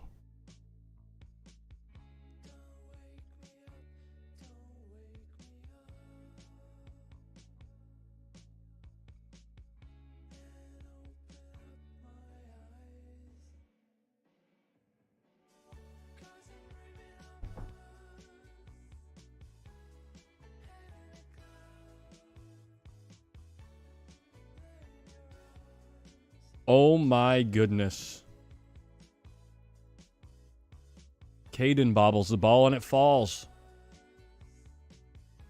Hayden is beside himself.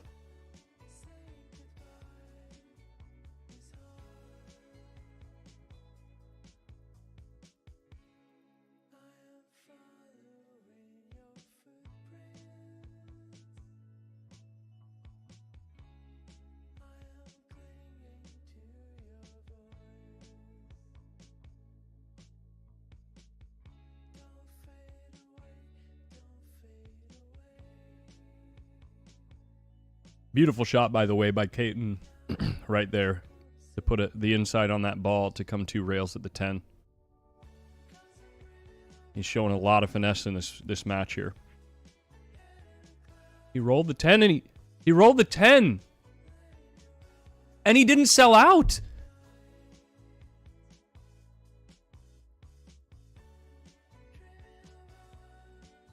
That is unbelievable. I cannot believe he didn't hit that with like the regular stroke that he's put on every other shot this entire set.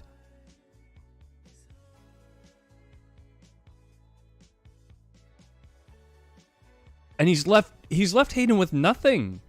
There's nothing here. He's right on top of the 10. What do? Do you try to just roll back underneath the 10 and leave like a really tough off-angled blind cut up table? You can't kick at this ball, Hayden.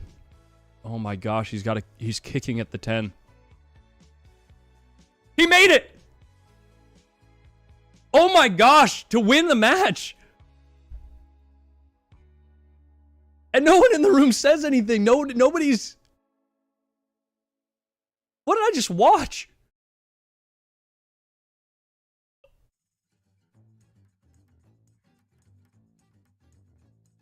He one-stroke kicked it back in the other corner. What in the world just happened? Hayden Ernst. Shot maker supreme, guys. We got to watch that shot again. Are you joking me?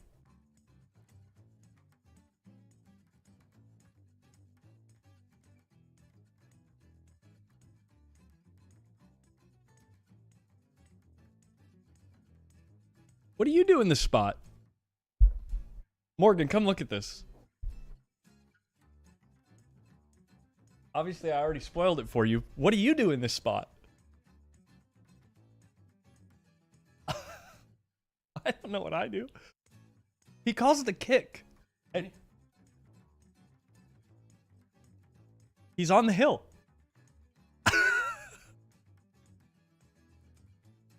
Come on. Win the match. Yeah. Yeah.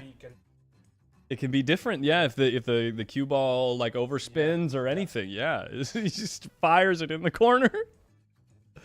Wow. Unbelievable last shot from Hayden Ernst.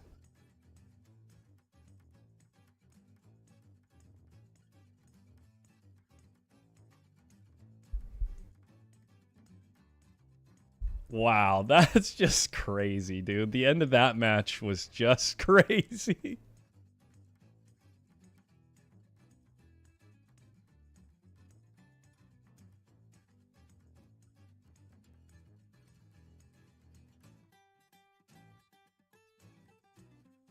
That's crazy.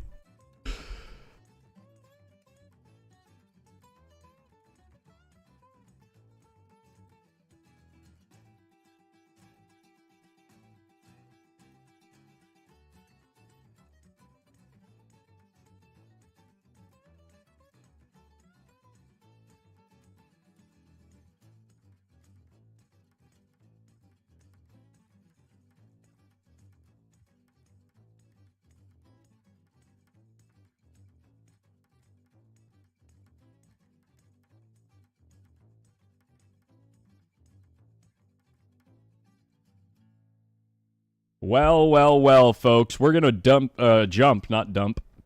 We're going to jump right into Hayden Ernst versus Robert Orta in the final, right? The final of the 16 and under 10-ball championships. Winner gets airfare to the World Championships in New Zealand.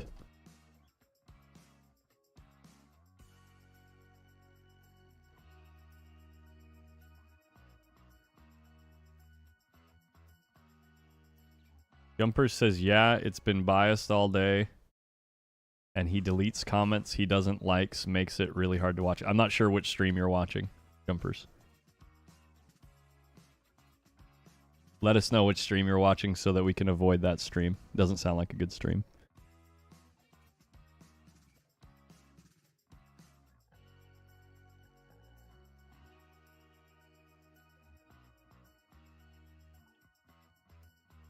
Wow.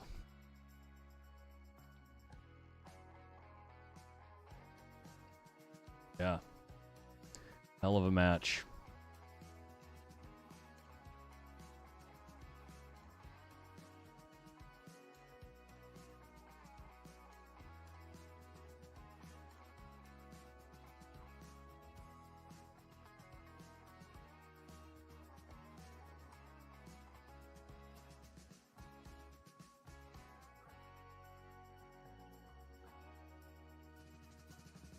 I don't know what, where the, I don't mean to come across as biased. I gave plenty of compliments and encouraging words for Caden and Hayden both, so I'm not so sure. You know, I apologize if you interpret it a certain way. I just use the language that I know how to use. And if any player makes an incredible kick shot on the hill to win a match, I'm going to freak out.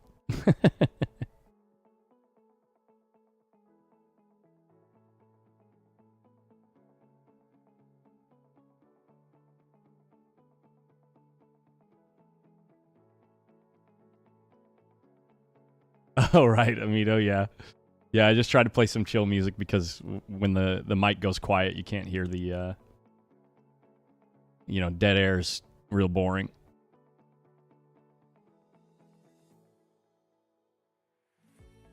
Hey, thanks, Mike. That's great. Great to hear, Mike.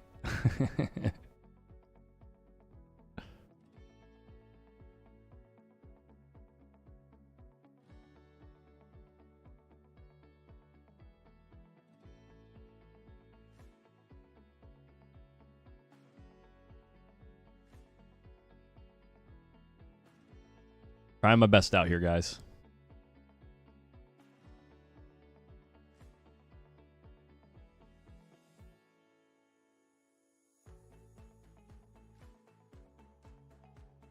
Adrian was in a huge lead in this match, and it seems like Eddie Von der Rau is really hanging on. Doing a good job to stay in it. Did you already call the new... You already tell the... Okay.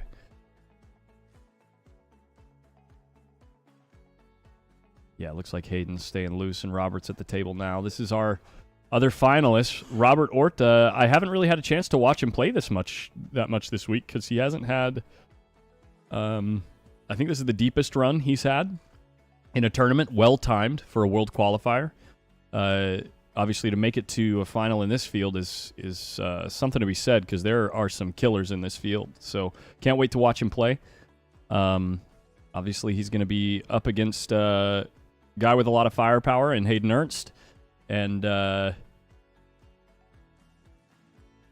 yeah, we'll see how he does. Robert Orta out of Texas.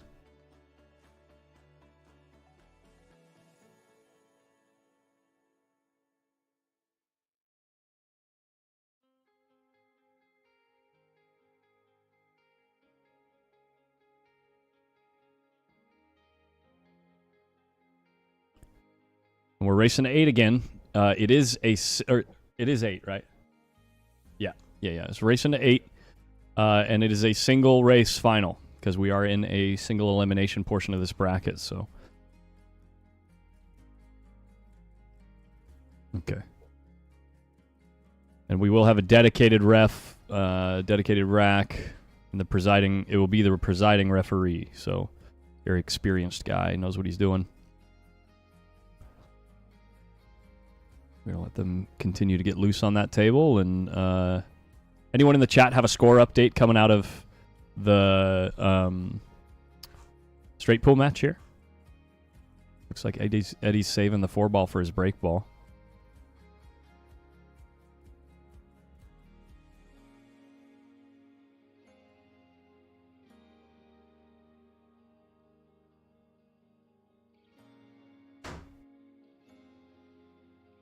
$47-38, so Eddie's been on a nice run here. He's not saving the 4-ball for his break ball, which means it must be one of these 2 balls underneath the stack, but you can't... They're in the stack. Both those balls are in the stack, so you got to try to get above the 5-ball right now and bump... Yeah, I don't know how to... Maybe you use the 13 ball as your break ball. That's not ideal. Oh, 47-38 is not right. 73-26. Thank you.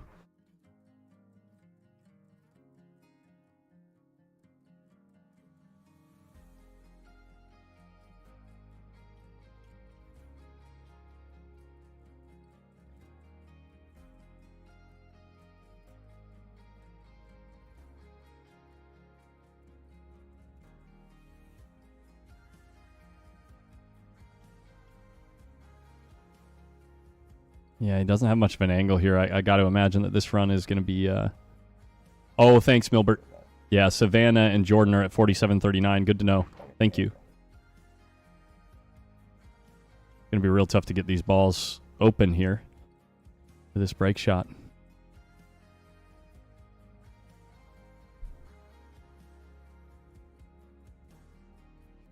Oh, I think we're starting here. I think we are starting. It's going to be an exciting one.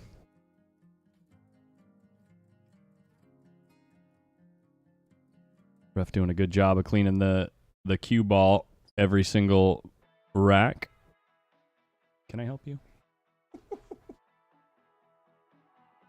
I'm busy here not being a child.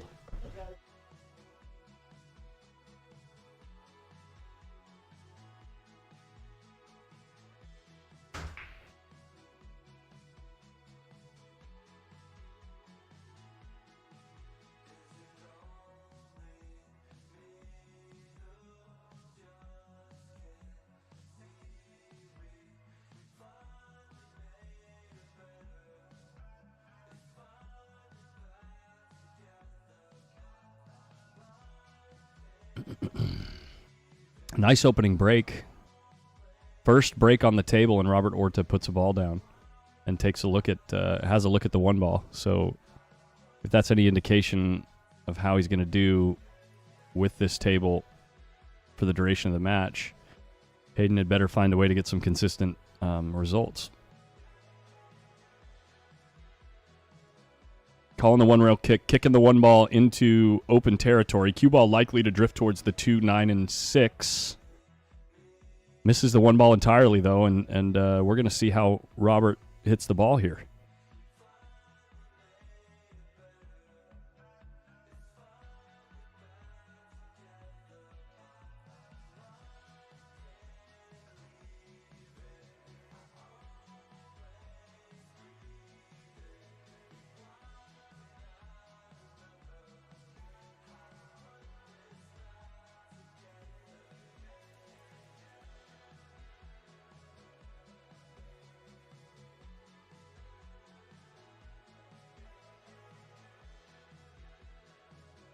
Oh, boy.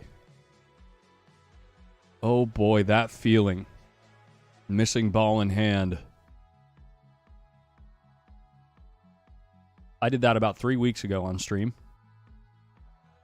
In a Lucchese West Coast Tour tournament on a bar table. Holy shot. Sounds like Adrian Prasad might have just finished the deal on the table next door. I just heard some applause. Hayden doesn't even put his cue away. He's just ready to jump again. 2 ball trickling down near the 7. Maybe a window open to the 2, but I don't know if there's a pocket.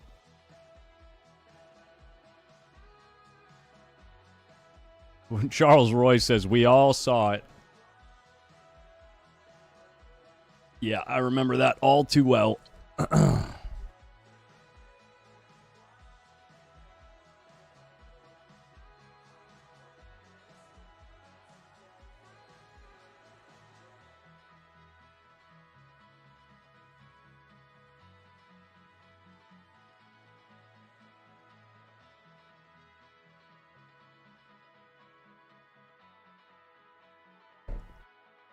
Wow.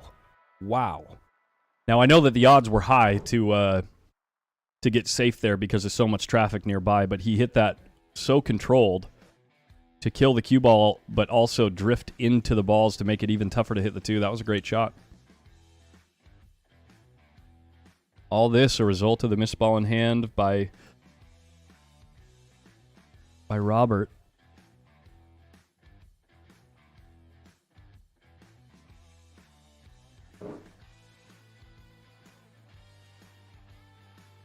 Cue ball moving 3 rails towards the deuce. Just coming short. It's going to be a tough out here. Got to get perfect on the 4 ball. Like, you got to get ball in hand perfect on the 4.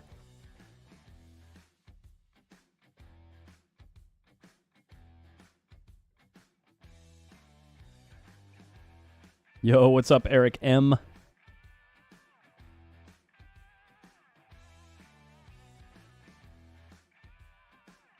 Almost. Oh, he might be just on the wrong side. I wonder if he can go forward 2 rails around the 7. Or if he's able to stun to the rail and back out. He's using a bridge. It's going to make it even more difficult. Look at the wide base stance. Can he just stop it? He's just going to back cut the 6. I'm so bad at this shot. It must be nice.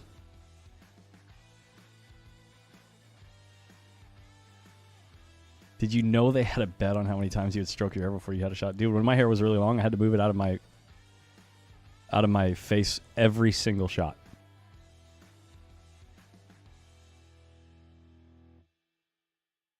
All right, Robert.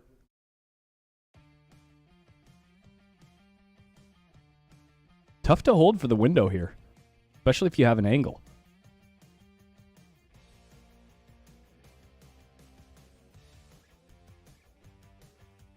I think he hit it perfect.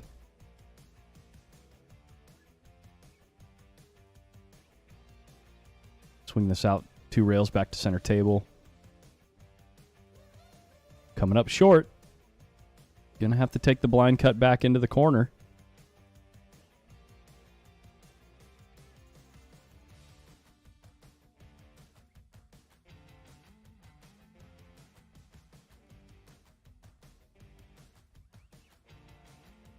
I really like, I know the scoreboard was covering it, but I really like the way that Robert's holding the cue and the way he moves it in his hand. I'll see if I can find, find a good angle to show you guys what I'm talking about.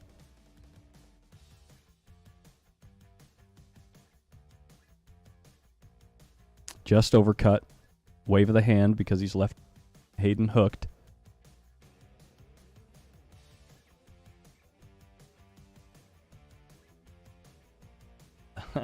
Funny story, Charles. Made contact, but he's going to find a scratch. Man, you had to hit that perfectly full to scratch right there, but all in all, a good effort.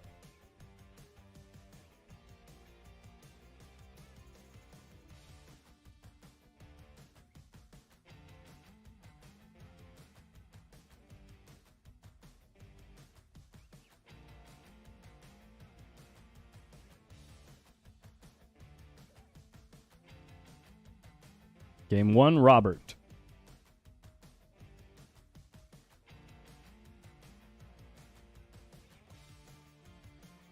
I believe Caden Hillman is going to be playing a semifinal right now against Eddie Von der Rau. I'm not sure if they're doing that on table 2 or not. It is scheduled for table 2. So I believe if that gets streamed, it's going to be on a single camera setup.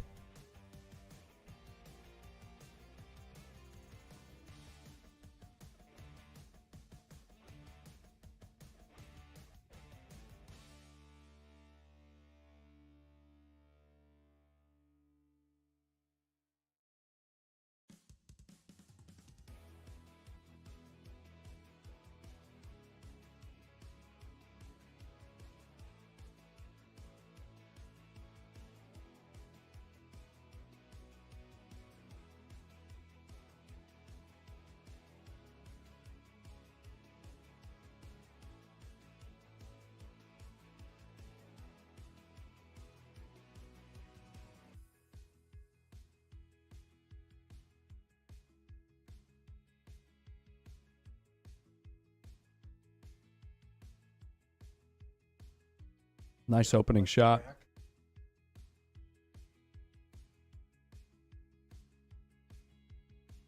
Not really much to do here until you get to maybe the 7 ball.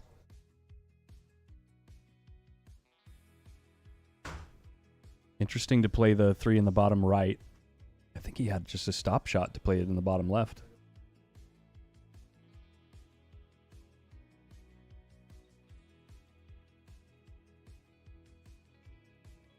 And now trying to move the cue ball, he overcuts the ball. Bit of a struggle. Early days on the stream table for Robert Orta.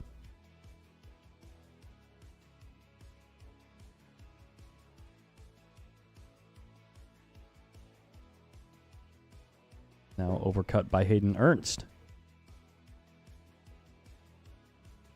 Robert's definitely sending this cue ball 2 rails up behind the 10.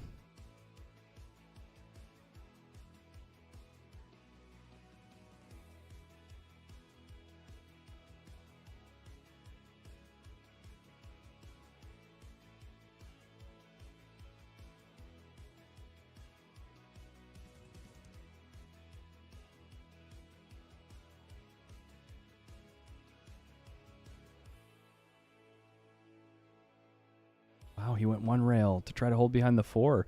Interesting. I think he just wanted to emphasize leaving the 3 ball on the short rail. Didn't want it to move very much, I'm assuming.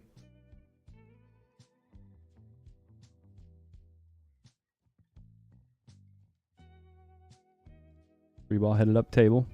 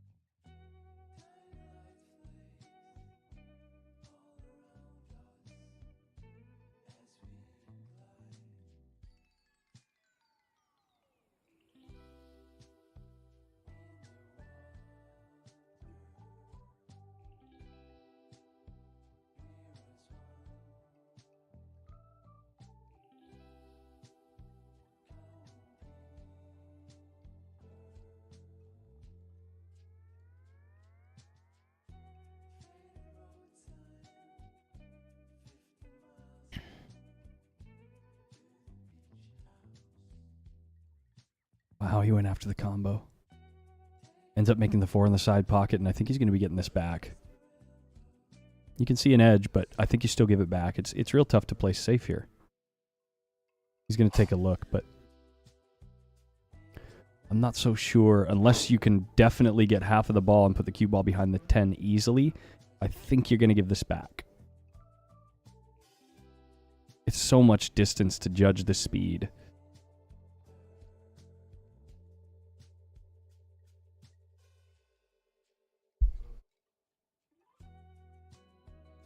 It's too thin, too. Wow, he couldn't see the ball.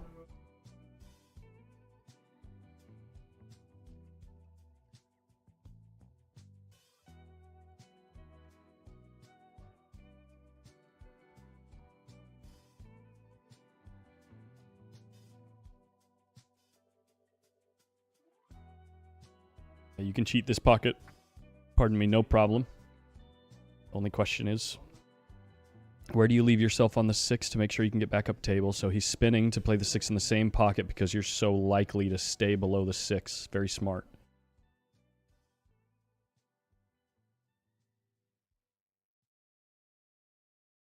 Ball race to 8.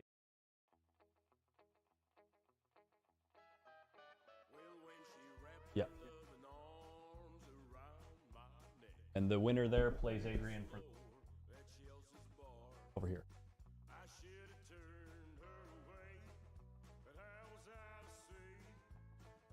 I don't think it... Little hot mic moment. Sorry about that, guys. It seems like both these players play at a pretty good pace.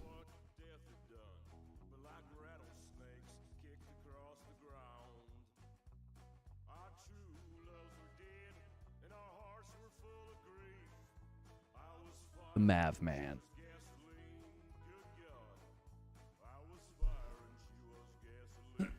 The Mav Man and the Texan. Is his shirt, is Robert Orta's shirt kind of, no, I guess it's just American flag based. I thought it was maybe the Texas flag. It is pretty similar to the Texas flag, which is similar to the American flag, red, white, and blue with a star on it. Oh, he's got a customized shirt that says his last name down the front. That's cool. With his name on the chest. And he's got, it says Odessa, Texas on his left arm. That is so cool. Not a pro. Wait, that's cool. I like this guy's style. Look at his arm. Not a pro. It says it on the back of his shirt, too. That's awesome. 9 ball in the side, 8 ball kissed twice into the corner. Cue ball dresses up. Can the 1 pass through the 7 deuce?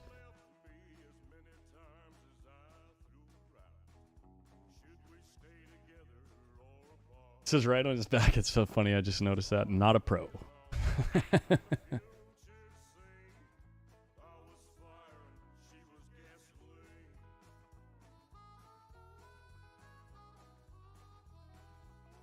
Can't get too cute with playing safe here because you got to make sure you get a rail if you're trying to use any balls to stop the 1, like put the cue ball behind the 2. You got to make sure you get a rail, so...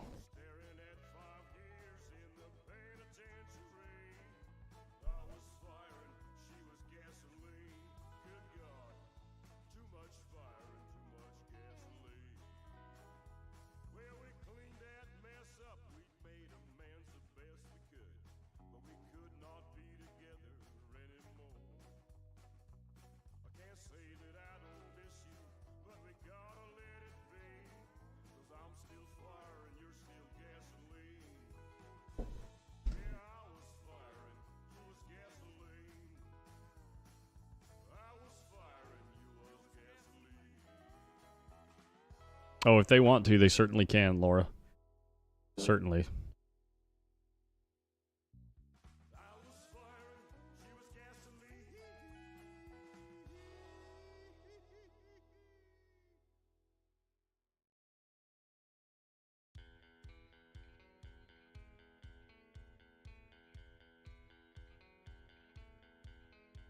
Looks like he's trying to spin into this ball. Hopefully he doesn't overspin it.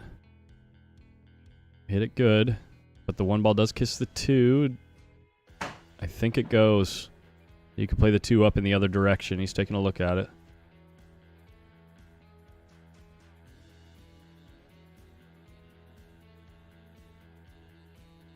We're playing all ball fouls. Make sure you don't touch that 3 ball.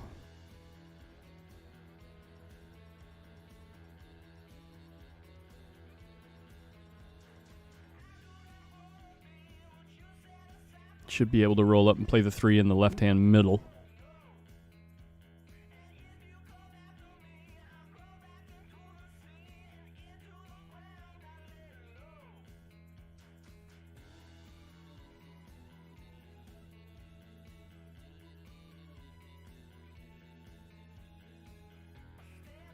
Oh my gosh, I didn't update Hayden's score. Sorry about that, guys. It's 1-1 right now.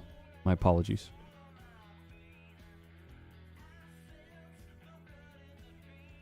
Nice 2-rail position to get to the 5 there. 5 so close to the pocket, you can cheat it in either direction. You can basically achieve any point on the table from here.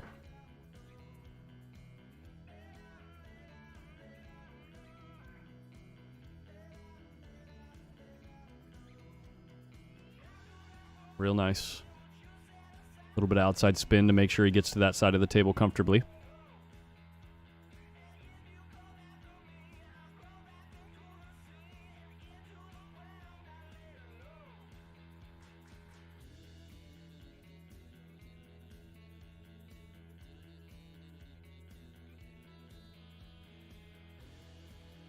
Is just high of the 7 ball. Maybe not. Maybe he has to play this with inside spin. He's going to check what the long shot looks like from the other side of the table, but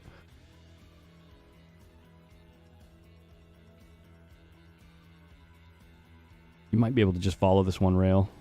Oh no, he was on the good side of the 7 ball. Good shot. Good spot, good shot.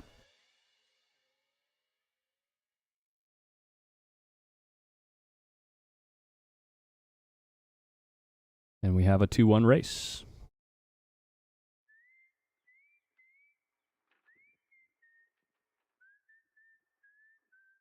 I need to take another quick break. I'll be right back.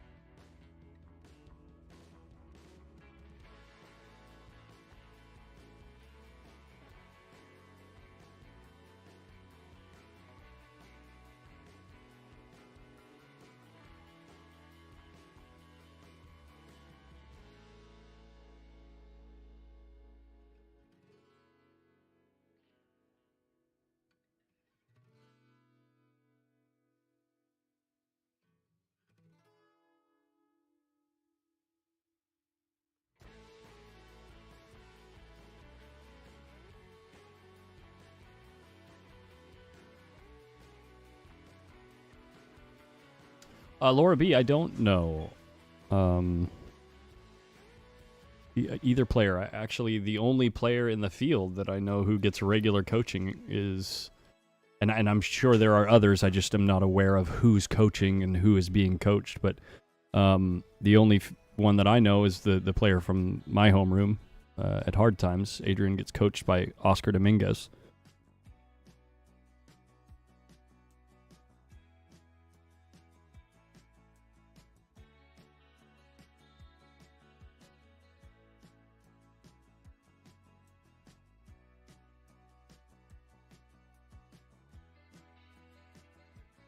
Robert trying to thin the 3-ball and send the cue ball up table, but isn't able to miss the 7-ball with the cue ball. I think the 3 passes the 5 here.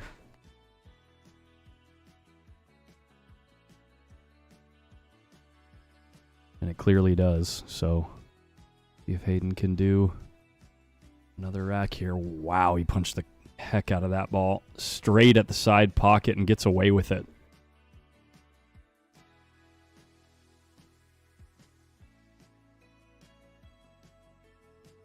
Yeah, we're spoiled in California, especially at that room. Oscar's a great guy. I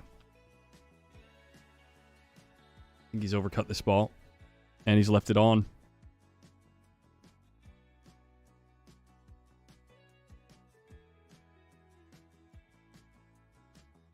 It's like Robert's really gearing up and confident.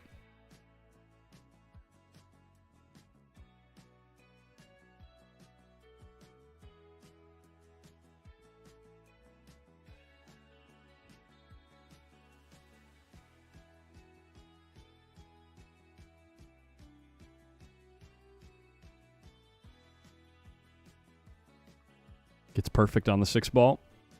Probably going to have to take a slightly longer shot on the 7 because he's got no angle, but if you make the 7, things are pretty easy after that. Oh, he's going forward. Trying to get closer. Made things more difficult. At least he'll be on the good side of the 8 no matter what.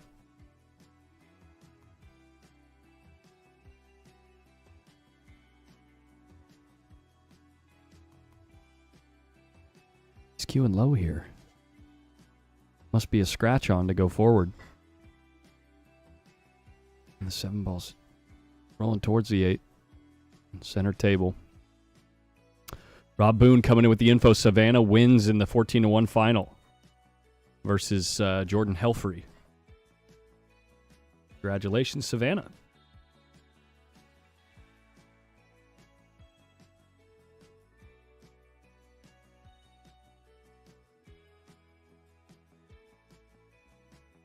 Yeah, a real tough ask, that ball. I mean, fairly low percentage shot, but I think you got to go for it. There wasn't much to hide.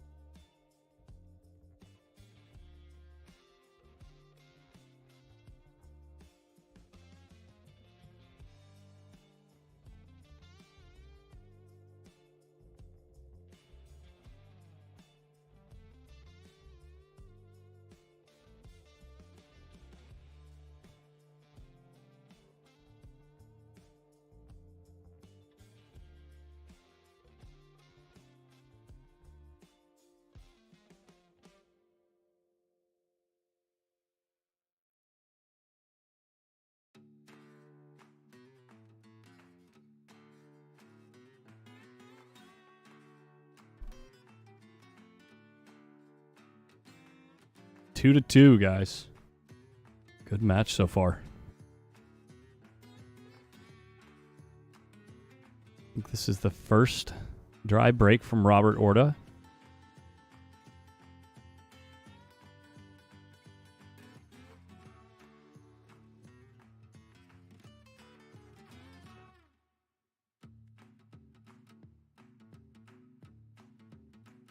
Hayden trying to follow the cue ball forward and play the 2 in the side pocket, ends up hitting the 1 ball thick.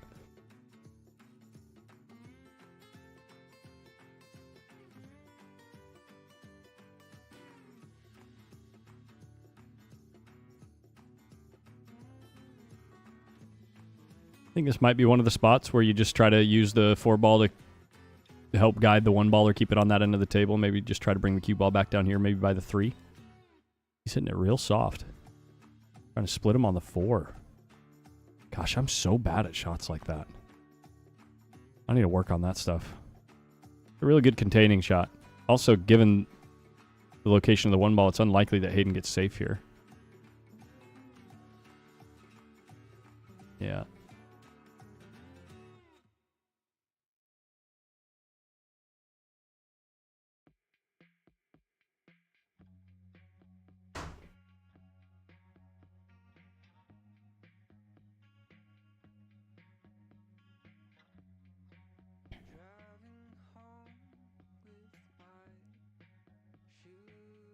Wow, what a stroke. Robert showing us he's got the cue speed.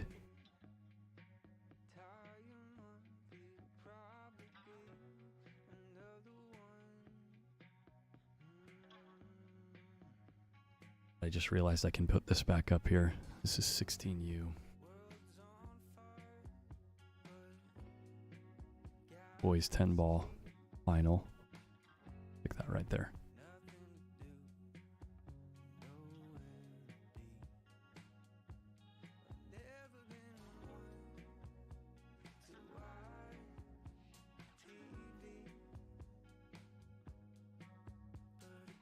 Decent stroke from the kid and ends up leaving the cue ball real far from the 3 with traffic on the short rail. Trying to get back to the 4, you might just commit to hitting the 10. Unless you can just hit the short rail to the left of the 10, then the cue ball's going to want to go long of the 4. Commits to hitting the 5. What's going to happen here? Oh my gosh, a lovely little bounce off the point to give the pocket for the 4.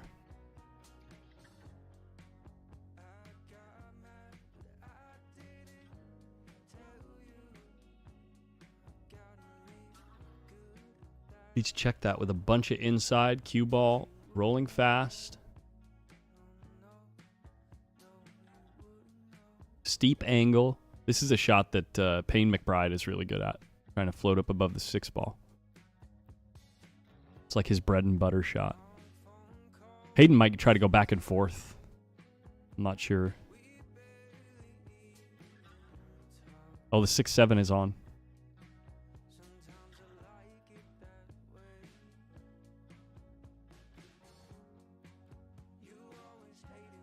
Ball's going to be moving towards the...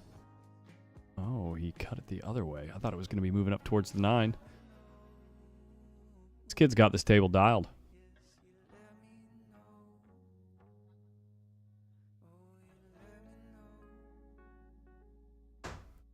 Leaving plenty of angle to get back up table.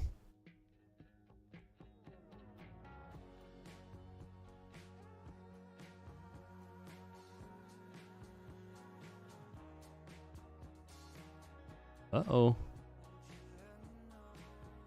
I would guess even if he's straight, the 9 ball's cheatable here anyway. Punch the heck out of this ball.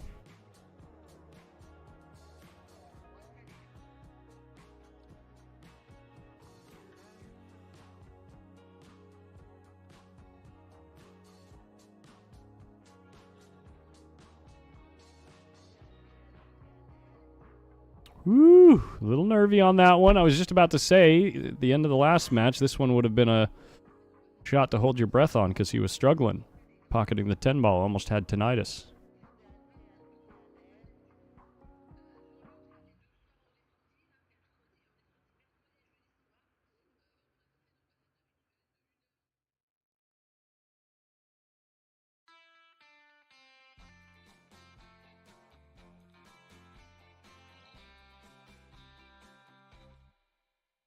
Over here, your 18U semifinal. Winner there plays Adrian Prasad in our last match of the evening. Hayden Ernst to break here on table 3.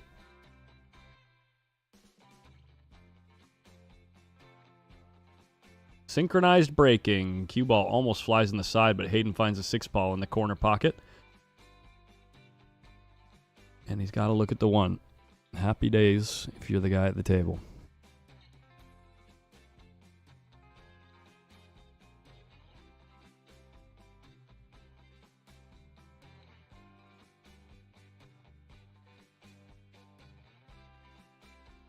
Pretty nice shot here. Got to fade the 9. No such luck.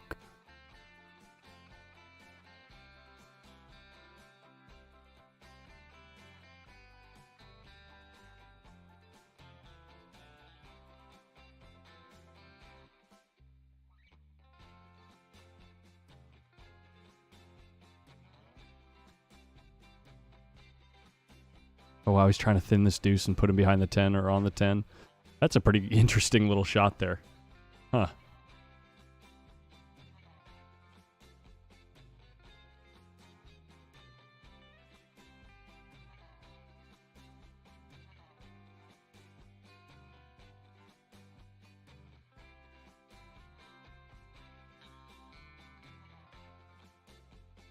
Robert's in a real tough spot here. No obvious way to play safe. You could maybe follow off the 2-ball and try to put him between the 5 and the rail, but that's a pretty tight window to fall into. I think the 2 goes in the top left corner, but even if it does, pocketing the ball and retaining position on the 3, anything reasonable is really tough. So that he's leaning towards the first suggestion, which is, again, I mean, a tall ask, and you're sending the 2-ball into an area of the table where if you don't get there, Hayden's going to have a really good look at it. Really nice speed here. Really nice speed. 2-ball gets a rail, and the cue ball's right in between. I don't think Hayden even has a rail he can hit. He's got to swerve. Oof. Nice effort, but heck of a shot from Robert Orta.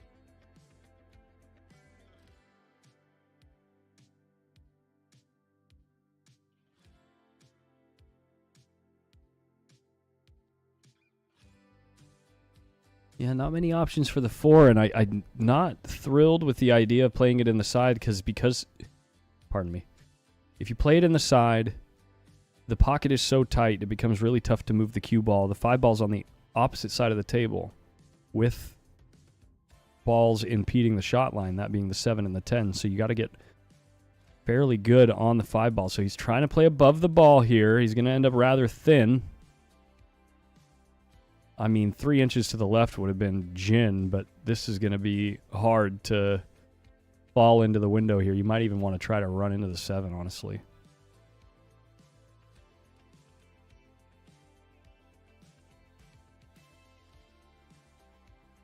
Yeah, he's trying to play speed right in between the 7 and 10. You know, second choice would obviously be maybe somewhere out here. You could have, like, ran out past and out to here. Because even though you're thin on the 5, the 7's right here. It's real close by, so I'm not really sure what the right choice to do right there was. Look where Hayden plays position, like almost exactly where I was just suggesting.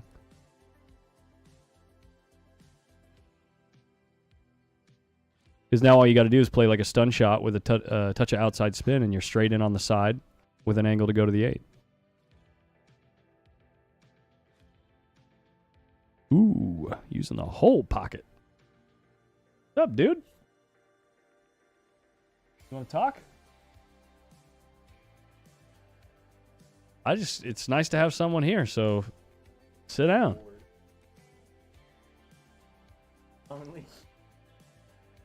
Yep, Mike always ditches me. I hope he's listening, because he knows he does. Where is he? Playing this with check side to end up on the 9. St. Louis. Oh.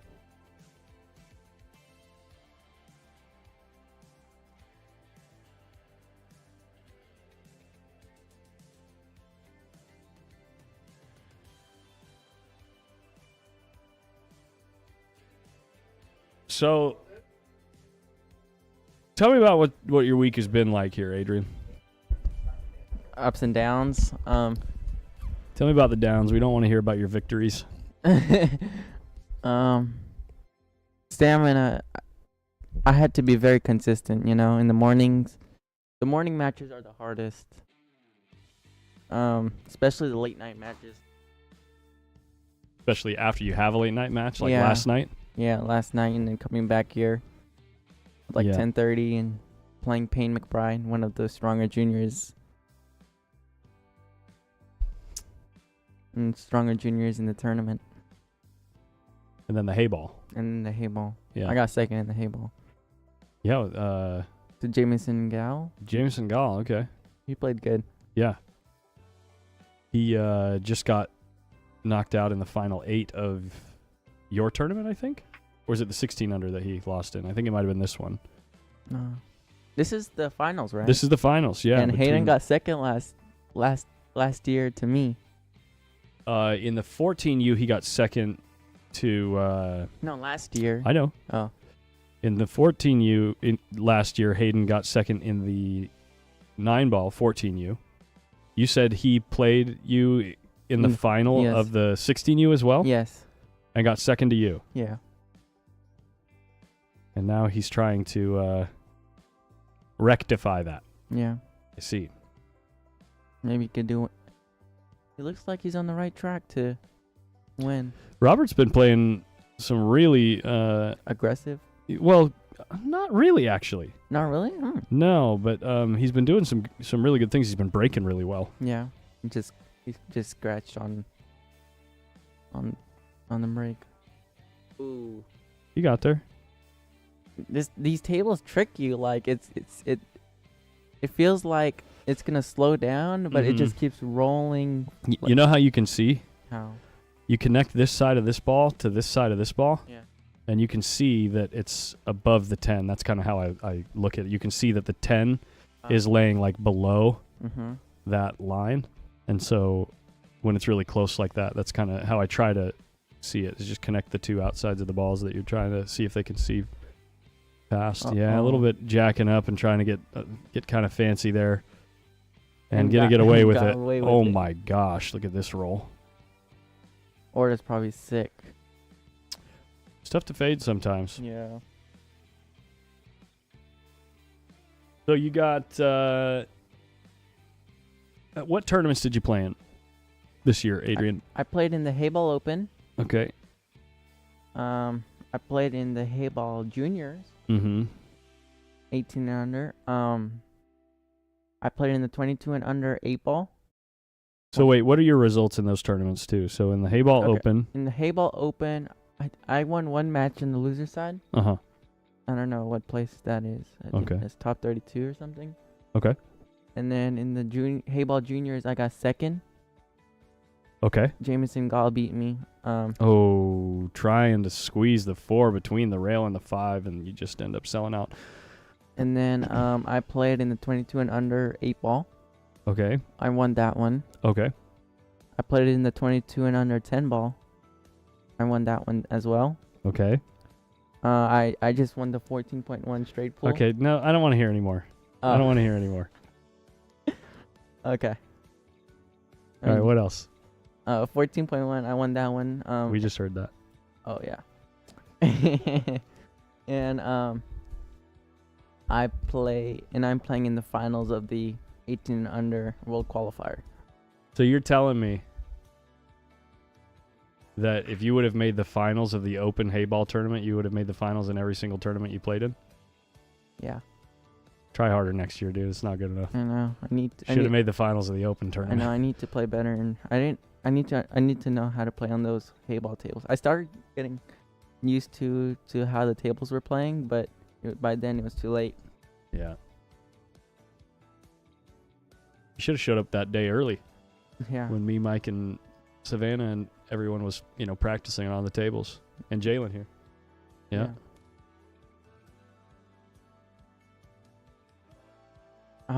I arrived day of the tournament. Yeah, you got here like 10 minutes before it started.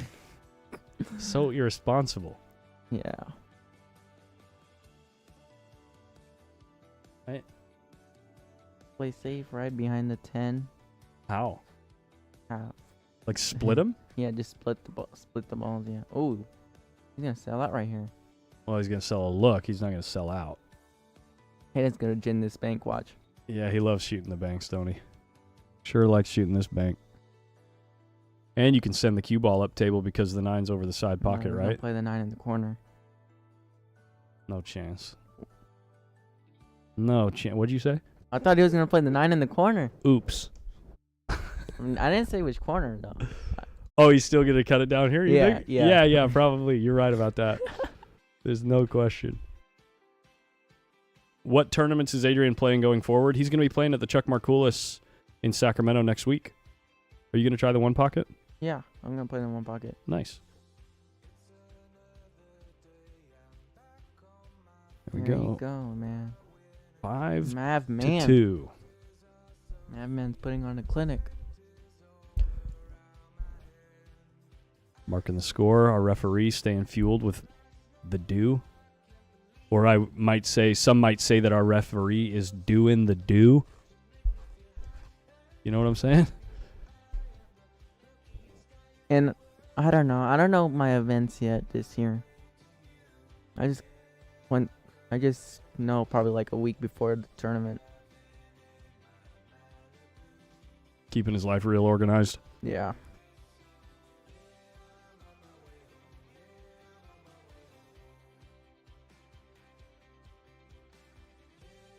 Dude, I feel like Hayden's about to kick his neck out. When he breaks? Yeah, Yeah, his cue ball straight in the side pocket that time, and he did make another ball as well. Hayden's been getting some mixed results on the break as far as pocketing balls on the break, but this is Robert's chance to know. get back in the match here. Hayden's starting to run away with it a bit. Yeah, he needs to like punish him for scratching on the break.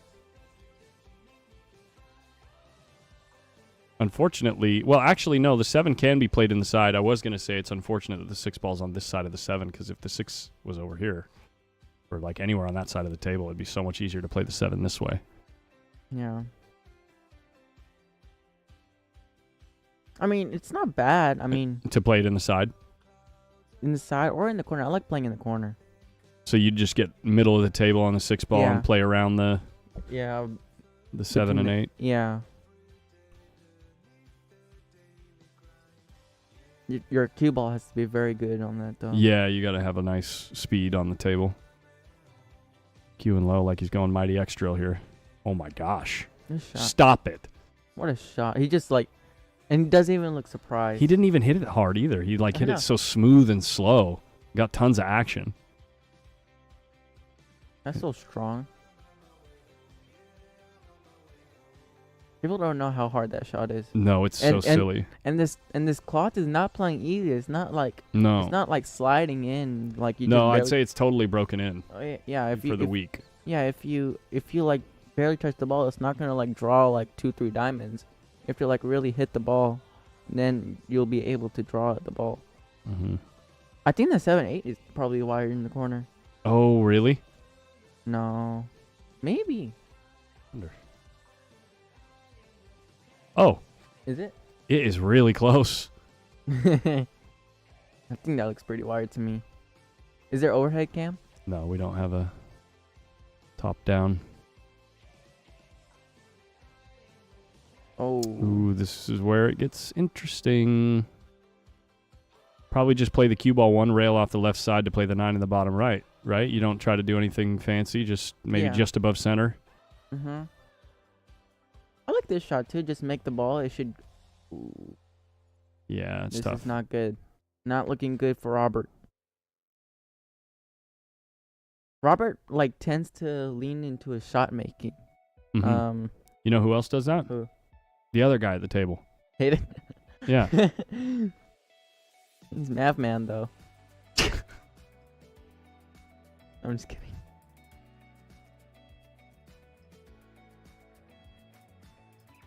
Really? You think so? 100% the guy shoots it too much. He makes a lot of it, so maybe it's not too much, but No, but definitely in the next 2, 3, 4 years, you're going to see him playing a lot more similar style to, the stuff that Oscar's been working on with you. He has to.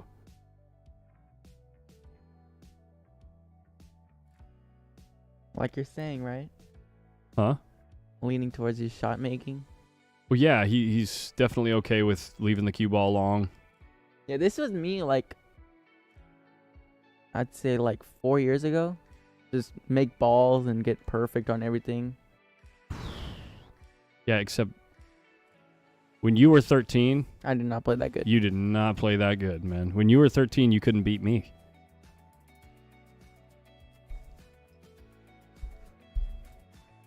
Really? Yeah.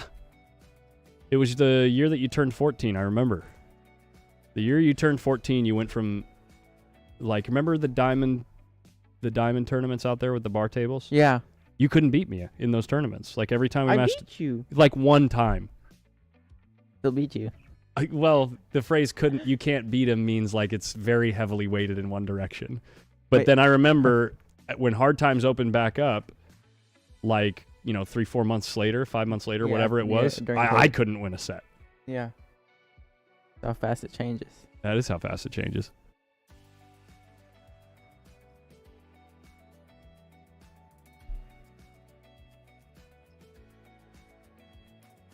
Robert's breaking good, huh? Yeah, he's been getting good results. Look at this break. 7-ball was a little high that time, but I know he's been making the second ball a lot.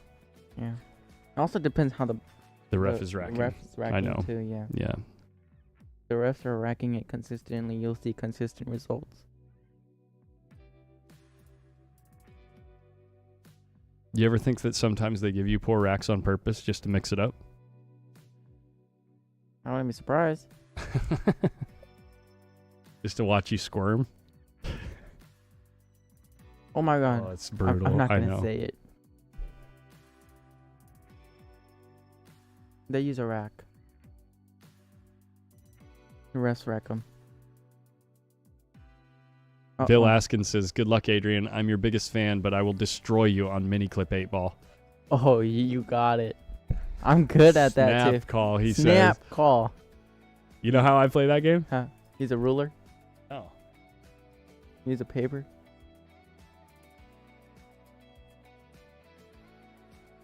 What's under? Go like this. Oh yeah. It works. It does. It works. I look at it like that too. Yeah, you put your phone up like All the way a up. table, like next to your eyeball, like Yeah. underneath, so you And- like align the shot, Yeah. and then you. Yeah, it's easy. Easy game. Easy game. Oh my gosh, he had a window to the ball. That's crazy. And it's gonna go up behind the 6. Is it No. gonna open up to the corner? No, I think you could cross bank the 4. I think it goes. Think so? Yup. Definitely.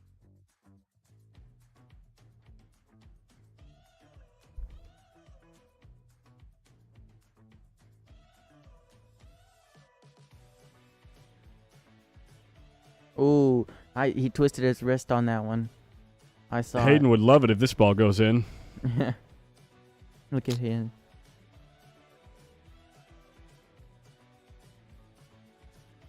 Hayden breaks the balls hard. I know, he smacks them so hard, puts everything into it. His like body moves so fast you can't even see it when he breaks.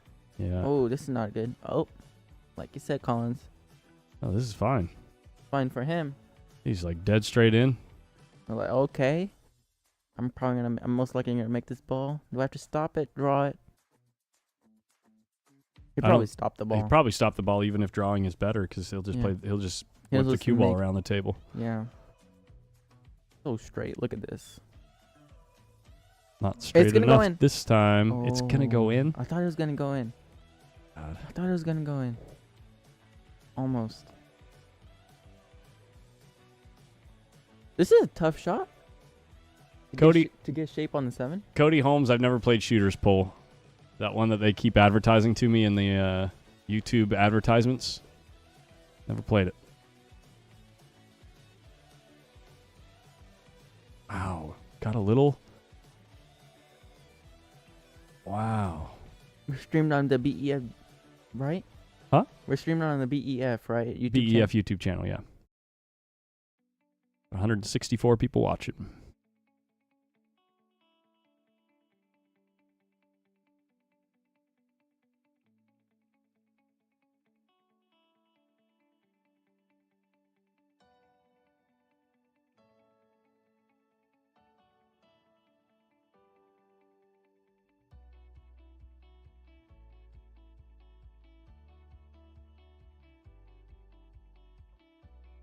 Nice shot. Good speed on the cue ball. It's like dead perfect. Even Mike gets out from here like 30% of the time. 30? Yeah. It's that high, huh? Yeah. Yeah. I hope Mike heard that. Me too. I hope he's watching. But no, he's out at the Hilton. He's having a nice dinner. Oh, he's in town. Oh, He's in St. Louis. What's he doing in St. Louis? At the airport in the morning. His flight leaves at 5 a.m. Nice out by Robert Orta. Much needed run out right there.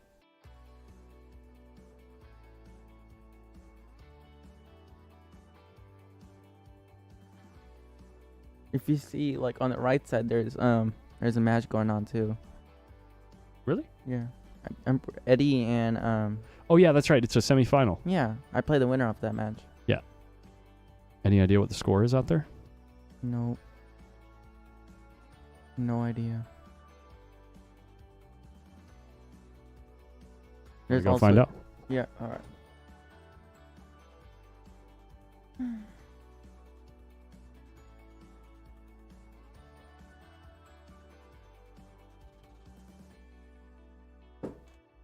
It's 2-2 over there. 2-2. Is that being streamed too? Yeah, it's on a single cam now. Single cam setup.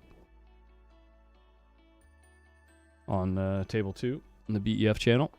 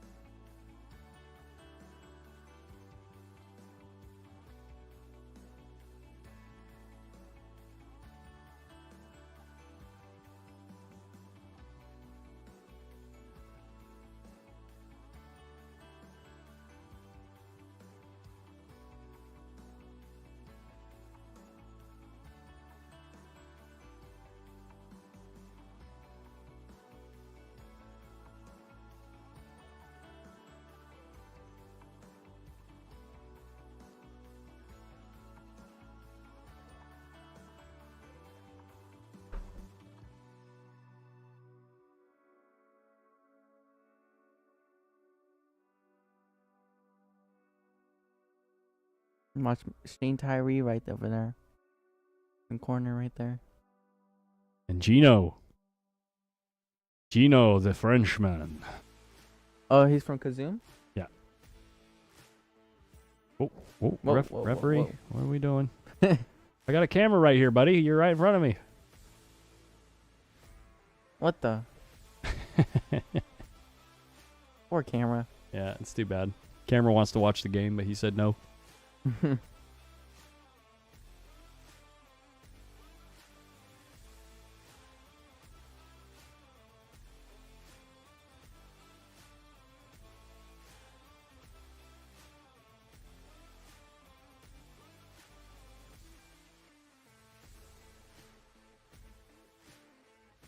Big kick here. He's going 2 rails into it, it looks like. Wow. Hit it really good. Unfortunately, No luck. no love.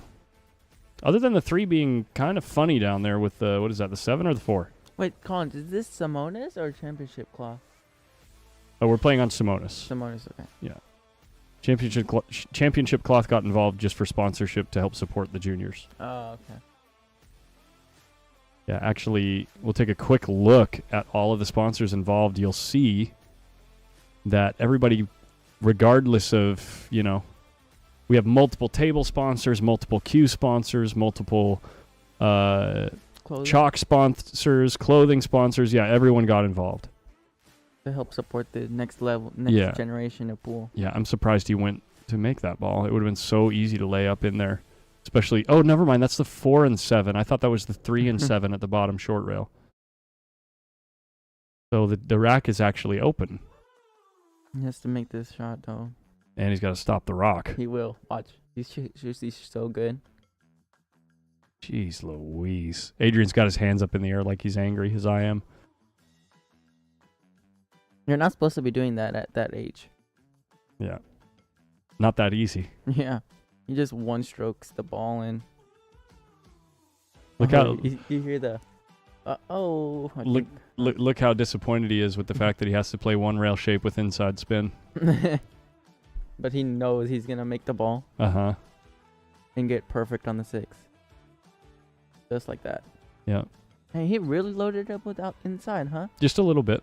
He didn't need much because he played more speed than anything.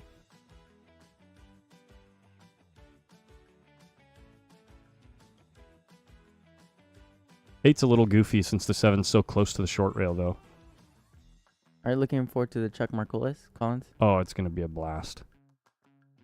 That tournament is going to be so fun. It's gonna be loaded. I mean, it's like that's like heaven for a streamer. Oh my gosh! It's like heaven Look for at this. It's like heaven for me. I hope I play like someone like Shane first You round. think he turns this up to 11 and just banks this back in the side pocket? Or does he just He's take gonna the cut it. conservative route? He's You gonna got cut it. it. You're supposed to just put the 8 on the short rail near the 10 He's gonna and cut go it 2 well. rails up table to the 9 ball. He just Oh cut- my gosh! What a He had it so clean. He had it so clean. He didn't even look at the shot, Collins. I know. It's that easy. Adrian, I've been watching him for the last 48 hours. Like, but he usually like Mavman. Yeah. What does Mavman stand for? Maverick. He Oh, gets it okay. because his Last name. middle name Well, middle name. is Maverick. Hayden Maverick Ernst. This is a tester. Yeah, to get on the hill. He missed a few 10 balls in the last rack, or the last set.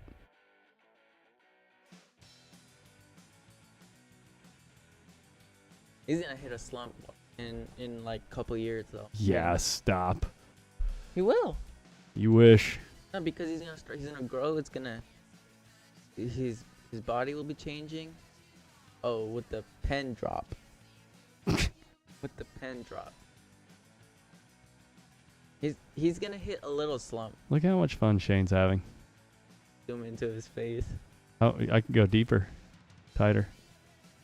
See pimples there? Whoa, whoa. Whoa.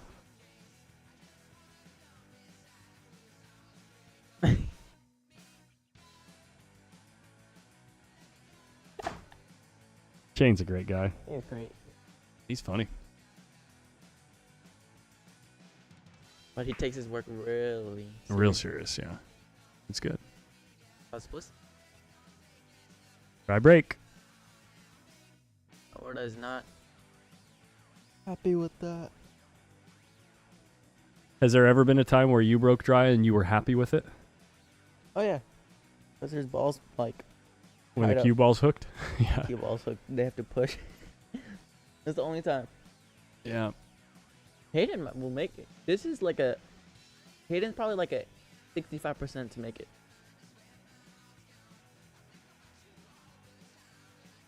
Not today. I'd still say 65% make the ball. That's a tough shot though. Yeah, it's a tough shot.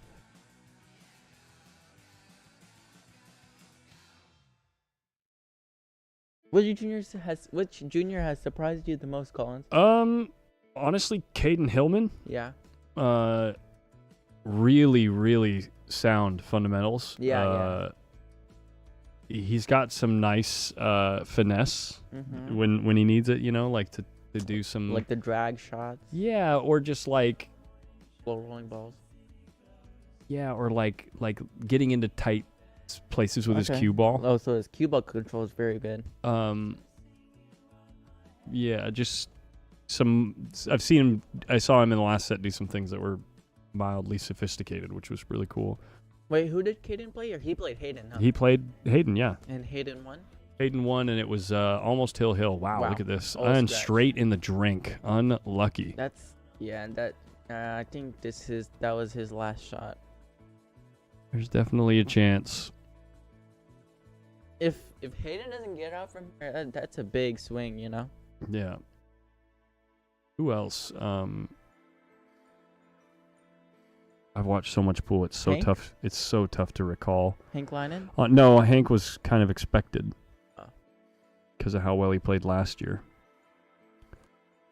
Who else? What's her? Is playing Sophia right now in the straight pool table. Jordan. Jordan Helfrey too was kind of expected because last year she surprised me last year. Okay.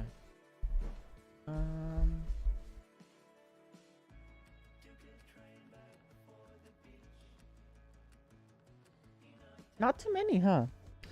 I'm trying to think. It's just been too much pool. Like I said, if Mike was here, he's my memory for that kind of thing. He like helps me keep that stuff organized. Similar shot to the one he cut down the rail in the last rack. So who's up between you and Mike this trip? He got me for 20 or 15 or 20 or something. Good shot. Little hard with the cue ball, but still a good shot. The half of the 5-ball. Yeah, you got to try to play the ultra thin shot and play perfect cue ball speed up behind the 6 is very difficult. Now I have to get ready for Worlds.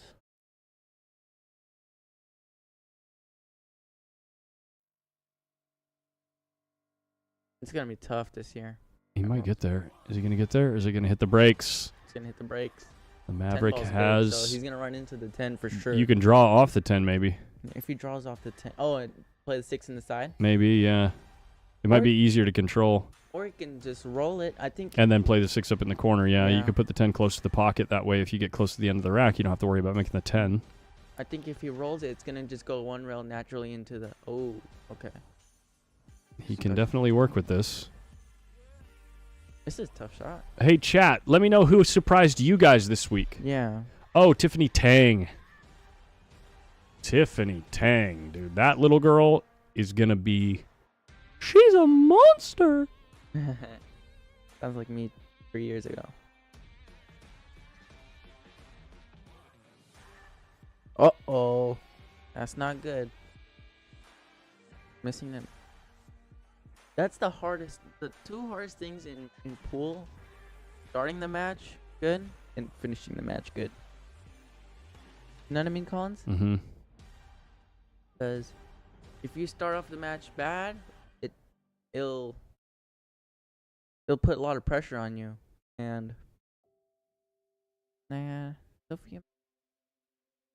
She's not much of a surprise. I mean, unfortunately, as you get up to the better players who have been around a long time, it starts to go from surprise to expectation. Yeah.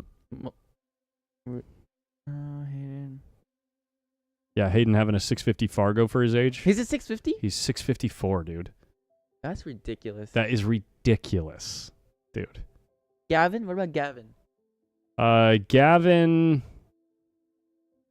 Gavin surprised me with what it's possible for him to do, but on a consistent basis, he's... How old is he? 10. Oh, well, hell yeah, then.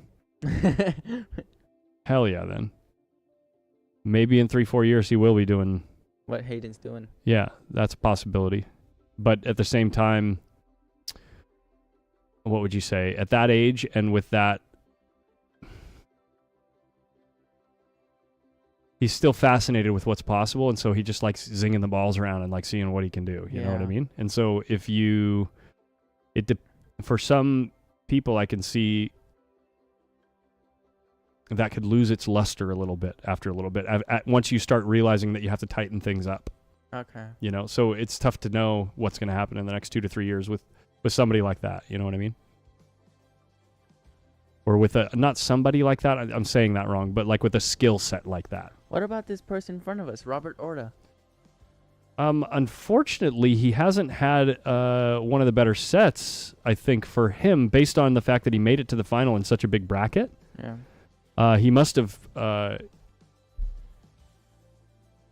just haven't been able to see him play a lot of different things. You know what I mean? Yes. Like a lot of different situations. Wonder what we're looking at on the table they're right there. taking out the Oh, table table numbers. numbers. Oh, are all the other tables gone? What's going on? No, not yet. You're gonna take it out. Watch But it come back. I love the way he moves the cue. Yeah. He definitely has like a really good cue speed. Remember what we saw with the draw shot? Yeah. Yeah. Solid. Real nice. Real nice. Nice and pure.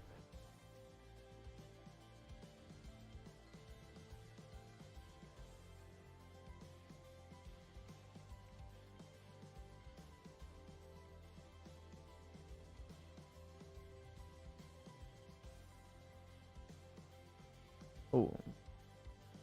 Kind of skipped off the side of the stack. This 9-ball doesn't quite fall.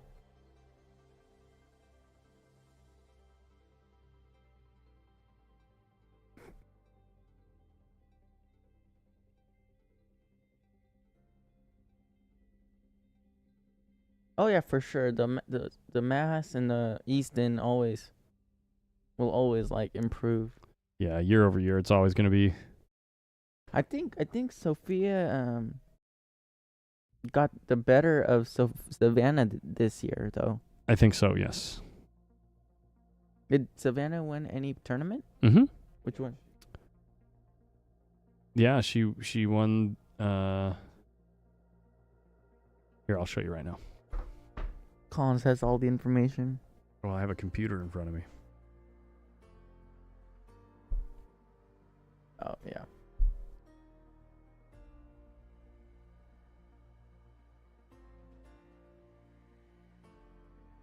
She took first in the 22 and under girls 14-1, 22 and under women's 10-ball. She did take 3 silvers. 18U girls 10-ball, 22 and under girls 8-ball, 18 and under girls hay-ball. We need some more girls in these matches, in these events, huh, Collins? It's always going to be a difficult Yeah. ask. Boys. There will always be like boys in the events, but women's are a little doubtful, you know. Well, it's just in what would you say? Oh my gosh, did you just? Yeah. What a shot! I would say just in general, especially at that younger age, cultural norms for interest are different. Does that make sense? No. So boys tend to be more interested in like Sports. some type of game or Yeah, sport yeah. or something like that, Shot. and girls tend to be more interested in things that they do get together socially or like it's just there just aren't that many young ladies that are interested in like something like this. Oh. He moved the 7 to a spot where it's easier to get position though. Yeah. But it could have easily gotten out of hand from there. It actually makes the rest of the rack like really easy. That was a good shot. That was a really good shot. You put inside English on that ball, straighten out the angle. Now you just roll up. Dink, dink, dink. Don't want to get straight in on this 8 though. Getting straight in isn't terrible. Okay, that's a good angle. Straight in isn't terrible though. Look, Yeah. because if you're right here, right, when you shoot the 9, or even up here, you just go dink, dink, and out here. Yeah, Right? but bridging off the rail is never easy. I'm just Like when- saying, it's like not when- the end of the yeah. world. Yeah, yeah.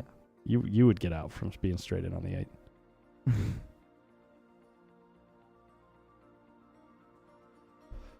Well, 2 more balls for a national title and airfare to the World Championships. Oh yeah. The 4 goes from America, right? 12 people. Or per bracket? 4 per bracket, yeah. Okay.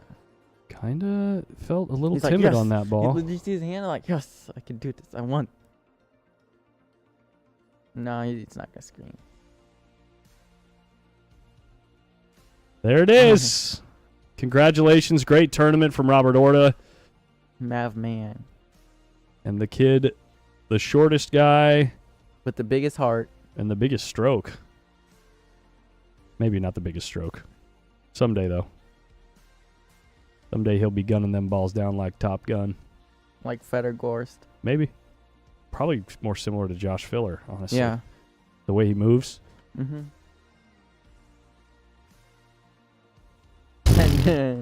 Come on. Face. Stop it. Well, congratulations, champion. Wait, 16U. you still have a match next door, right? There is a match next door if you guys want to go watch that. They're keeping score next door between Eddie Van der Rauw and Caden Hillman. So that's going to give me a little bit of a break before the final match of the evening. That being between Adrian Prasad here and the winner of the match there on table 2. That will take place right here on table 3. And until then... I think Sophia is playing Jordan Helfrey the finals. Isn't... In what finals? In the 14.1 final. Oh, yeah, that's happening out here, out on the floor.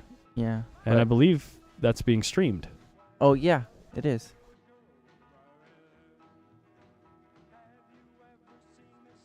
So there you have it. We'll leave the camera up here just like this for now. If you want to go watch that action with a centered camera, go check it out. I'm going to take a little break until the final starts. Come back in like an hour. Maybe about an hour. Maybe a little less. Yeah. All right. See you soon, guys. Thanks, Adrian, for hanging out. Yeah, no problem. Yeah.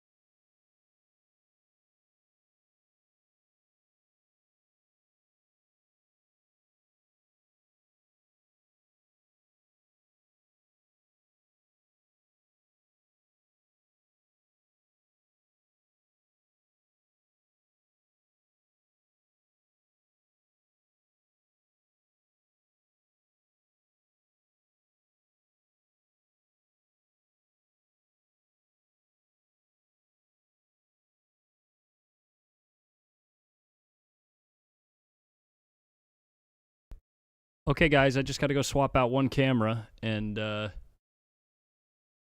good to go. So, for the final. Get some tunes playing for you guys while I do that, and then we'll be started shortly.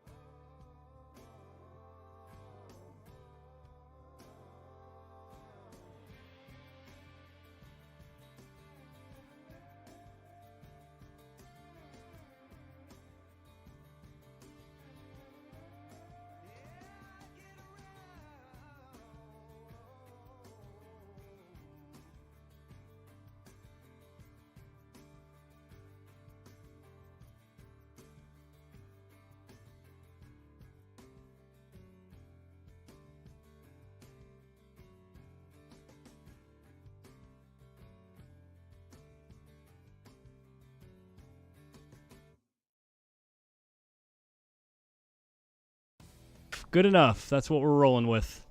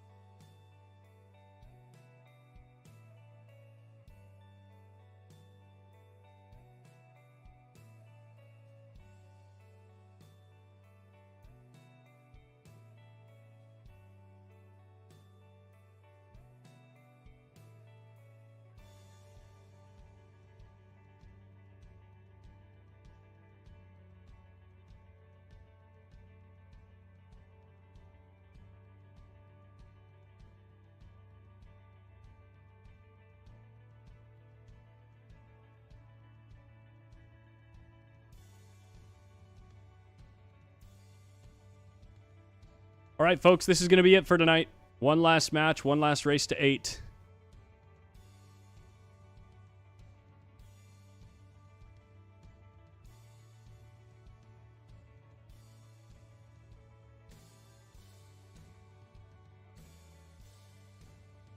Adrian Prasad, Eddie Von der Rau, a couple of really solid players. Eddie's been having a pretty good showing in the 10-ball events out here. Good showing in the 14-1. I think it's the same final as the 14-1 for the boys. And, yeah.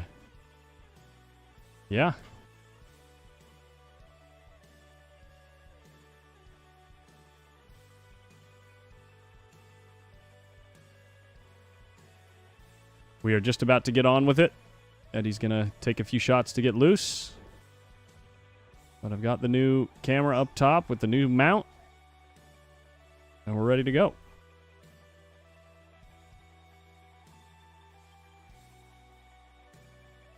Looks like this is our ref for this match. Or maybe we have two refs.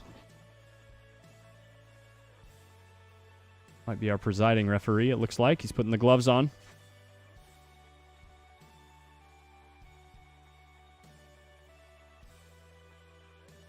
Eddie's making a nice shot there.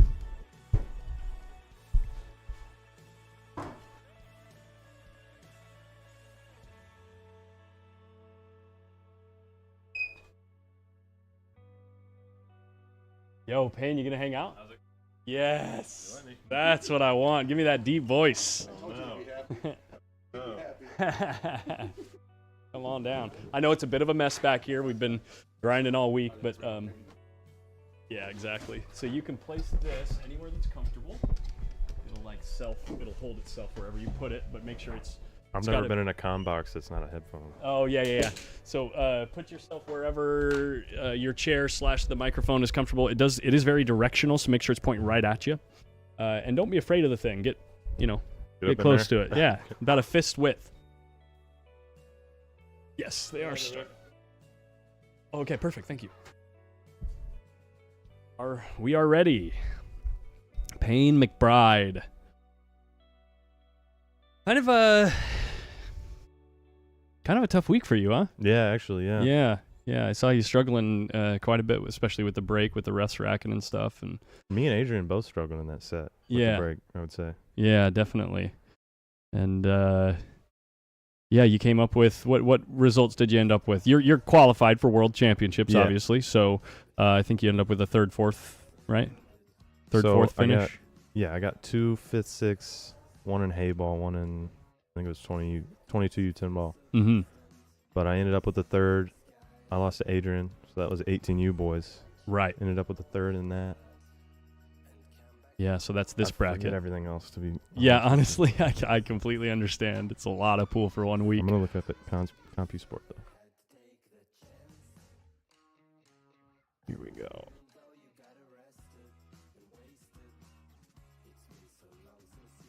So Eddie won the lag. He's taking a little stretch.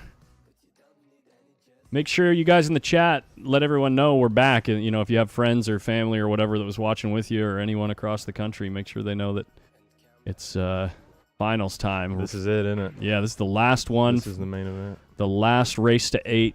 Winner here gets airfare out to New Zealand for their World Championship appearance. That is massive, yeah.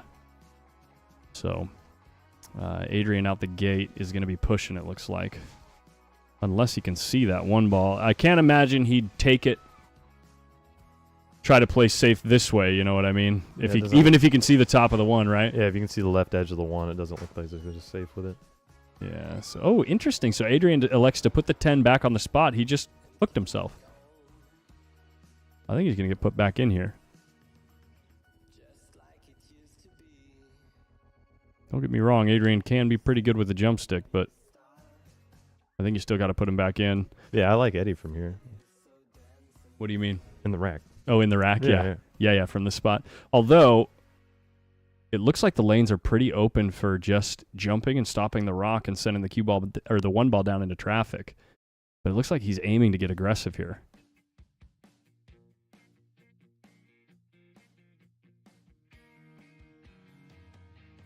a lot of the racks have been quite scrappy.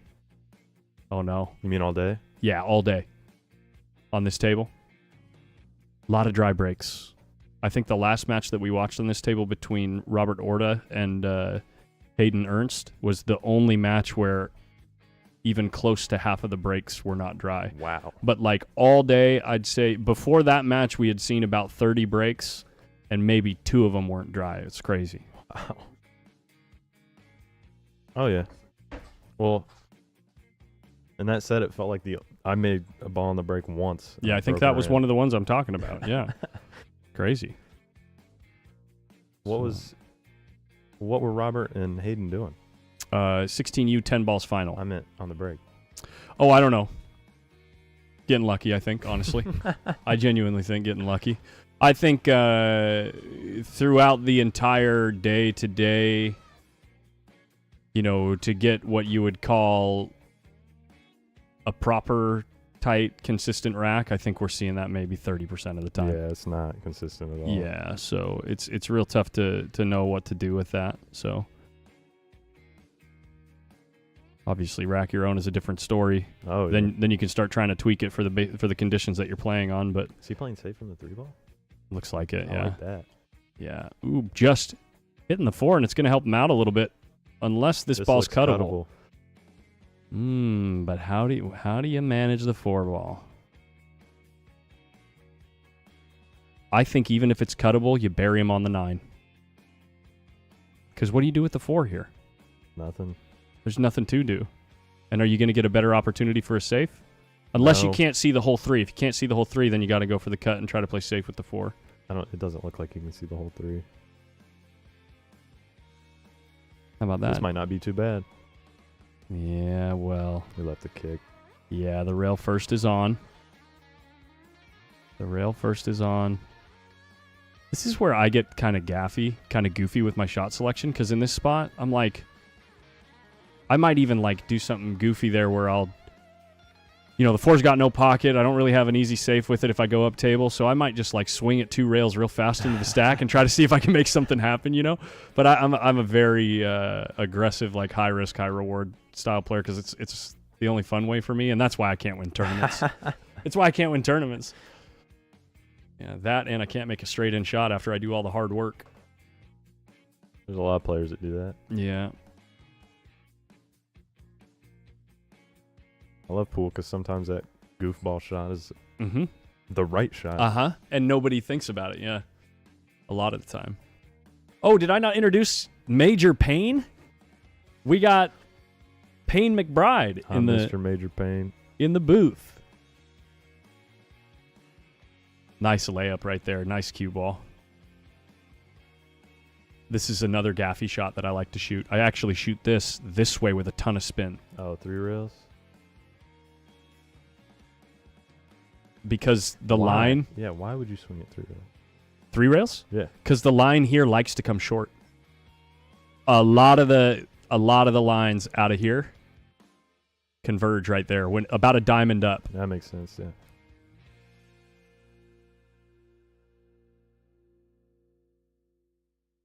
And also when you get really narrow over here, right? When the parallel lines coming out are really narrow, they're unpredictable and not reliable. Oh, yeah.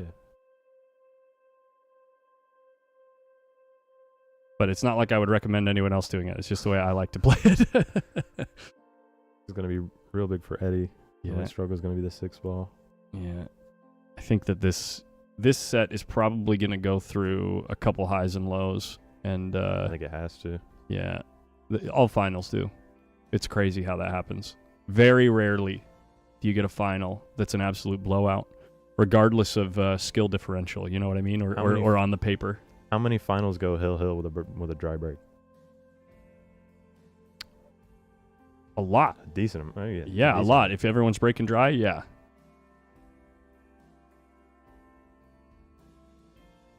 How deep in a decent bracket, say 30 to 50 players bracket, have you gotten, Collins? I won a first of the month tournament that was race to 6 and race to 4 with 51 players, and like 8 of them were 670 to 700 Fargo. Caught a gear and got lucky that they couldn't get out. 9 ball. It's my That's claim to called pull. fame. Yeah, it's my claim to fame. A year and a half ago, the stars aligned, or 2 years ago or something. I think it was like a 570 Fargo at the time, and just kept running out.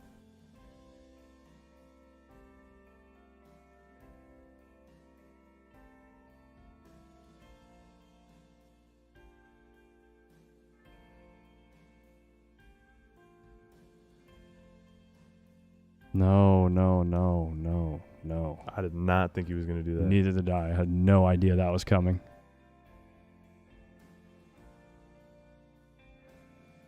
Yeah, I really do think when the balls are not breaking well, for 10 ball anyway, especially if you have someone else racking for you like a ref, when I'm breaking from just off to one side in the center or something like that, I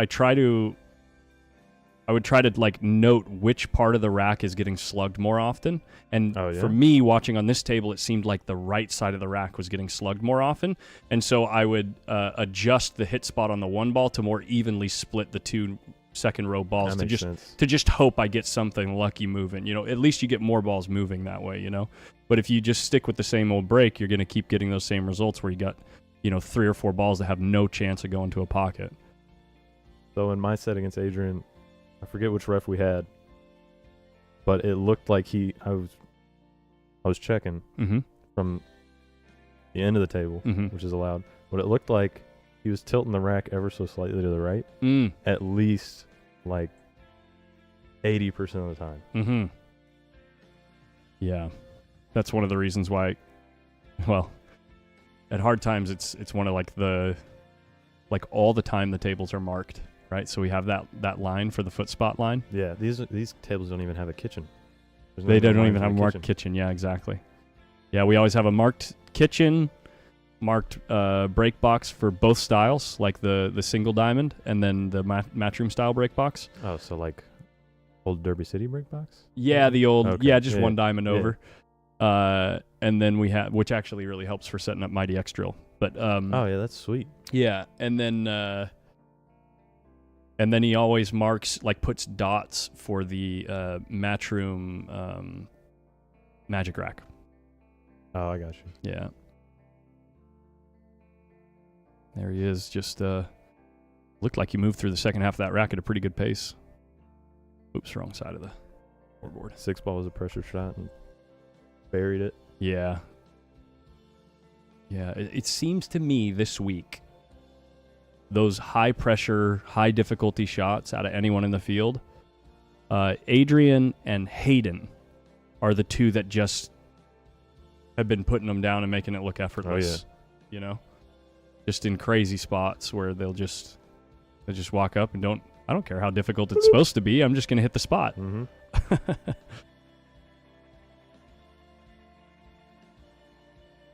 So have you enjoyed this week in Quincy as compared to last year? Play aside. Your personal performance aside. Yeah. No bias. Yeah. Well, the no lighting is rough. Yeah, it was rough. Real bad. I really love the hay ball. Yeah. The hay ball was real great. Yeah, that's cool. But I think we lost some tables from last year too. Yeah, they were using them for the 14-1 and the National Wheelchair Association or Pool Players Association tournaments. So we still had the same amount of tables overall, but they were being used. There was more events. Yeah. Still a great event. Yeah. I feel. High level of play. We just, I know that Shane made the decision on the lights because last year we only had lights on, 22 tables or something like that? And there was a big problem with how far they have to hang from the ceiling. Yeah.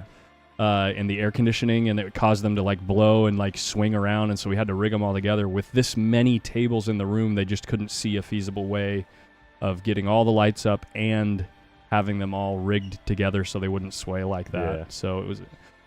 And not spending a month here prior to Yeah, exactly. Yeah. So I'm sure it'll be an item of discussion for next year. Oh, yeah. Yeah. Now, if this ball's frozen... Do you play it any differently, or are you just sending the cue ball up table anyway? For me, off first glance, it looks real goofy. Yeah. Let's see how close he is here. Can't see from that camera. Can't see from that camera. And I got no overhead, so we're on our own. Yeah, I think you just send him up table anyway because we're the 8 sitting. He's like, I'm going to clip the 4, so what happens here? Can you get past the 4? Clip the 4, you sell out. Yeah. Look at this. Maybe not. What an effort there from Eddie.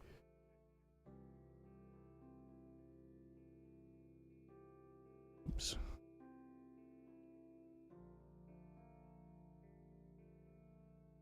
He called the 8 ball in the corner. You got combo or carom? I think it's only the combo. Because the carom's going to be goofy. Because the cue ball's going to be hopping a little bit. Ooh, we missed the whole ball. Missed the whole 1 ball. Wonder if he jumped over the edge of it. Kind of looked like that.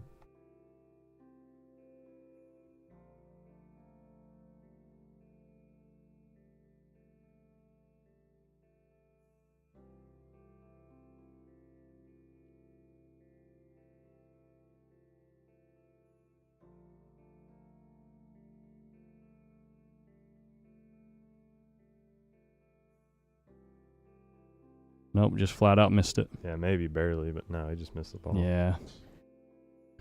You can see here. Cue ball wasn't really bouncing.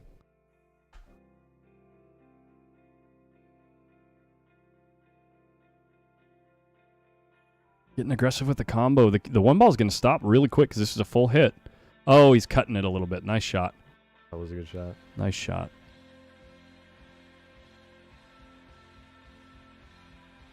Fairly full. He's going to have to put a nice finesse stroke to pull this back up table unless he decides to go forward and then gamble with 5 and 10. I don't like going forward at all. Yeah. Unless you played in the corner. Yeah, Unless you yeah. played up table. It looks like he should be able to pull it. Got to put a nice smooth stroke and get towards the edge of the ball, though.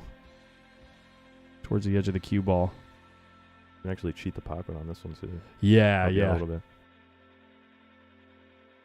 Yeah, the tables have been playing pretty, I wouldn't say like overly forgiving, but like as far as hitting the rail on the way in. Yeah, they're close. Nice shot.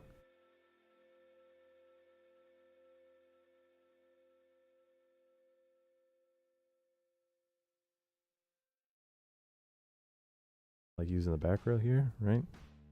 I think so. I think maybe if you're straight enough, you go 2 rails out. Just maybe middle of the kitchen, you know, or just middle of the head string-ish. Looks like you can just go forward 2 rails and maybe hit half a diamond between the pocket and the... Yeah, right there.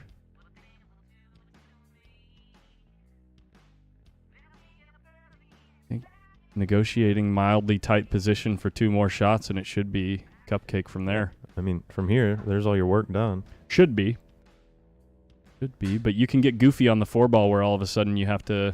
Well, I guess the 5's playable inside, so it doesn't really matter if you're rolling down table. Whoa, Eddie. What'd I say? Mildly tough. No. I said mildly tight position, not really tight position, but absolute disaster. That is a disaster. Adrian's already chalking up his This cue. is Look at him. bad. What do you think about that mustache? What Payne. mustache? Come on, Payne. That's right. You grow a full beard. That's right. What mustache? Who was it? I forget who it was, but some other junior said, "Oh my gosh, Payne shaved today, and he looks so much younger." Yeah, you do look like mid-20s when you got the whole beard. Well, my friends are like, you need to look a little younger. Yeah. So I shaved. You got this super deep voice and this full beard, and everyone's like, this kid's, how old are you, 16, 17? 17? 18? I'm old. Yeah. Are you 18? Yeah. Oh, wow. This is the last year. Yeah. That's right, because Adrian's birthday, because when he turns 17, or the year that he is 17 will be his last year. No, you can do 18 and under. Okay. If you turn If you turn 19 in the calendar year, you cannot play. got it. Okay. Yeah, because he's got a November birthday like me, so. Okay. How old is Adrian? 16? 16, yeah, so that means he's got 2 more years.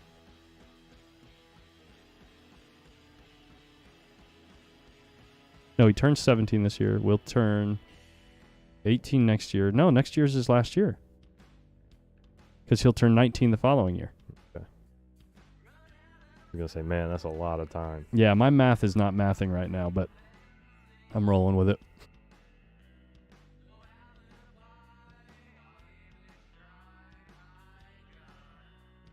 Two zip. 2-zip.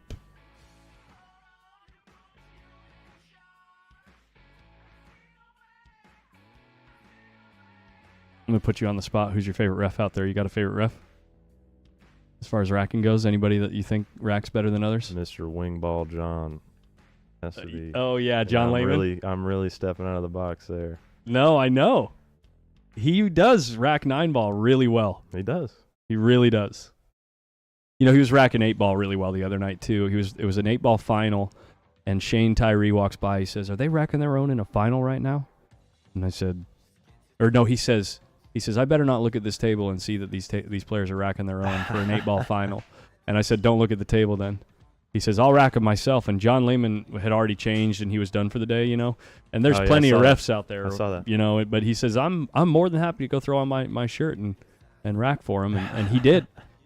Shane racked one rack, and I was like, "Oh, my God, don't ever rack Anybody again, get a Shane." picture of that? I wish they would have got a picture of the break afterwards because, like, 4 of the balls didn't move. Oh, wow. Shots fired, Shane. But then John comes out and he's racking them, and it was great. Oh, yeah. I like Dave Pearson, too. He's a good ref. Dave Pearson, which one's Dave? I actually don't know their names. I'm terrible. It's tough to describe them all. I mean, All right. Regular guy. Oh, wow. Time to push. or jumper in the hole. Can you get past the 7? I like right I'm there. not sure. Like right here. For Adrian. For the push. Yeah. Because I think Adrian's going to really well judge, like if he gets it back, he's going to yeah. really well judge something like that, you know?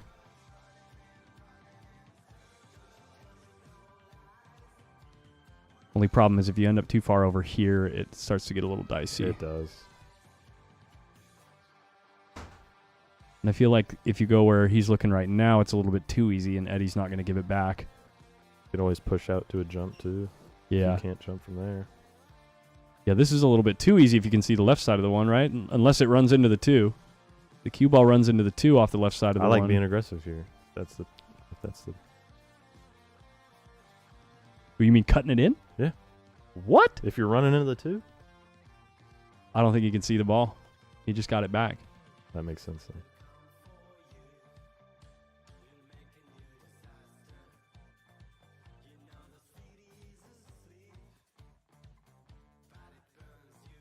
Oh, he could see it. Maybe it was thinner than I was anticipating. Mm-hmm. What do you got? Oh, sorry, I got my luggage down here. This You're is good. actually this is packaging. Like, Oh, really? yeah, because I want the components not to Oh, move. Lord. Yeah. I was going to ask you what events do you have coming up that you're playing in, or what you're looking forward to this year? So there's a Junior American Series in Texas. Okay. I'm really looking forward to. I've never been to Skinny Bob's. Okay. I've seen plenty of streams out of there. It's usually Lonnie with Backwards Billiards that does the streams out of that room. Yeah. And then obviously I got New Zealand. Yep. I got Worlds at the end of the year. Do you play any open tournaments, like local open tournaments in your area? Do you have anything going There aren't on? any. There are none? Where are you from again? Indiana. Unless they're on the Indiana, valley. that's And right. then they're not open. They're handicapped. Right. I played the U.S. Open the last 2 years. Okay. I haven't gone to a U.S. Open qualifier this year. Our West Coast tour that we've got going on, the top placing overall player, like what do you say? Like the highest in Earn the points. most money, yeah, exactly, yeah. off of the tour. Gets They'll be a going? spot into the That's U.S. sweet. Open, yeah. I have not. Have you played No. U.S. Amateur? No. I think they're doing a qualifier out at well, they did one then at Hard Times. I'll have to look at it. I'll be at the International for sure. The International Open up Yeah. in it's in Florida. Yeah, The they second moved it one to is. Florida this year. Oh, okay. So okay, isn't it usually up in like It's yeah, sort of- like in the usually northeast, Norfolk, Virginia. Virginia. Oh, okay. Gotcha.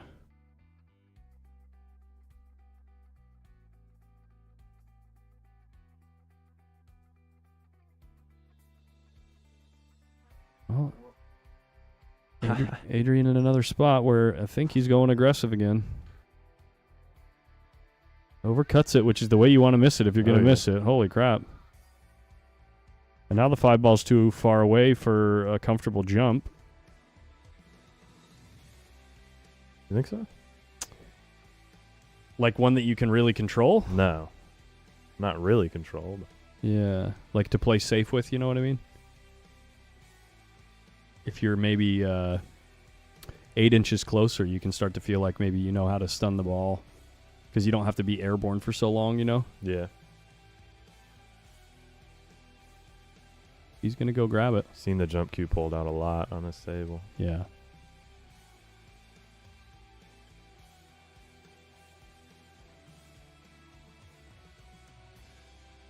Right edge or left edge? That's a good question. You probably run into the 9 ball if you go left edge. Unless the ball Doesn't feel real bad. unless the cue ball gathers a lot of follow by the time it hits the 1. Which would be good to run into the 9. He goes right edge. 1 ball runs into the 9. Cue ball, is it going to go above or below the 3? Below, look at this. Went below. Wow. Just put away your regular cues, guys. Just put them away. Put them back in the case. We don't need them anymore.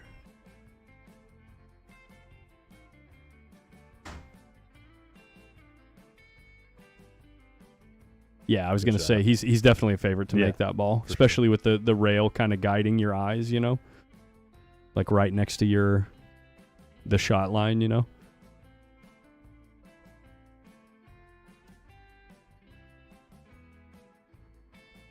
You need Ethernet?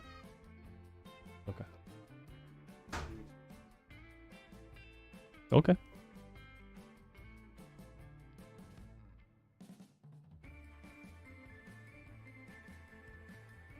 Trying to nudge this open, it looks like. I wonder if the 9 goes in the right side. Looks like it should. Does. Yeah, it does. Yeah, that was so tough. Hi, Sam.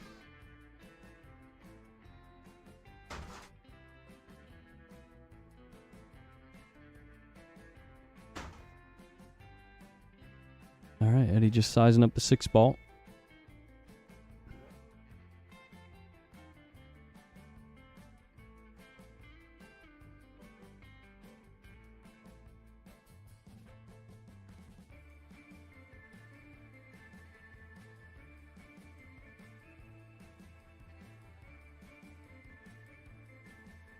Taking a lot of time to size this up. Yeah. I think you just got to play below the 6. I mean, take any questions out, you know? It doesn't really change whether you go above or below the 6. It doesn't really change what you can do with the 8. So to just, take the whole 7 ball out of the equation, I think, well, he's going above. Which I'm assuming he's going to be playing the 7 up table anyway. It's not like you're going to try to get straight in on this and draw back, play the 7 in the same pocket.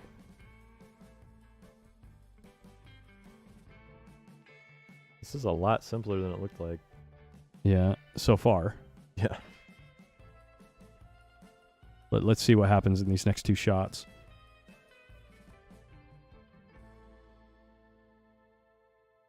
Main thing here, you got to get some kind of angle on this 8 ball, like around here, Yeah, maybe yeah. where you can just follow underneath, or get like a little bit steeper, and then play the speed shot like this. Oh, wow. So he did come below. Yeah, this was the place to be the whole time. I'm surprised he ended up where he did on the 5.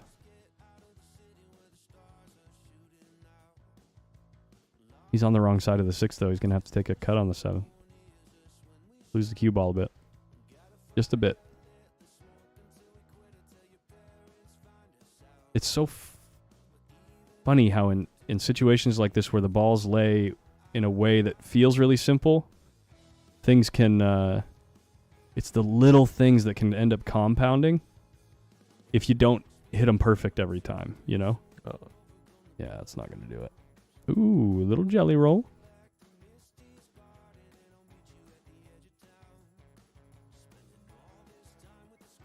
I like this shot. You play the bank? That's what he called. Yeah. This isn't going to end up safe, but No. not easy. Now things are real weird to get on the 9 ball. You have to play like, Gotta hit a good 6 ball. well, you got to play what feels like a recovery shot, right? And then you probably won't get ideal on the 7, so you're going to probably have to recover again to get ideal on the 8. And if you don't, you got to come with something really good.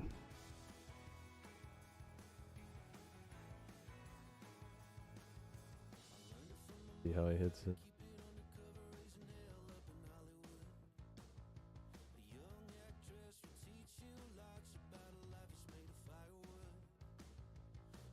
Perfect. Wow, and to end up that straight on the 7 is pretty good. That's pretty good.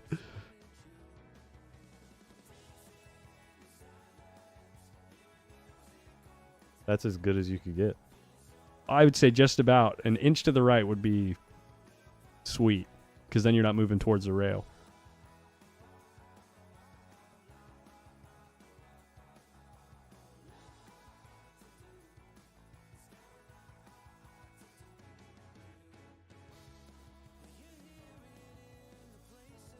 Now he's on the rail. Might even be able to run into these balls. That would be ideal. Yeah, if you can bump them. Is he saying the 10 goes in the side? I never even thought of that. We were supposed to have seen that forever ago, Collins. No chance we would have seen that. It's close. Yeah, it goes in the side, the other side. He just looked at it, and now he's rolling his eyes. He's like, okay, I got to try to figure out a way to get over there. You know, this is like stun run through with like a touch of inside maybe, and with finesse, like to play perfect speed. It's like so tough. Maybe the follow angle's there though. It's there. The follow angle's there. He says, stop it. No. There's, yeah, I don't know if he's got any of the 9 ball there. Nope. Kick the 10 in. Yeah. Kick the 10 in the side. He's looking at it. You got to call it. Yeah, he just called it. That'd be funny if it was like pointed at the point of the pocket, you know, and it throws in because he's kicking this way. Wouldn't that be funny? 9 ball's going to be tracking towards like this area. Yeah. Cue ball be going the same way. Depends the on right side yeah, of it the 9. depends on which side of the 9 you hit, right? Hit the left side of the 9 and the 10 goes, it's a disaster. Close. No, That it was threw close. long. Safety, maybe? No. And this is definitely potable. Thin but potable. Oh, we called the What? bank. Probably to retain control of the cue ball. And it's should be a high percentage bank. He's been playing a fair amount of 1 pocket lately. There you go. Cue ball close to being corner hooked, but he's got a chance at least.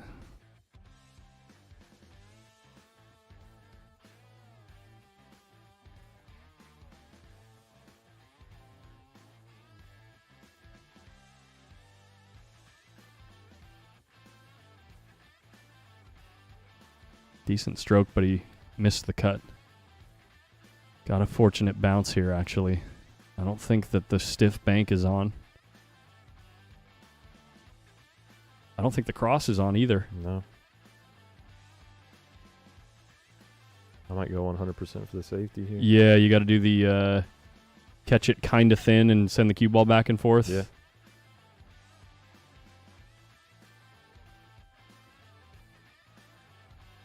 You can't really play the cross corner short either. No.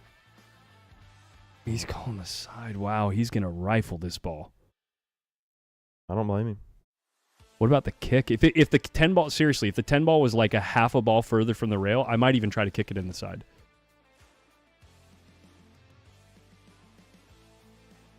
It might go. Oh! That's what I'm talking about, baby. That's the shot. That's the Jason Shaw. Let's go. In the hole, baby. Never in doubt. Eddie Von der Wow. Eddie Von der Wow. Come on. Rifled what? It was a hanger, guys. What's up, Chris Schneider?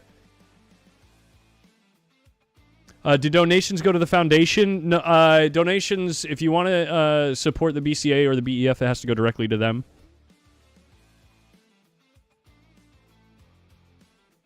We actually haven't set up any donation links, but you would have to reach out to them on their website.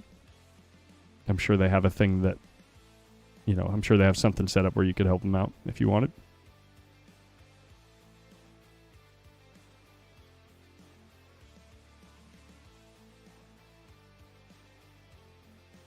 What was he doing there? What was going on? Maybe taking a scuff off the ball? Can you do that? That's interesting. Wait, if there's like one of those black scuff marks on the ball, can you clean it with the pocket liner? Because the pocket liner's hard? Isn't the pocket liner what put the scuff on the ball, though? If it's the same material, then in theory it should work. What? Because it's just a residue, it's just like from friction. Interesting.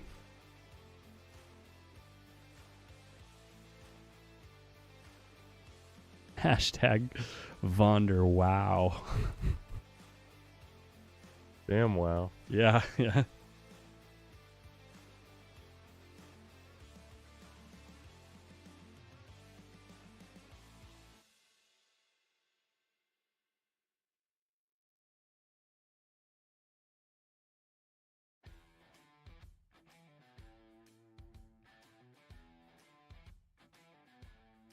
Hit a hard 3-ball. Struck it great. And look, he's got a shot to go into this, and the 5 ball is going to go right towards the corner. The only question is he going to try to hit it soft to leave the 5 by the corner? And if he does he stay tied up with the 9 or 6? I like running into the 9 ball. Oh, he's trying to play the... Yeah, I was going to say go at like a decent pace, like medium speed, where the 5 might even bounce out. 5 might be dead. There you go. 5 might be dead in the hole. Looks like it's pointing at the long rail, maybe. Do you think we can get to 600 subscribers before the end of this match? This is a good question. At 128 people watching, I'd assume most of them have subscribed already. And their channel now has 535. Bet you we could get 550. Good shot. 5 ball did end up right over the corner. Yeah, he's hit 2. I mean, struck the last ball is perfect. This is a great shot to get out, make it 3-1. Ooh, this is where you're on the wrong side of the 6, but it's like the good amount where you can do whatever you want. Wing the rock. Let's go.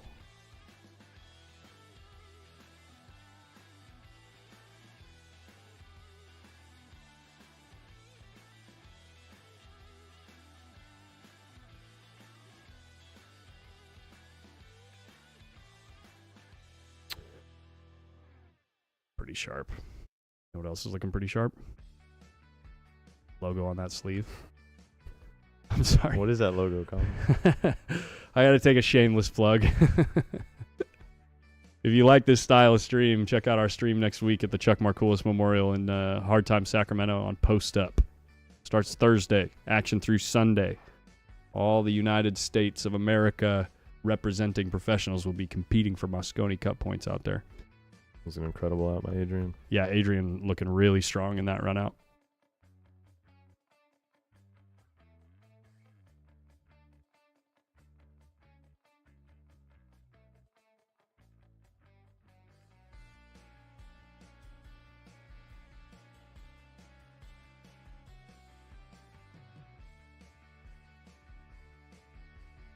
Shadow Nell says, I believe the stream should be shut down after each match because I want to be able to click the like button on each match.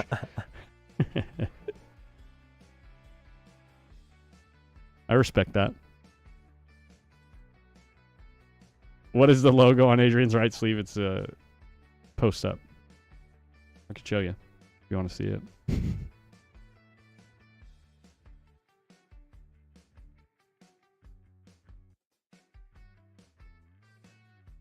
That one. Oh my God, it's so big. Un minuto. Un momento.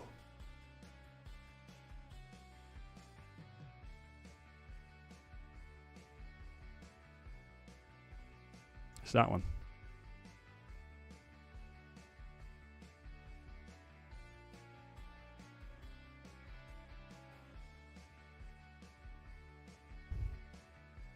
It's this one. There we go. Should have done that in the beginning. Yeah, you should have.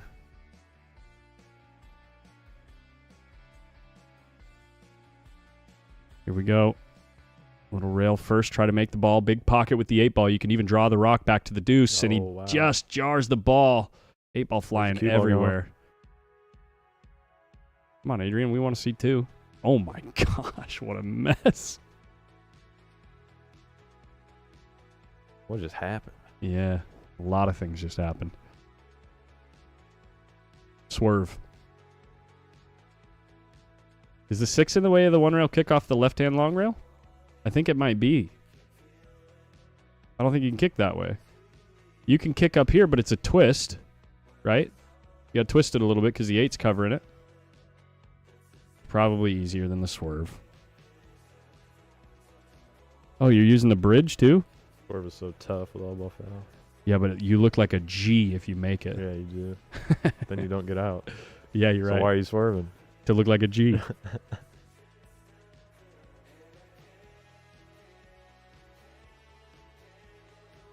About as tough as it gets. Yeah, this is real tough.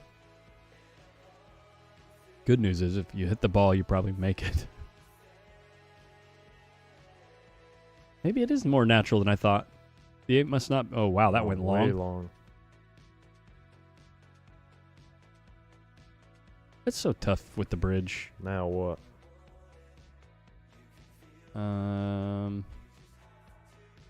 Forward 2 rails. Oh, yeah, jack up, draw back. Forward 3 rails. You do... The natural line does look like it comes between the 3 and the 7, right? If you spin it, because you're so close to the corner. Yeah. Thinking about has to. Yeah, look at the line he's looking at right here. He's wrong. I want the cue ball right there. The problem with this shot is judging the speed. Because how thick or thin you hit the one ball is so important, and the ball's going to go either way. Yeah. What I'm talking about.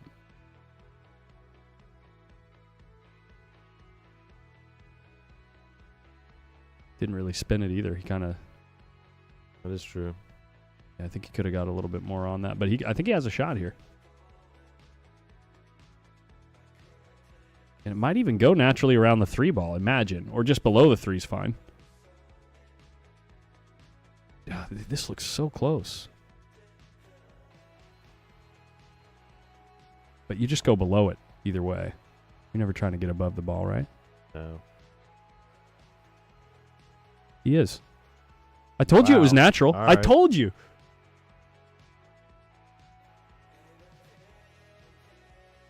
Holy. You watch enough pool, you start to see stuff like that. Holy shape player. Yeah. It's so funny, though, when you're on the tables when sometimes you just know. You know what I mean? Yeah. You can't explain why you know, but it's like, I just know. It just goes there.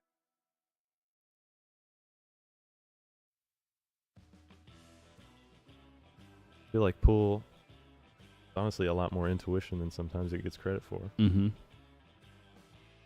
Well, that's why you have to play it so much to get good at it, because you have to build that intuition. Runs right into the 7 ball. Look at this.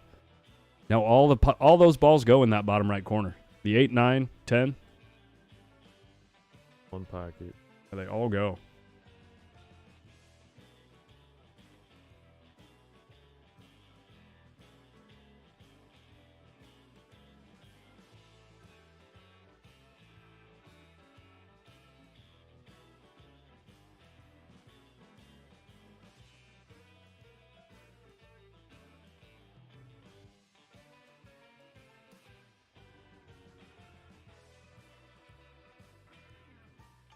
What cues you play with? You playing with Predator right now? Yes. Yeah. I played with Predator for 4 years. Nice. The P3. Nice. He's a P3 for 4 years. Nice. Classic, well-balanced cue. Oh, yeah.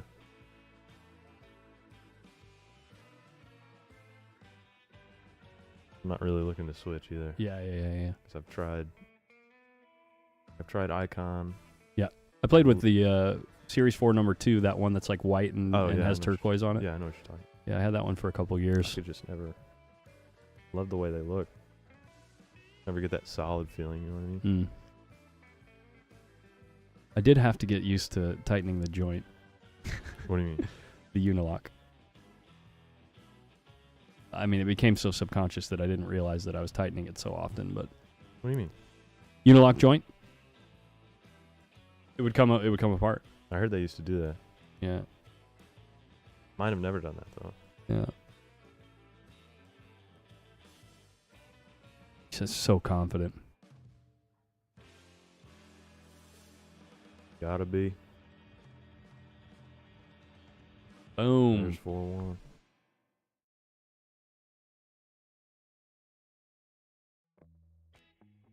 Adrian's playing with the True Splice, right?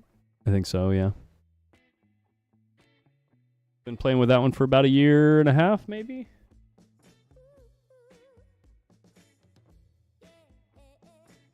It's only been out for a year and a half. Yeah, he got it when it was brand new. So pretty. Yeah. Tell you what, that air rush is like cheating. As far as jumping balls. Oh yeah. I'm really interested to see the one that Federer's been working on with Viking and 6060. I think that deal he signed is perfect. Yeah. He's got basically it's going to have 4 different butts. You know how like the air rush has you can play with it with either the third piece on or off. Yeah. Right. It's gonna And have then 4 of them things. 4 different options. Jeez. So you'll have, depending on which jump you're doing, right? If you're doing full table jump over a ball that's fairly close, you got a different weight. If you got full table jump where the ball's far away, you got a different weight. If you're doing a jump where you only got to like do something like this, you got a different size and weight. You know, it's like it's really intriguing to me because it makes perfect sense. Oh yeah. Because you're essentially playing golf. You're basically playing golf. It's nice to have a different club for each shot. Oh my lord, you are playing golf. You are with a heavier ball. Wow. And harder surfaces, but yeah. So the concept makes sense to me. I just can't wait till they release it so I get to play around with it and see how it feels. You never know, till you try it.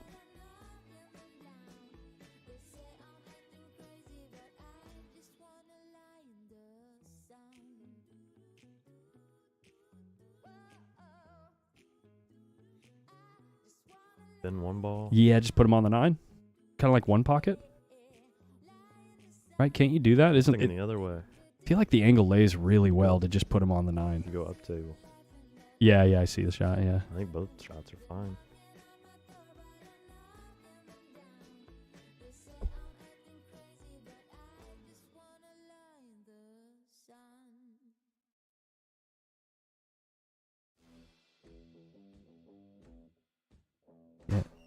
Just imagine that their pocket is right here, and just ticky up behind. Yeah, he likes your shot. Put him on the 10. Look at this. That's pretty nice. I would have tried even softer. The Ethernet. It's the.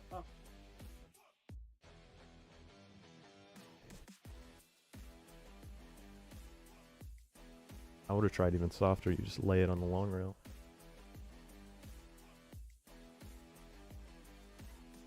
Adrian's going for the light version.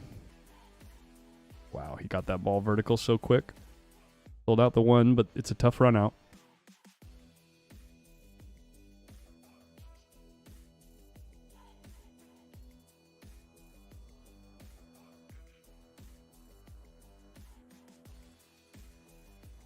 You've never seen tough. This is it. Yeah. It's basically tough enough where you kind of have to go into it thinking, well, I'm probably not going to get out here. So what does that mean I'm going to do? How am I going to treat this situation?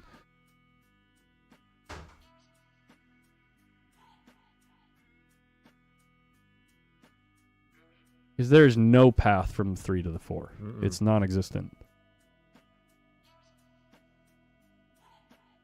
Run into that old 5 ball. Yeah, you got to get perfect on the 3 to do that. You got to get perfect on the 3 to do... I don't even know what else there is. That's it. That's all there is. Eddie just making sure he's up high enough. So uncomfortable. Almost used the bridge.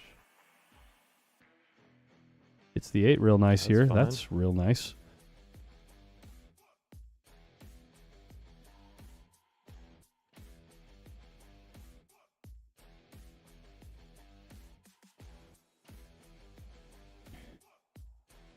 There's just so many problems.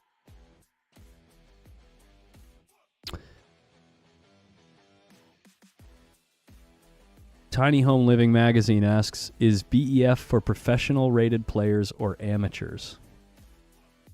That is an interesting question. It's an open event.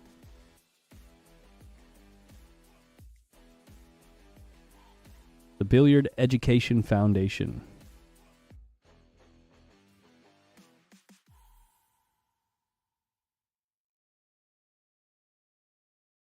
Wait, is Mike in the chat? Collins is playing with a cue from 1992.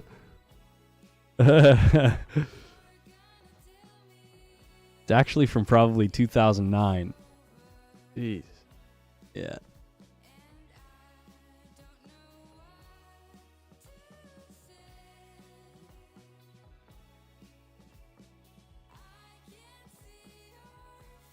Ran into the 4. Wow, dude. Just next level. Great shot, Eddie. Gosh, if that doesn't earn him the rack, look where the 8 is. This game's so brutal sometimes. 7's not in a bad spot for it, though. It's real close. He has a rubber band when he brings it. No, I don't. I don't take that good a care of the thing. I just stick it in my my checked bag and Band hope for the pocket. best.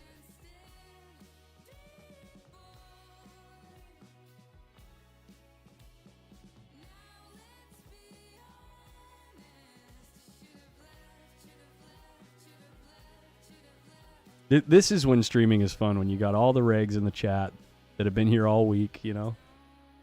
I'm hearing Collins needs a new cue as well. And then and then you got the guy that's been with you, the lazy guy that's been with you all week that left early, just trying his best to roast you.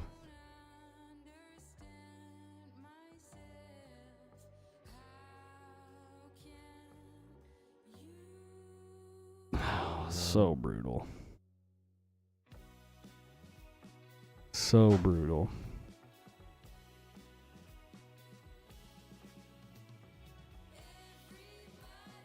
I can't believe You want a Panthera? Yeah. At the Brendan Crockett Memorial a couple years ago, maybe a year and a half ago, I bought 7 tickets for $50 and won the thing. Oh, wow. Sold it? I sold it because at the time, Matchroom was inquiring with me to see about doing stuff like this for some of their events, and they wanted to meet at the U.S. Open that year. Yeah. And so I used the money to go to the U.S. Open. Wow.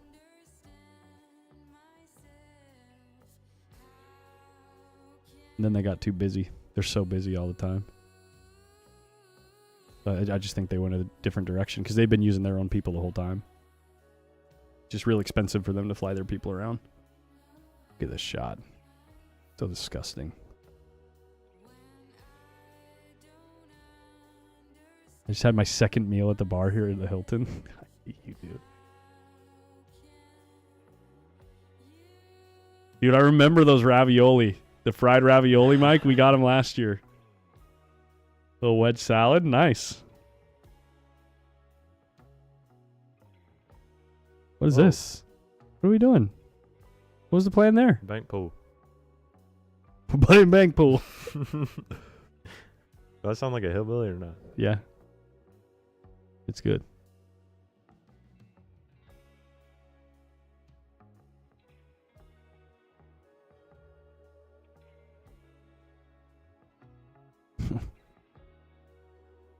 Well, Shannon, at least one of us enjoys it.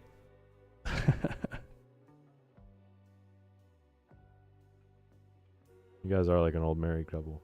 Yeah, we like to have fun.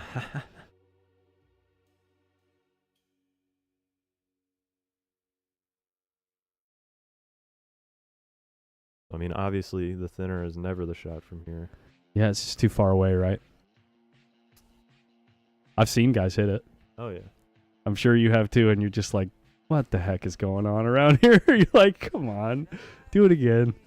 I Don't dare hit it you. very often, but This bank, I think this is a kiss. I think it's too close to the rail. It's actually one of those kisses where the cue ball, you have to hit it so thick, the cue ball might kiss in the corner. I think the most correct shot is just leaving them both long rail, long rail. Yeah, probably. Yeah, see the kiss? It was a double kiss. Isn't bad, though. It's coming out. Adrian's like, sign me up for this.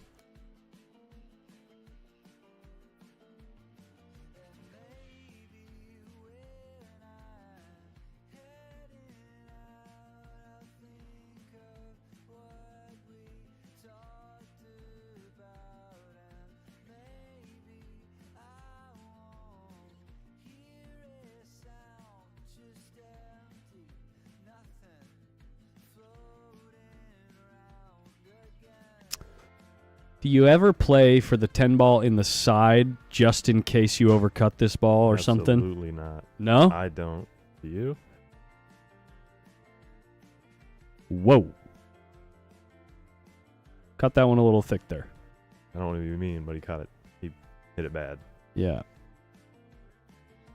You mean Well, I'm just thinking like, I'm so bad at pool, right? So like when I do that, I'm coming across the shot line. I always overhit it anyway, and I always end up like down here, and I'm cutting the thing in, and I can never figure out the speed. So I'm thinking like, if I'm cutting that ball in and I play my position down here, if I miss it, you know, the 9 ball is going to be out here somewhere and real like pretty tough. And the 10 in the side ain't bad from here. can we see this 9 ball again You want to go back and look at it? after this? I mean, I'm not saying it's the best shot for everybody, but have you ever done it? Have you ever thought about it? What are your I have thoughts? not thought about it. No. Mike would be sitting there being like, "What are you talking about, man?" I did the same thing. Yeah. Hold on, let me find the 9 ball. Yeah, from here, because you're cutting it so thin anyway. Cue ball wants to move. Why not just let it move? It's probably a terrible shot. But the difference between you and me is, Payne, you're probably going to make the ball, and I'm probably going to miss it. Oops, I'm sorry. I just muted you on accident. Sorry. Taking off? It's been a pleasure meeting you, sir. I'll see you. See ya. Thanks for your hard work, man. Camera operating. But so I just play this 10 ball in the right corner. Right. And you just play the right speed. Yeah, I just play the right speed, and if I miss it, I never hit it thick. Undercut it. Yeah, I never hit it thick. Yeah. But I feel like most of the time I don't make that ball, to be brutally honest. Oh, really? Yeah. I'm just missing it so often that I'm like, I kind of have it like ingrained into me, like my subconscious, where like when I don't feel good about pocketing the ball, I just end up on the short rail all the time. Not bad. You know what I mean? Yeah. So it's like, why not just play it that way? I don't know. Oh, Eddie is 4-2. now at 4-2. We were in deep conversation. I know, yeah. I do that a lot. Some people hate it.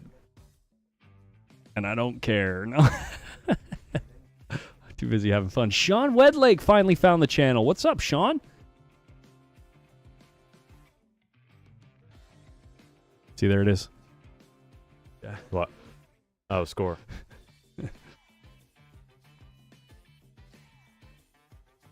Guys, do you have a list of upcoming tournaments? I'm going to be hitting the road soon and need a good source to pull from.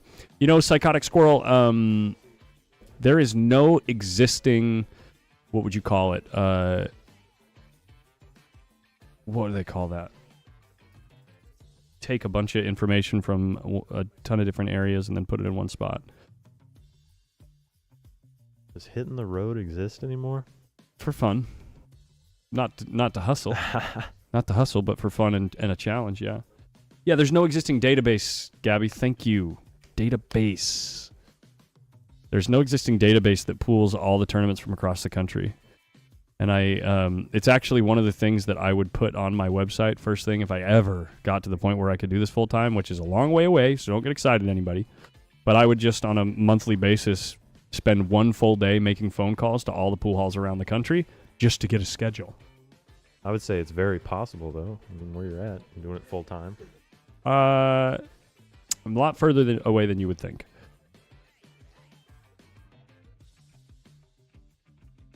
What's up, Mr. Tyree? Yeah. Adrian's been playing some real good stuff and then making a few mistakes, but then Eddie's also been coming with like really, really strong early rack stuff. Game, yeah. Eddie's made some big mistakes. Yeah. This is, you got to go here. You got to go and you got to make the ball or you're going to get punished.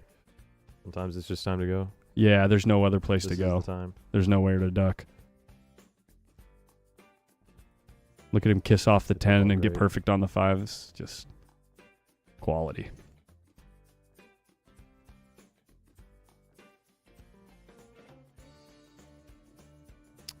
What about a list of events you will be at? You will all be at? I'm doing stuff mainly on the West Coast. So I have that Chuck Markoulis event coming up next week. We're going to have a Brendan Crockett Memorial in September, I believe. I think we're taking a month off over there for big tournaments, but then we start up the Lucasi West Coast Tour again, I think either late September or I think it's in September. And then we go into, and the Lucasi West Coast Tour is going to be at Griff's, the first stop back. And they're going to organize another 3 stops before the end of the year. The first year that's already going to be over soon? Huh? The first year of the Lucasi West Coast Tours? We've done 3 stops already. So Griff's is going to be the 4th one. They need to organize 3 more, and then they're going to do the final stop at Hard Times. So there's Okay. 8 stops a year. That's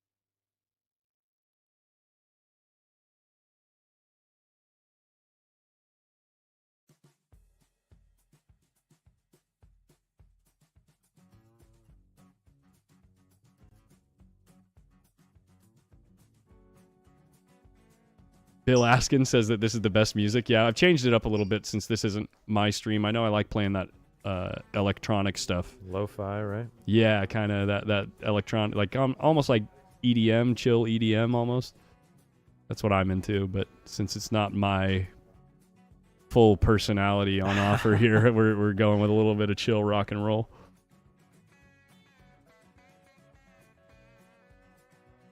Another chance at a break around, I believe, right? Yeah. Cue ball stops perfect. Just like stop the rock, slide closer to the 5. 6 ball's way down here on the short rail. So he just broke and ran the last rack? No. No? I think Okay. so. Oh, yeah, that's right. They were This fighting is over it. Yeah. That'd be a nice little kiss, though. wouldn't Yeah. it?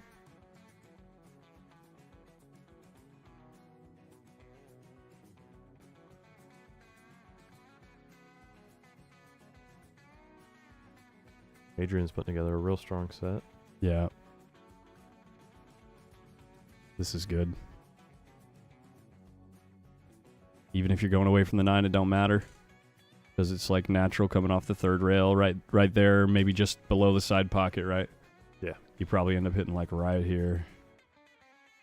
I'm going to leave it there just for the heck of it and see what happens. Ooh, a little 2-railer. You can touch that one. Yeah. I'm just going to leave it there, make a fool of myself. We're looking at a little breaky runski here.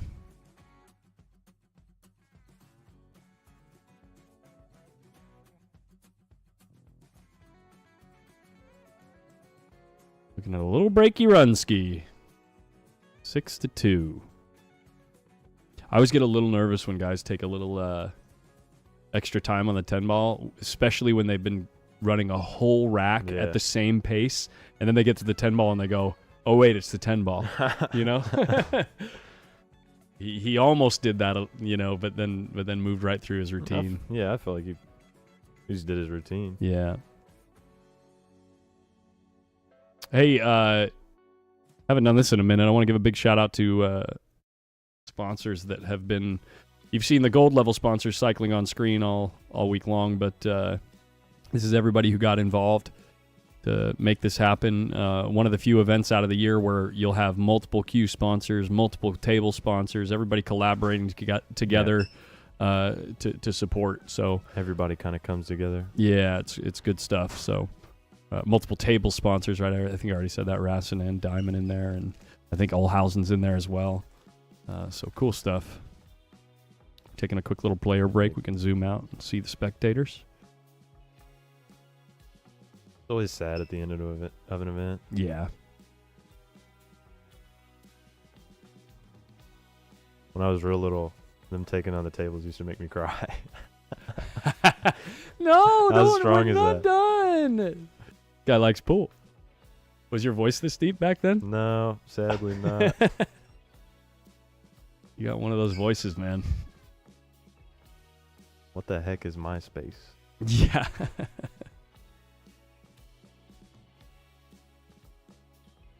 Is that Sophia? Everybody's Where'd having a they get little ice popsicles cream. from? It looks like Haagen-Dazs. Got that Rubik's Cube, though.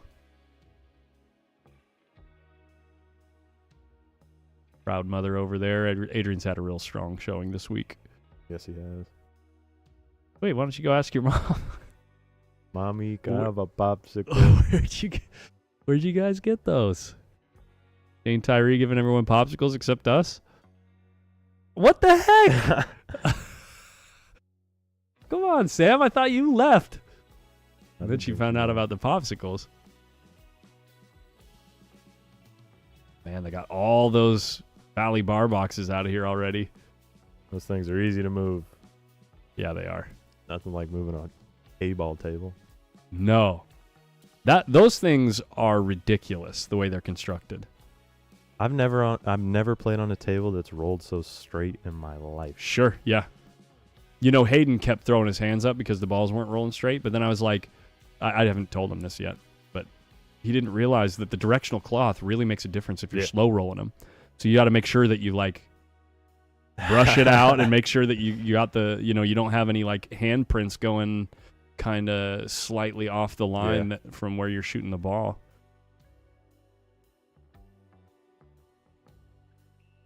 Those tables are really quality stuff. You got to brush the felt towards the pocket too. Yep.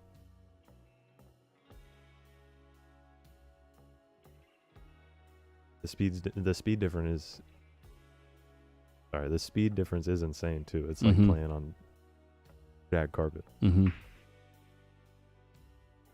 Looks like a dry break to me. 10 ball gets in the way of the 3.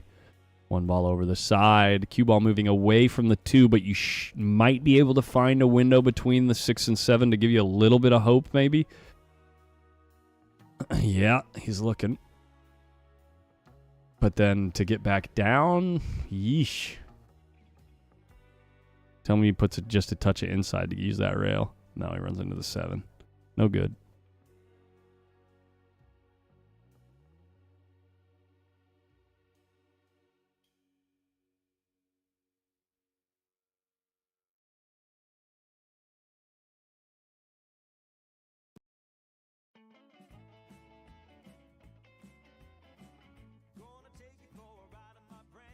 Just short.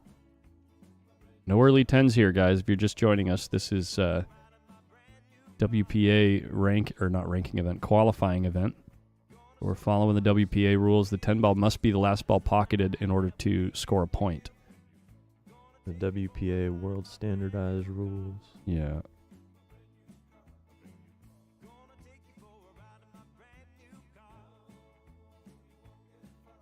Honestly, crazy how many shots that rule affects. Mm-hmm. It's at least once a set. Yeah. At least not once a more. set. Yeah.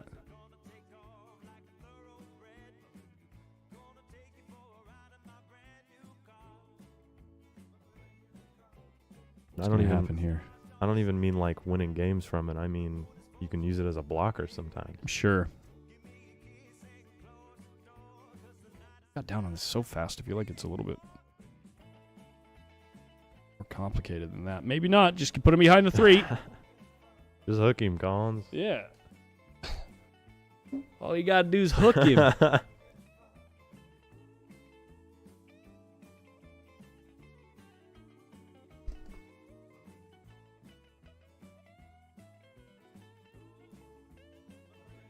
Did you guys drive out here? Yes, we did. Yeah. How far is that?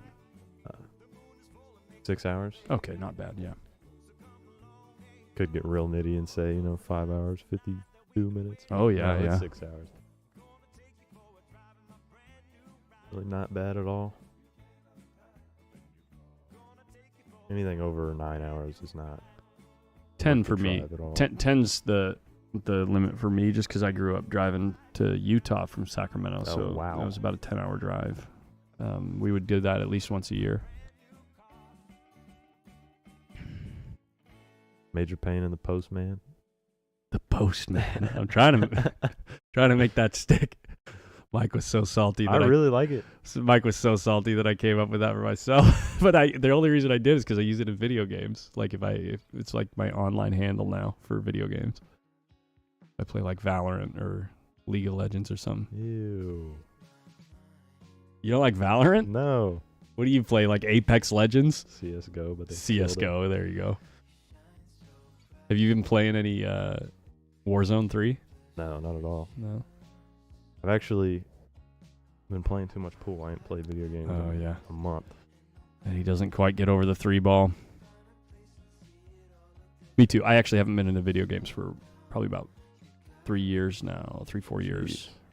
And before that, I wasn't really into video games, but I would occasionally play. Nobody calls this man the postman.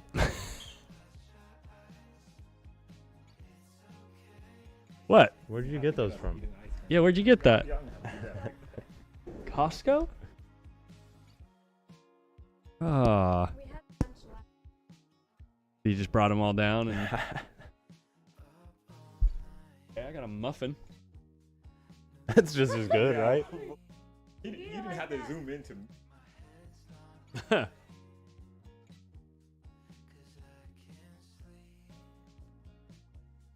Now that it's quiet back here, I can turn off my limiter so that if there's people talking in the back, you can kind of hear them.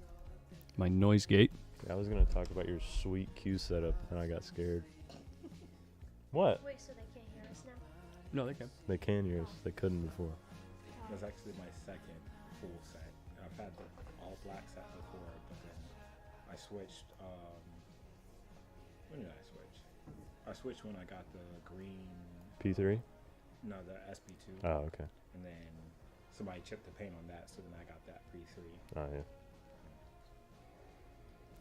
Yeah, Predator messed up when they made it all green. I was like, yeah. This is the kind of shot all week that Adrian has basically made it to the finals on. And he, of course, he bricks it when I talk about it. But no, seriously, those are the shots where he's converted often. You know what I mean? Gotten out from there. Yeah, found a way to make the ball and continue, you know, converting to a point more often than his opponents.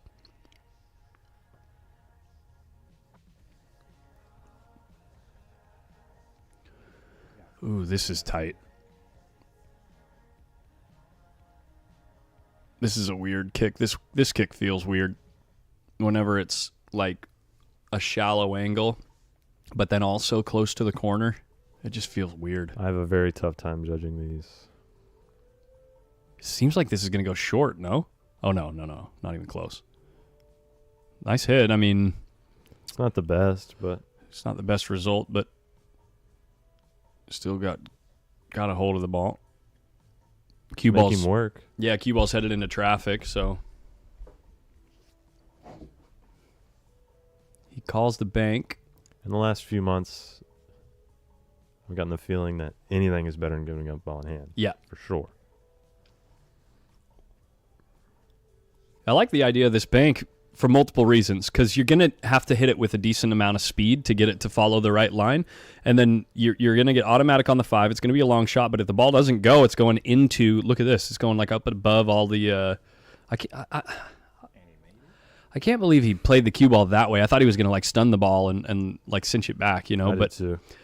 Because if the 4 doesn't go right, you saw where it went. It was going to go way over here, and you've got all these balls in the way, and you could have the cue ball down here. That's what I thought he was going to do. Yeah, that's what I thought was happening too.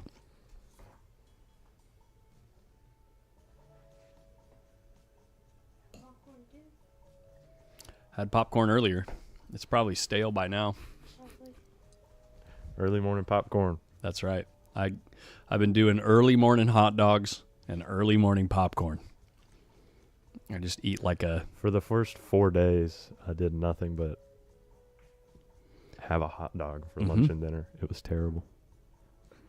Whenever I'm out here, I eat like a kid that just moved out right after graduating high school, you know? Living on my own, but doesn't even go to college. You know what I mean? Like I just had to get the heck out of there, you know? Yeah. I'll do some peanut M&Ms and then a hot dog. I don't think that's a good combination. That's why I was trying to be funny. I will say about these hot dogs here, for not being grilled, they're pretty good. This is a big mistake from Eddie. Oh, and the kiss of death, the cue ball gets nudged away by the 6, so you've got more access to the 6. Sucks to say, but that's, I mean, it should cost him the finals.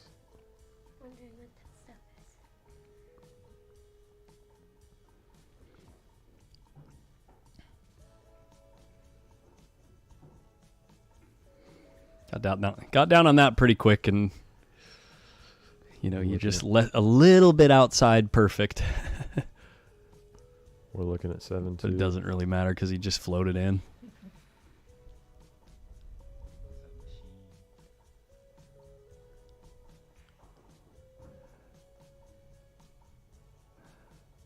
He's got that rotation stroke.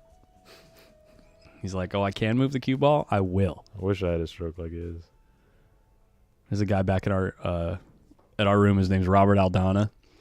And he, like, through the 90s and stuff, he was the guy that would, like, back when the pockets were a little bit bigger, but he had that rotation stroke where he could break and run 4 or 5 racks in a row, you know, on probably, like, close to 5-inch pockets. But he, almost every shot, you know, the cue ball be going 3-4 rails every shot, you know, because he liked to hit them hard.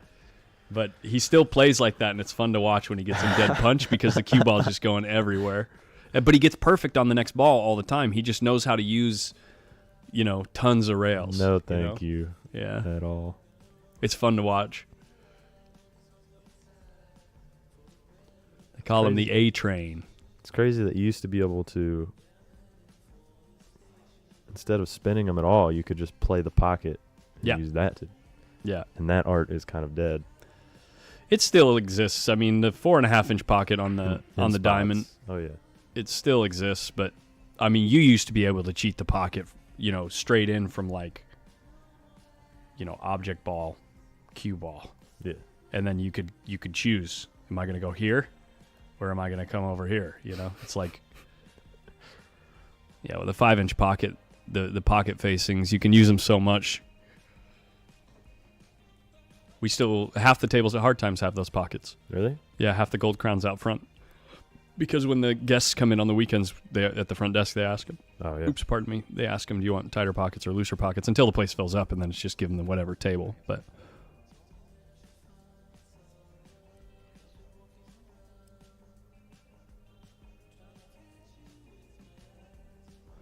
and then Eddie's in just another really difficult spot to decide what the highest expected value play is, right? Like, you got so much real estate on the left side of the table. Where are you going to hide things? It's going to just sneak to a window. That was still hit well, though. It was hit really good, but unfortunately, Adrian's got something to work with here. Unless that window is just so narrow that you can only hit it dead straight.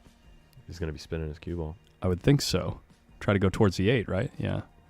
Wow. That's a great shot. Incredible shot.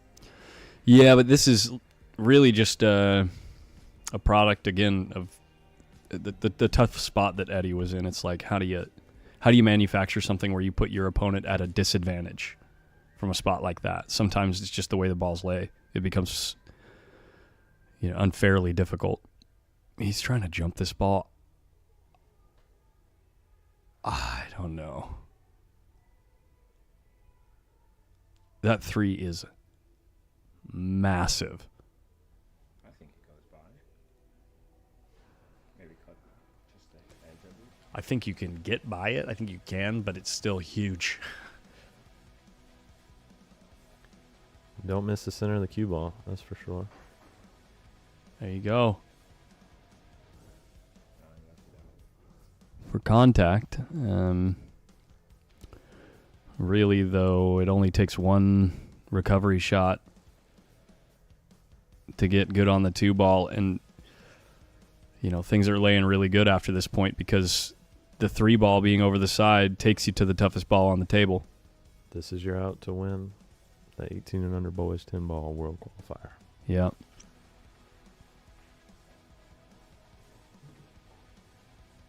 I even like coming up short, so you're moving a little bit away from the 4 ball. Yeah.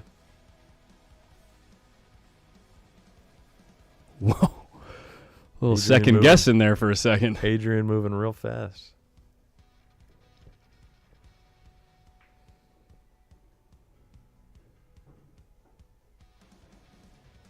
This is always a big question of 1 rail or 2 rails. I think it just comes down to the left side of the table, right?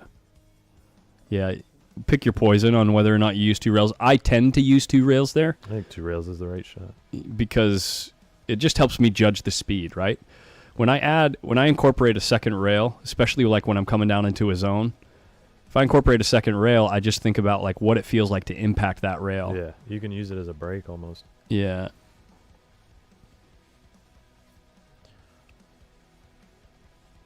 Whoa. Real close to the rail.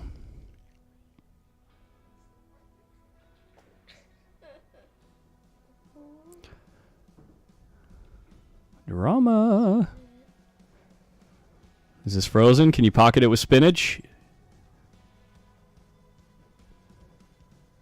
Yes, you can. And we have our 18 and under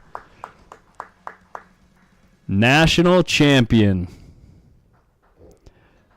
There he is. Happy guy. Congratulations to both players qualified for the World Championships out in New Zealand this year. Congrats to you, Payne, for qualifying as well. Thank you very much. Thank you for the good show all week. Thanks for hanging out with me during that final. That was really fun. Always Thanks a pleasure for to having see me. you. Always a pleasure to see you, man.